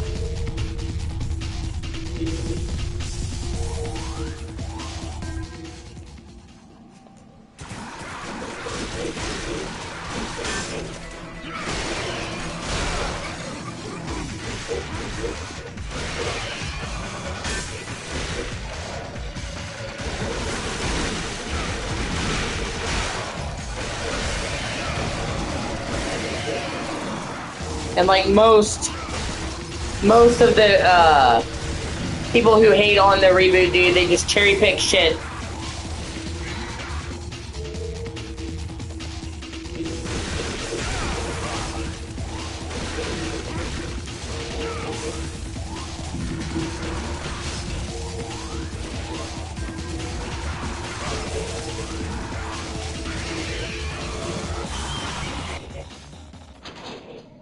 Am I even going the right direction?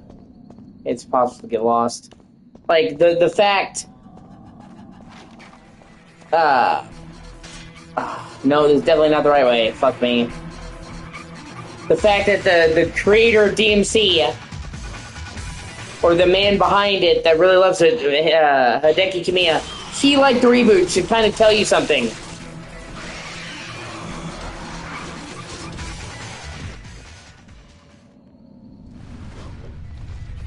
But, you know, Dante is a classic cheeseball.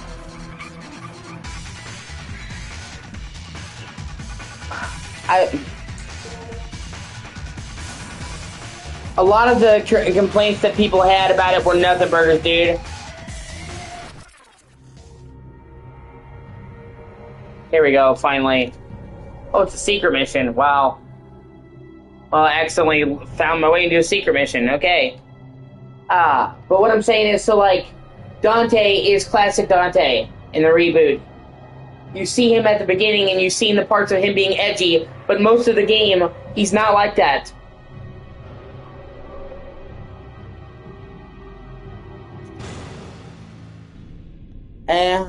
I guess, man.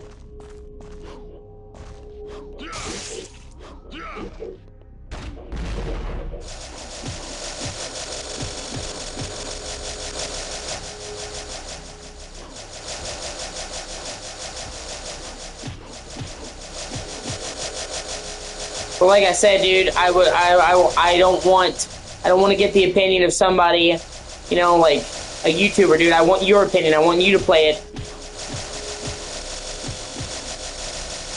I think if you actually play the entire game, or just play the game, I think you might change your mind. I really do.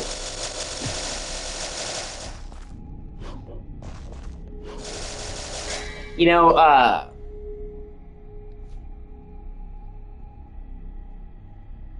Dante is classic Dante. You've seen a couple of bits of him being edgy, but the truth of the matter is, for 80% of the game, he's classic Dante. There's a whole gag about his dick almost being out. He gets knocked over in his trailer, man, and he's sitting there eating pizza, and he flies through the air, and like it comes really close to showing his dick several times, and a big old slice of pizza comes and hides his dick. It's almost like an episode of The Simpsons where he's barely seen it. And that's classic DMC fucking humor. You know, he's sitting there joking with Virgil about how his dick's bigger. You know, where people got up in arms over him not having white hair. This game explains how he gets white hair. So, the game wasn't actually not saying, oh, he doesn't have white hair. It explains how. The entire concept of Limbo, the entire city is alive and trying to kill you, dude. The city itself is alive and trying to kill you. So the level's talking to you and moving shit around and warping the geometry. It has the best camera system out of any DMC game. The camera system in many of the DMC games was super clunky. Even DMC 5 had kind of a clunky camera. And the reboot was the only one. DMC was the only one that had a good camera system. It actually has good platforming. They have some really cool platforming sequences in the reboot. Whereas normally the platform fucking sucks.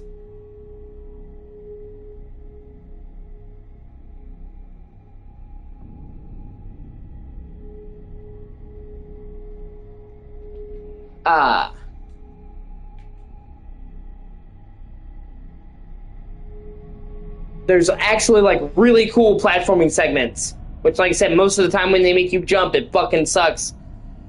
And it has two of my favorite weapons. They have these angelic throwing stars called Osiris.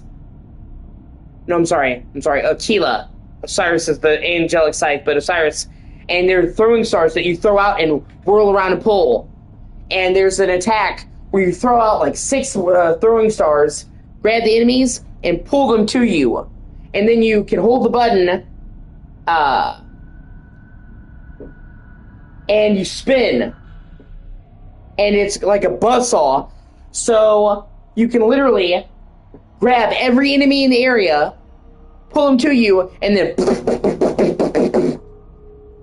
And then the gauntlets, man, they're called Erics. Yeah, you literally can charge up every strike and do a fucking haymaker. And pull back. And those two weapons are two of my favorite DMC weapons, dude. Or like, they actually took, you know how like Nero has the Devil Bringer? They actually put that into Dante's arsenal. If you hit the button, you can use the angelic weapon to bring the enemy to you, or with his sword turns into a whip handle, or you can pull an enemy to you. So they actually gave Dante his own version of grabbing enemies, but it's with the sword. He turns into a whip and smacks him with it. And I thought that was fucking cool that they brought that in. And like I said, dude, I mean, I'm not going to harp on it continuously, but I just think I think it's super misrepresented. You might see me play it one of these days. It's been a while since I played it. I need to go back, dude. I think that people cherry pick a couple of scenes and then use that to hate on the entire game, and the actual game has a lot of good stuff in it. They actually go in depth into Dante's mom. There's a bunch of scenes with Dante's mom, and if they never talk about her in the other games, and it wasn't until DMC 5 they actually showed her. But in the reboot, there's actually a shit ton of scenes with his mom, which I thought was super fucking cool. They actually show Dante and Virgil being friends, and then they show them falling out. But just getting to see them be on friendly terms was awesome.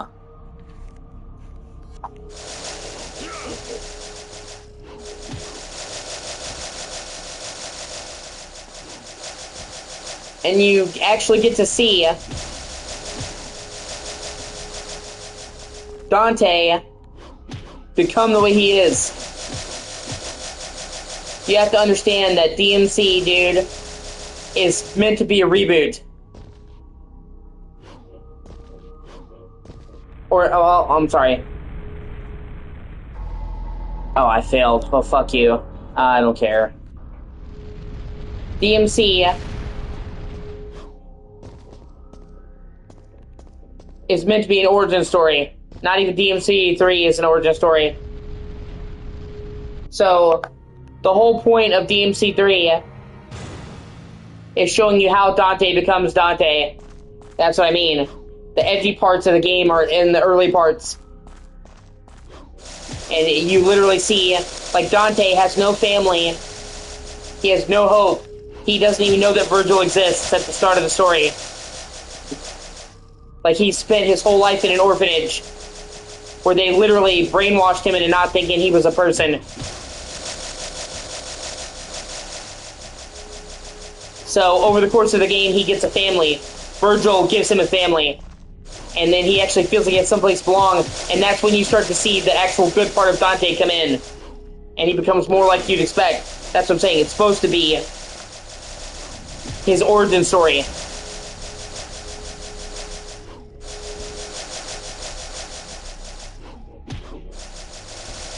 Okay, you're supposed to, I guess, bounce on him repeatedly. But I just find this incredibly clunky, man. And I'm not, like, I got to the top and I'm not even sure what the fuck I'm supposed to do.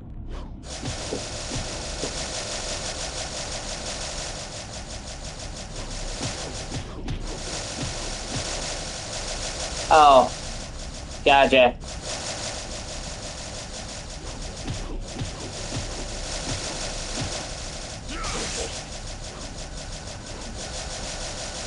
And I got really tired.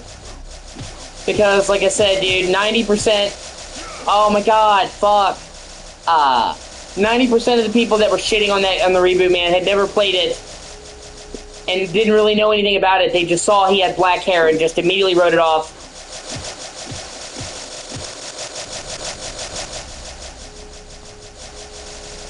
You know, and, I'm a hardcore DMC fan, dude. I literally played this game at launch with my father. So, you know, like, some people might say, oh, it's recency bias. Like, I could maybe understand that if, like, the reboot was the first DMC game I played, but I literally played the classic DMC games first. So, like, you'd think, me being such a diehard fan, if this reboot really was, like, terrible and it didn't understand the spirit of the games, I would hate it. And that's what I'm saying, like, I am a lifelong DMC fan. I've basically been playing these games since I was fucking 5, and I love the reboot. And I don't think the reboot disrespects the legacy of the previous games. That's what I'm saying.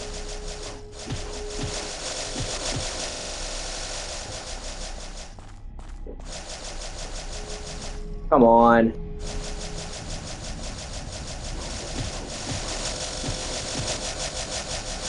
Oh my god, that's so frustrating.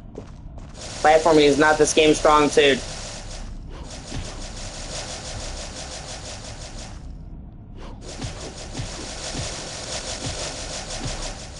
Oh!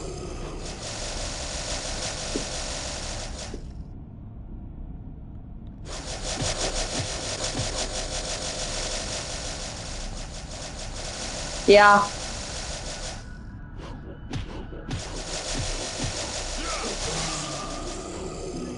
And they also have a fucking... They also have a proper love interest.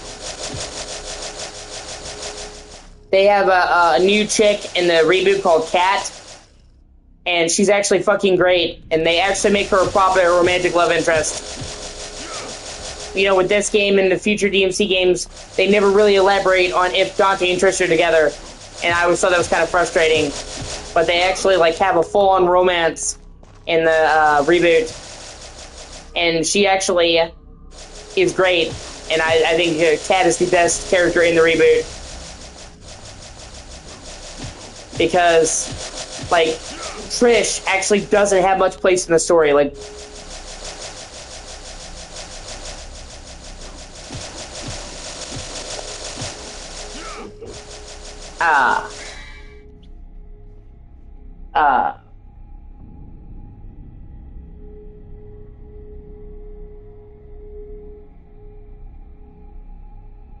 Trish doesn't really have much to do in the story.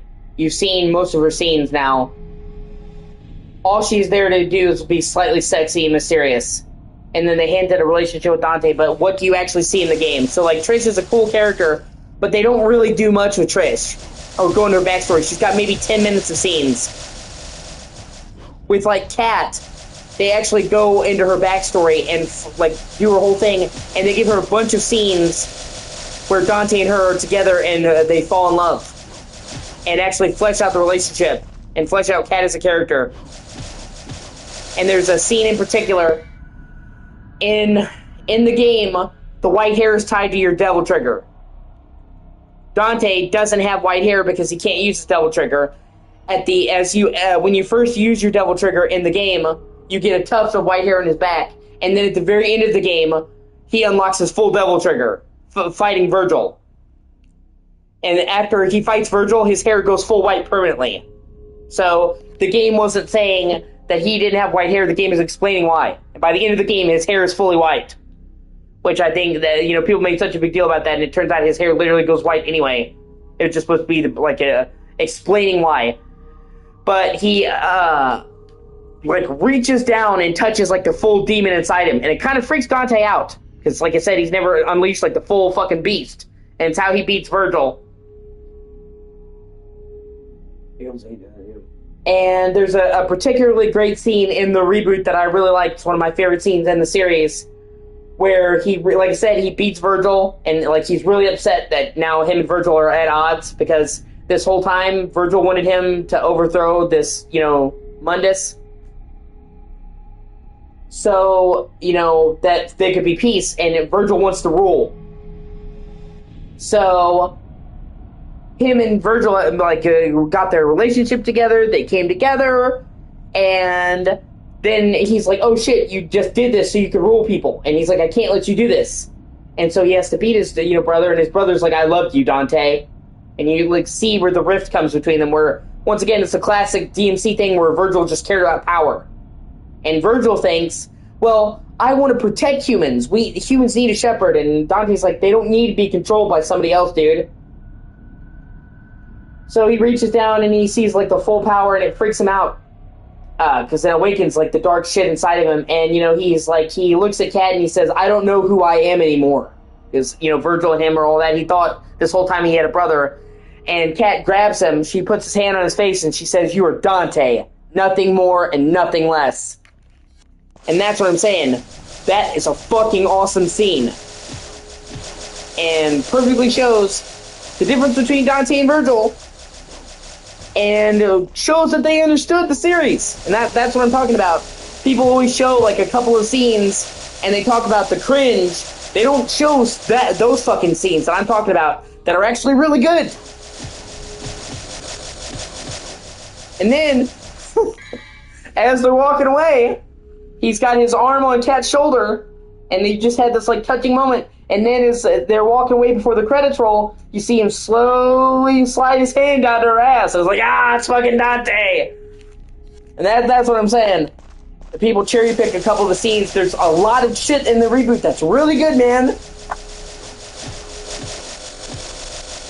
And most people just saw one look at Dante and decided, oh, it's shit, and they didn't even give it a chance.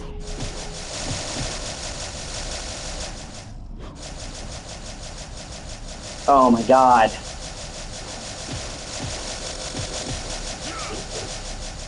Like, this is actually terrible, man.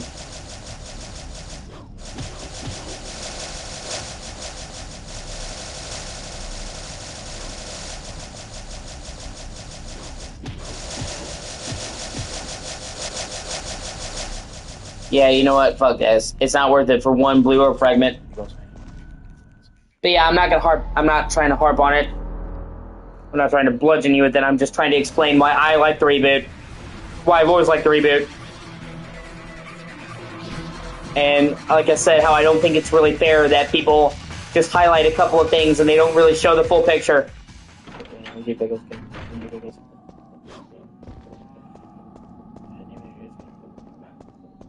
And honestly, like I said, the fact that the original director of DMC likes the reboot actually says a lot.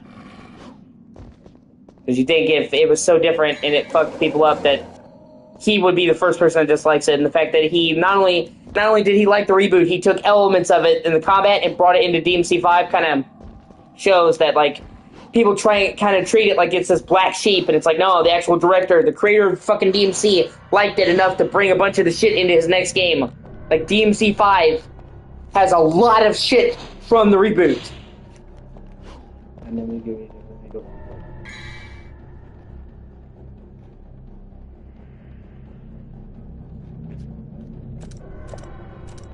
Okay, hold on, sorry. It's really easy to get lost. I never give you the middle.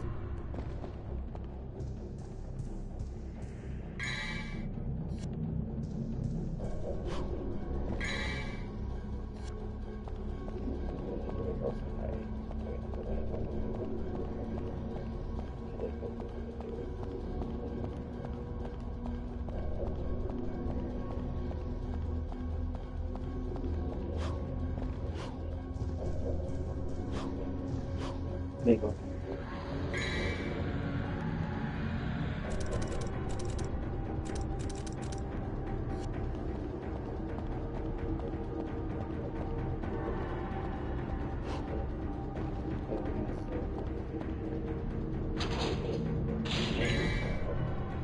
Now, okay, hold on.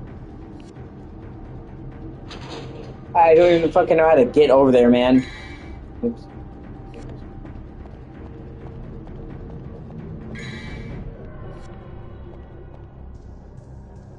Can't we do this? If I go down.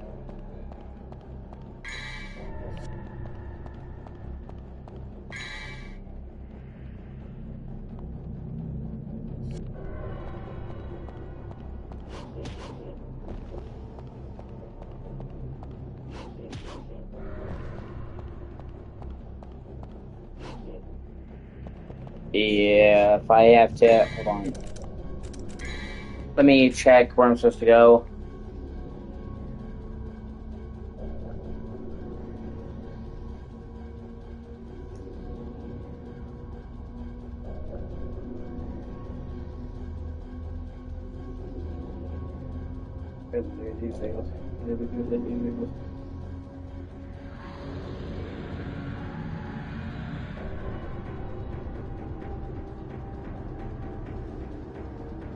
And then let's do it.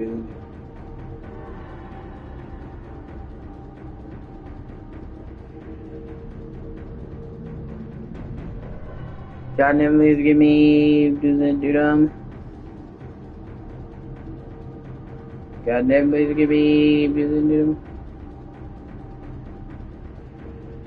God damn, please give me do-dum. God damn, please give me.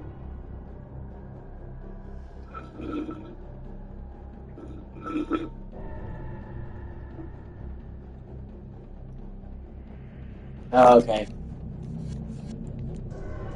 I think I have to go back. It's really easy to get fucking lost.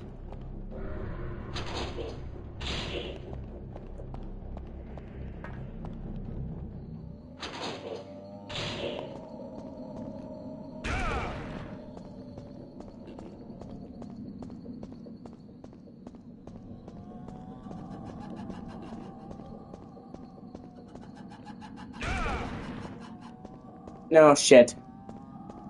Gotta find my way back to the paintings.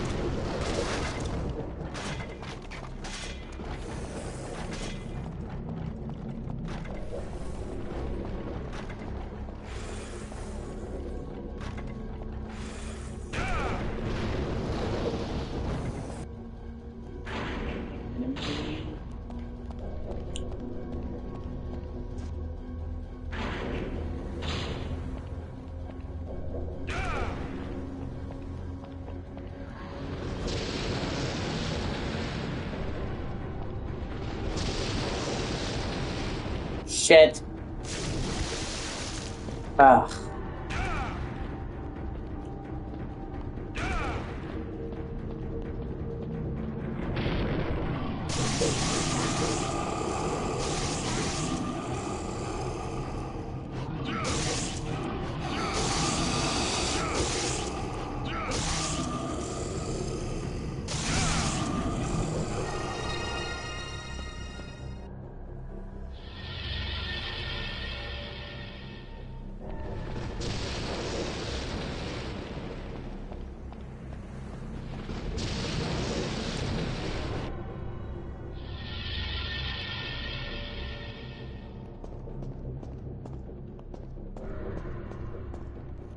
Hold on.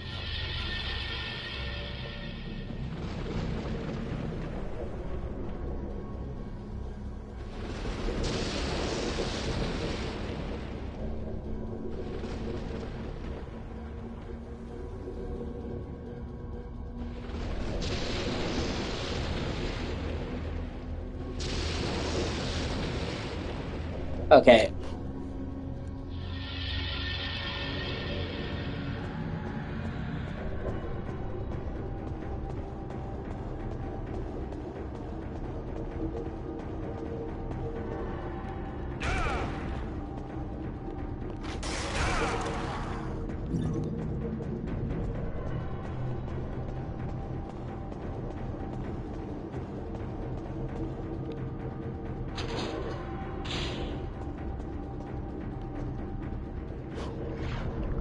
See, you came up there before, and now you have to know that there's an alternate path. And even though nothing tells you there, that there'd be an alternate path, that's what I'm saying. And then, yeah, these are the first-person swimming sections that I said were fucking terrible.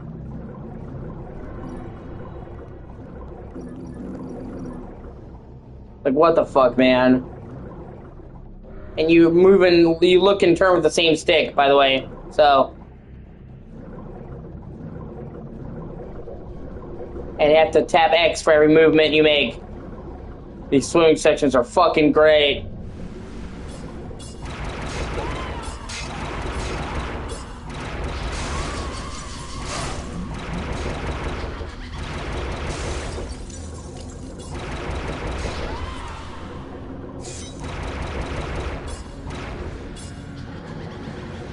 Like, look at this, dude. This is fucking terrible.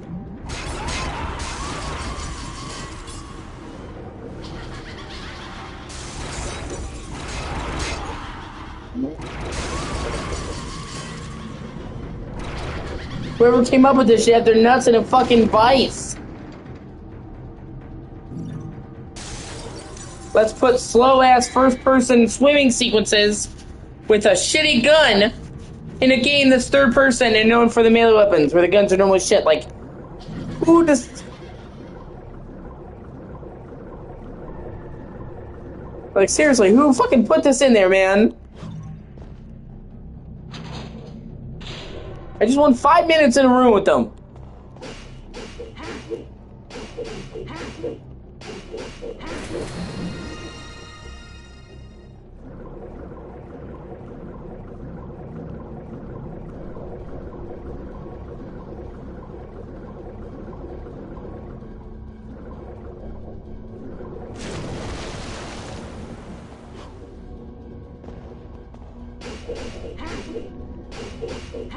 Yeah, let's have you move and look with the same stick.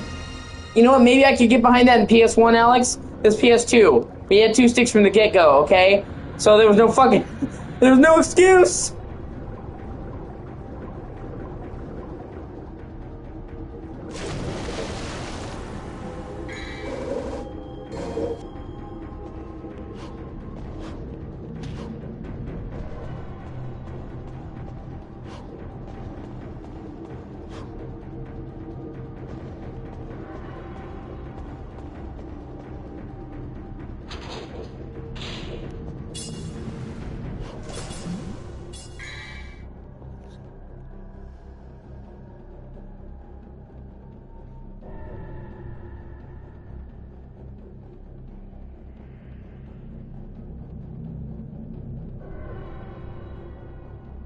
Oh, okay, I went the wrong way.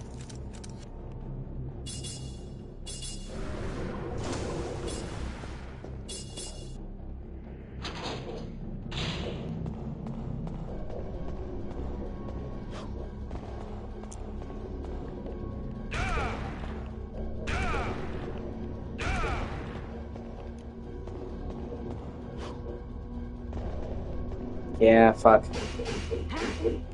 And you don't even move properly, dude. It'd be one thing if you can move. You fucking have to tap the button, so you're sitting there. Yeah, this is riveting swimming gameplay, guys.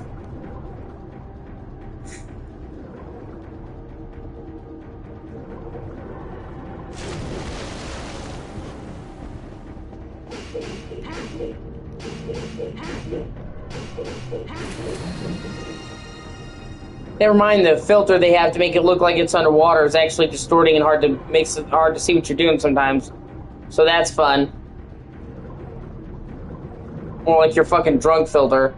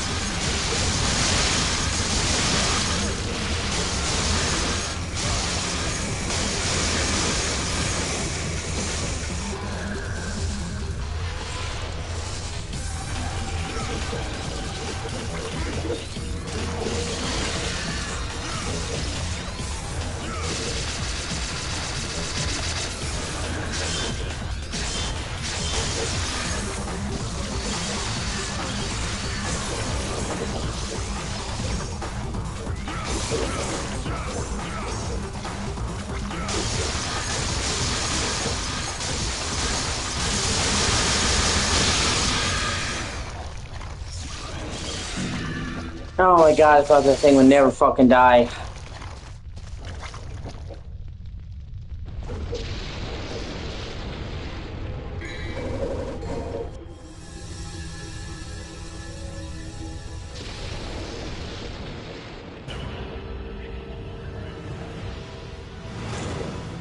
And yet somehow I still got a B ranking. Okay. I was sure with how long it took me to do that mission. 44 minutes. Thought I was gonna get an S ranking. Man, the rankings don't make any sense, dog.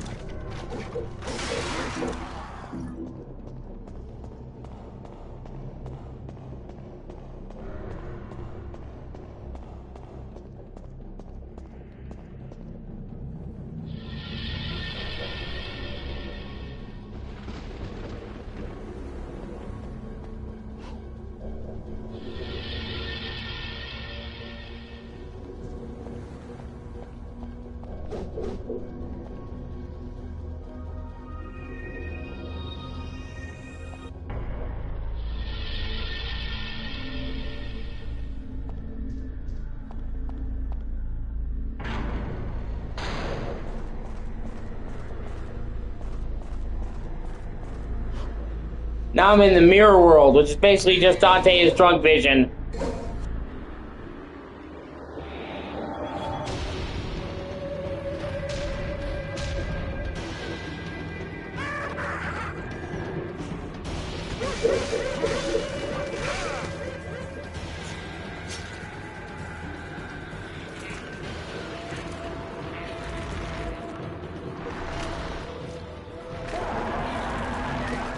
Okay.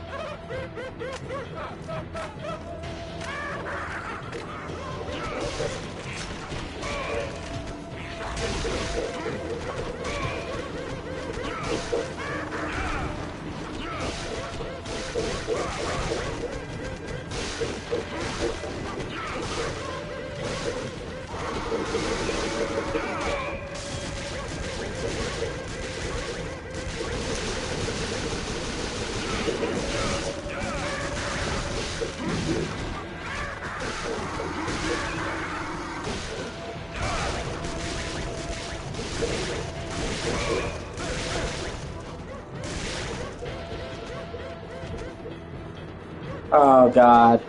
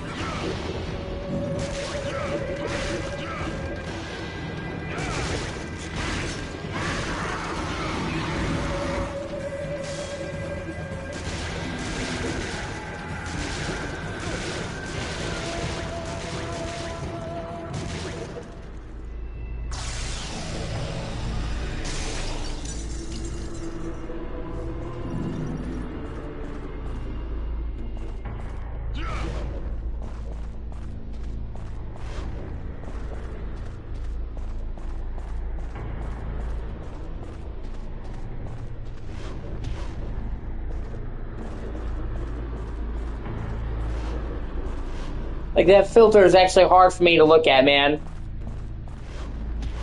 Oh my God.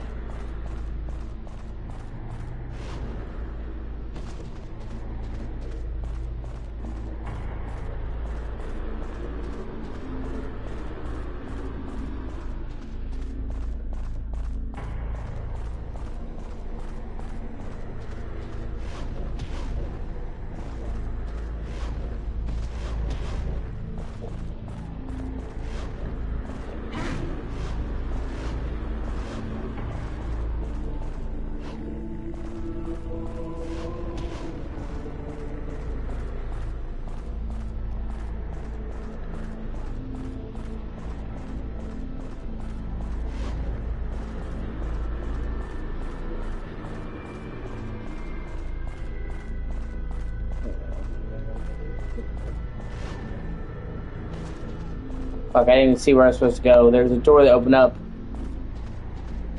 Where is it? Which one?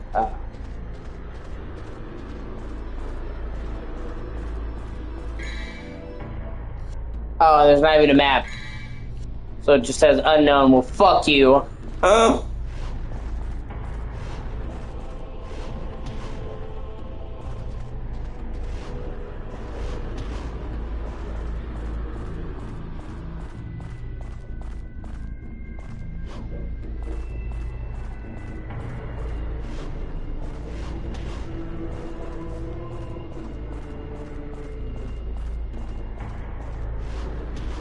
Yeah, pretty much.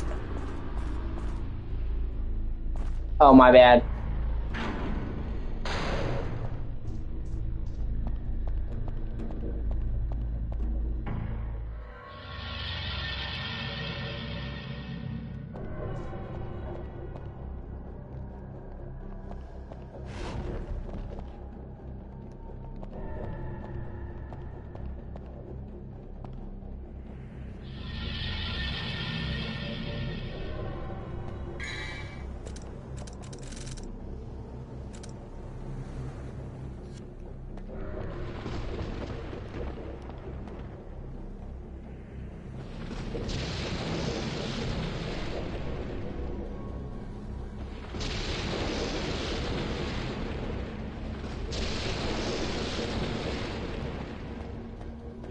Hold on.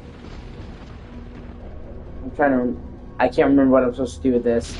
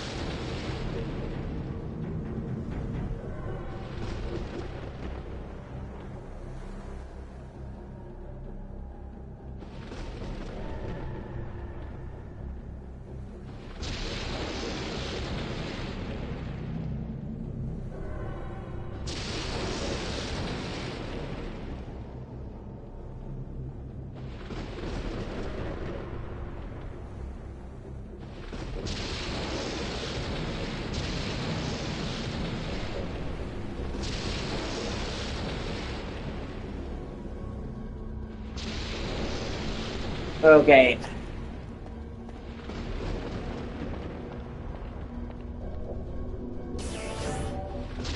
Yeah, if you do a stinger and you go to jump, you'll actually go a lot farther. So you know.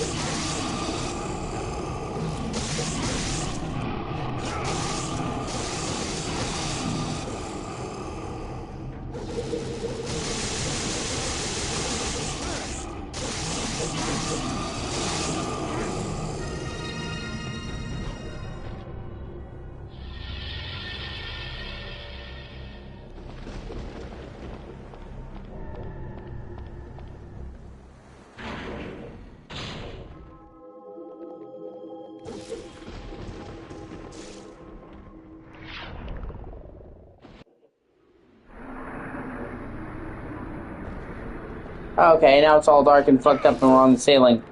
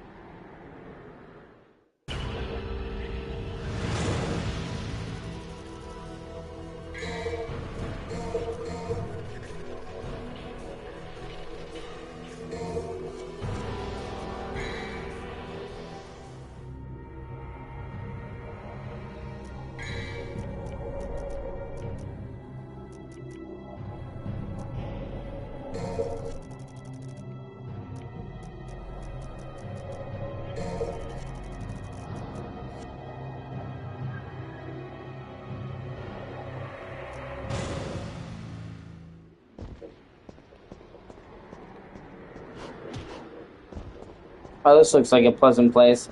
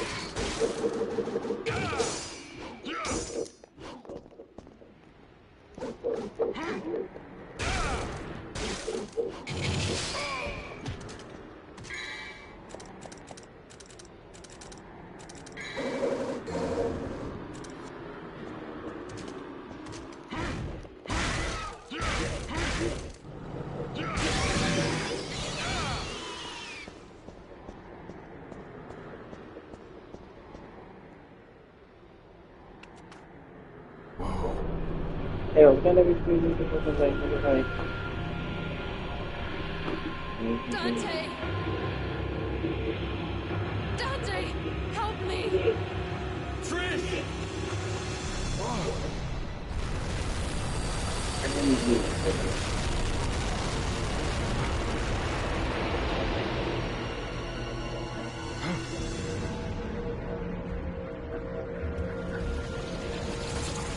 Okay, so it's like the third time I fought this fucking thing. Trish, stay back! She cannot stay back, asshole!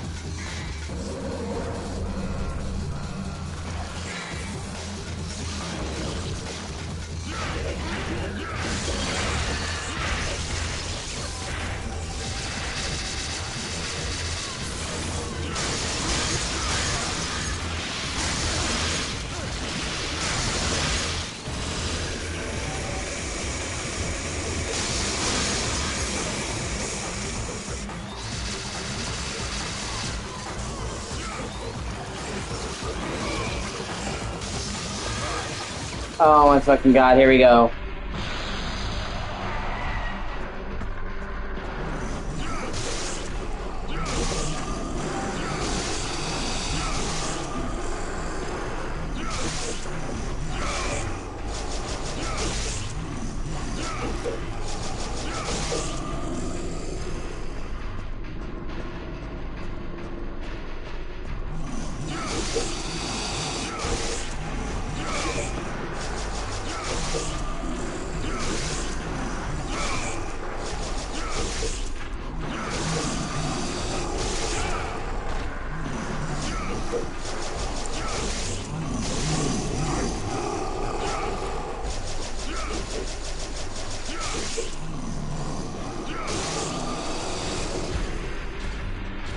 Oh, come on!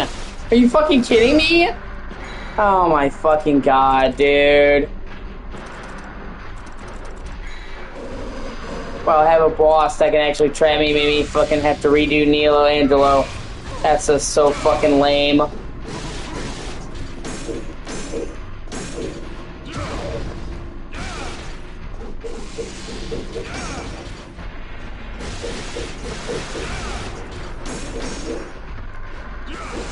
At least with Sparta, I do a lot more damage to him, but that's still just... God, what a terrible fucking design. Right?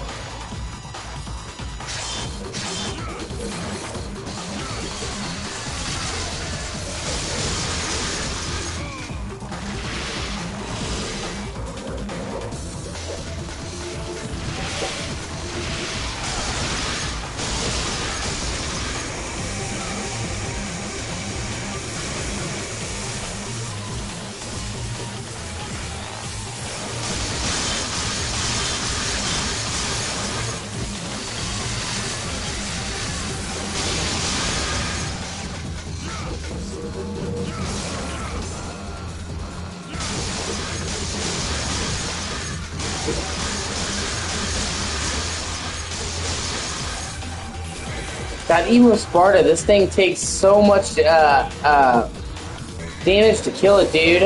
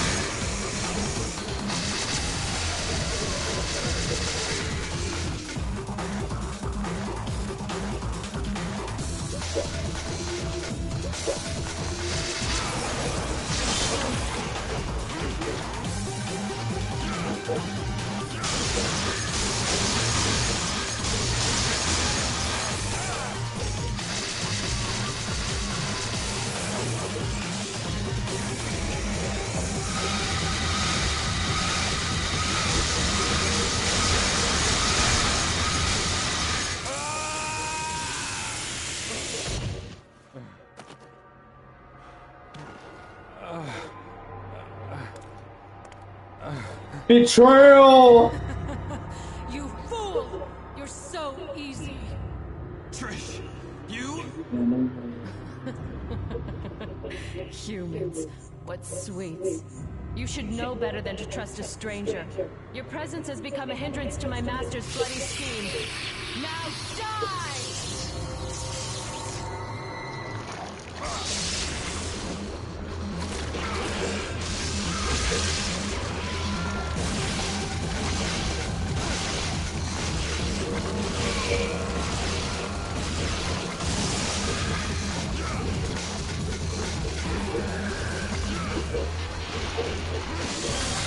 Oh my fucking god. Oh. Oh, it's terrible.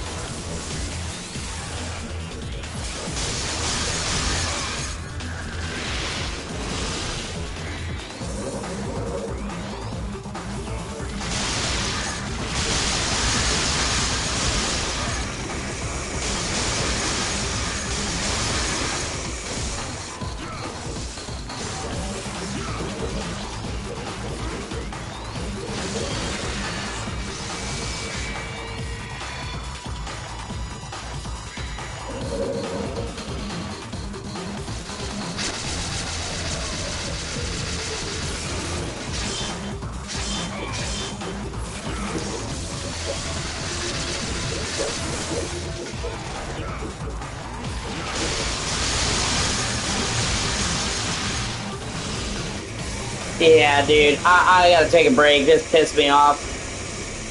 I might go to sleep or I might be back, but yeah, I thought maybe I might do the whole game in one playthrough, or one setting, but no, man. This is just bullshit.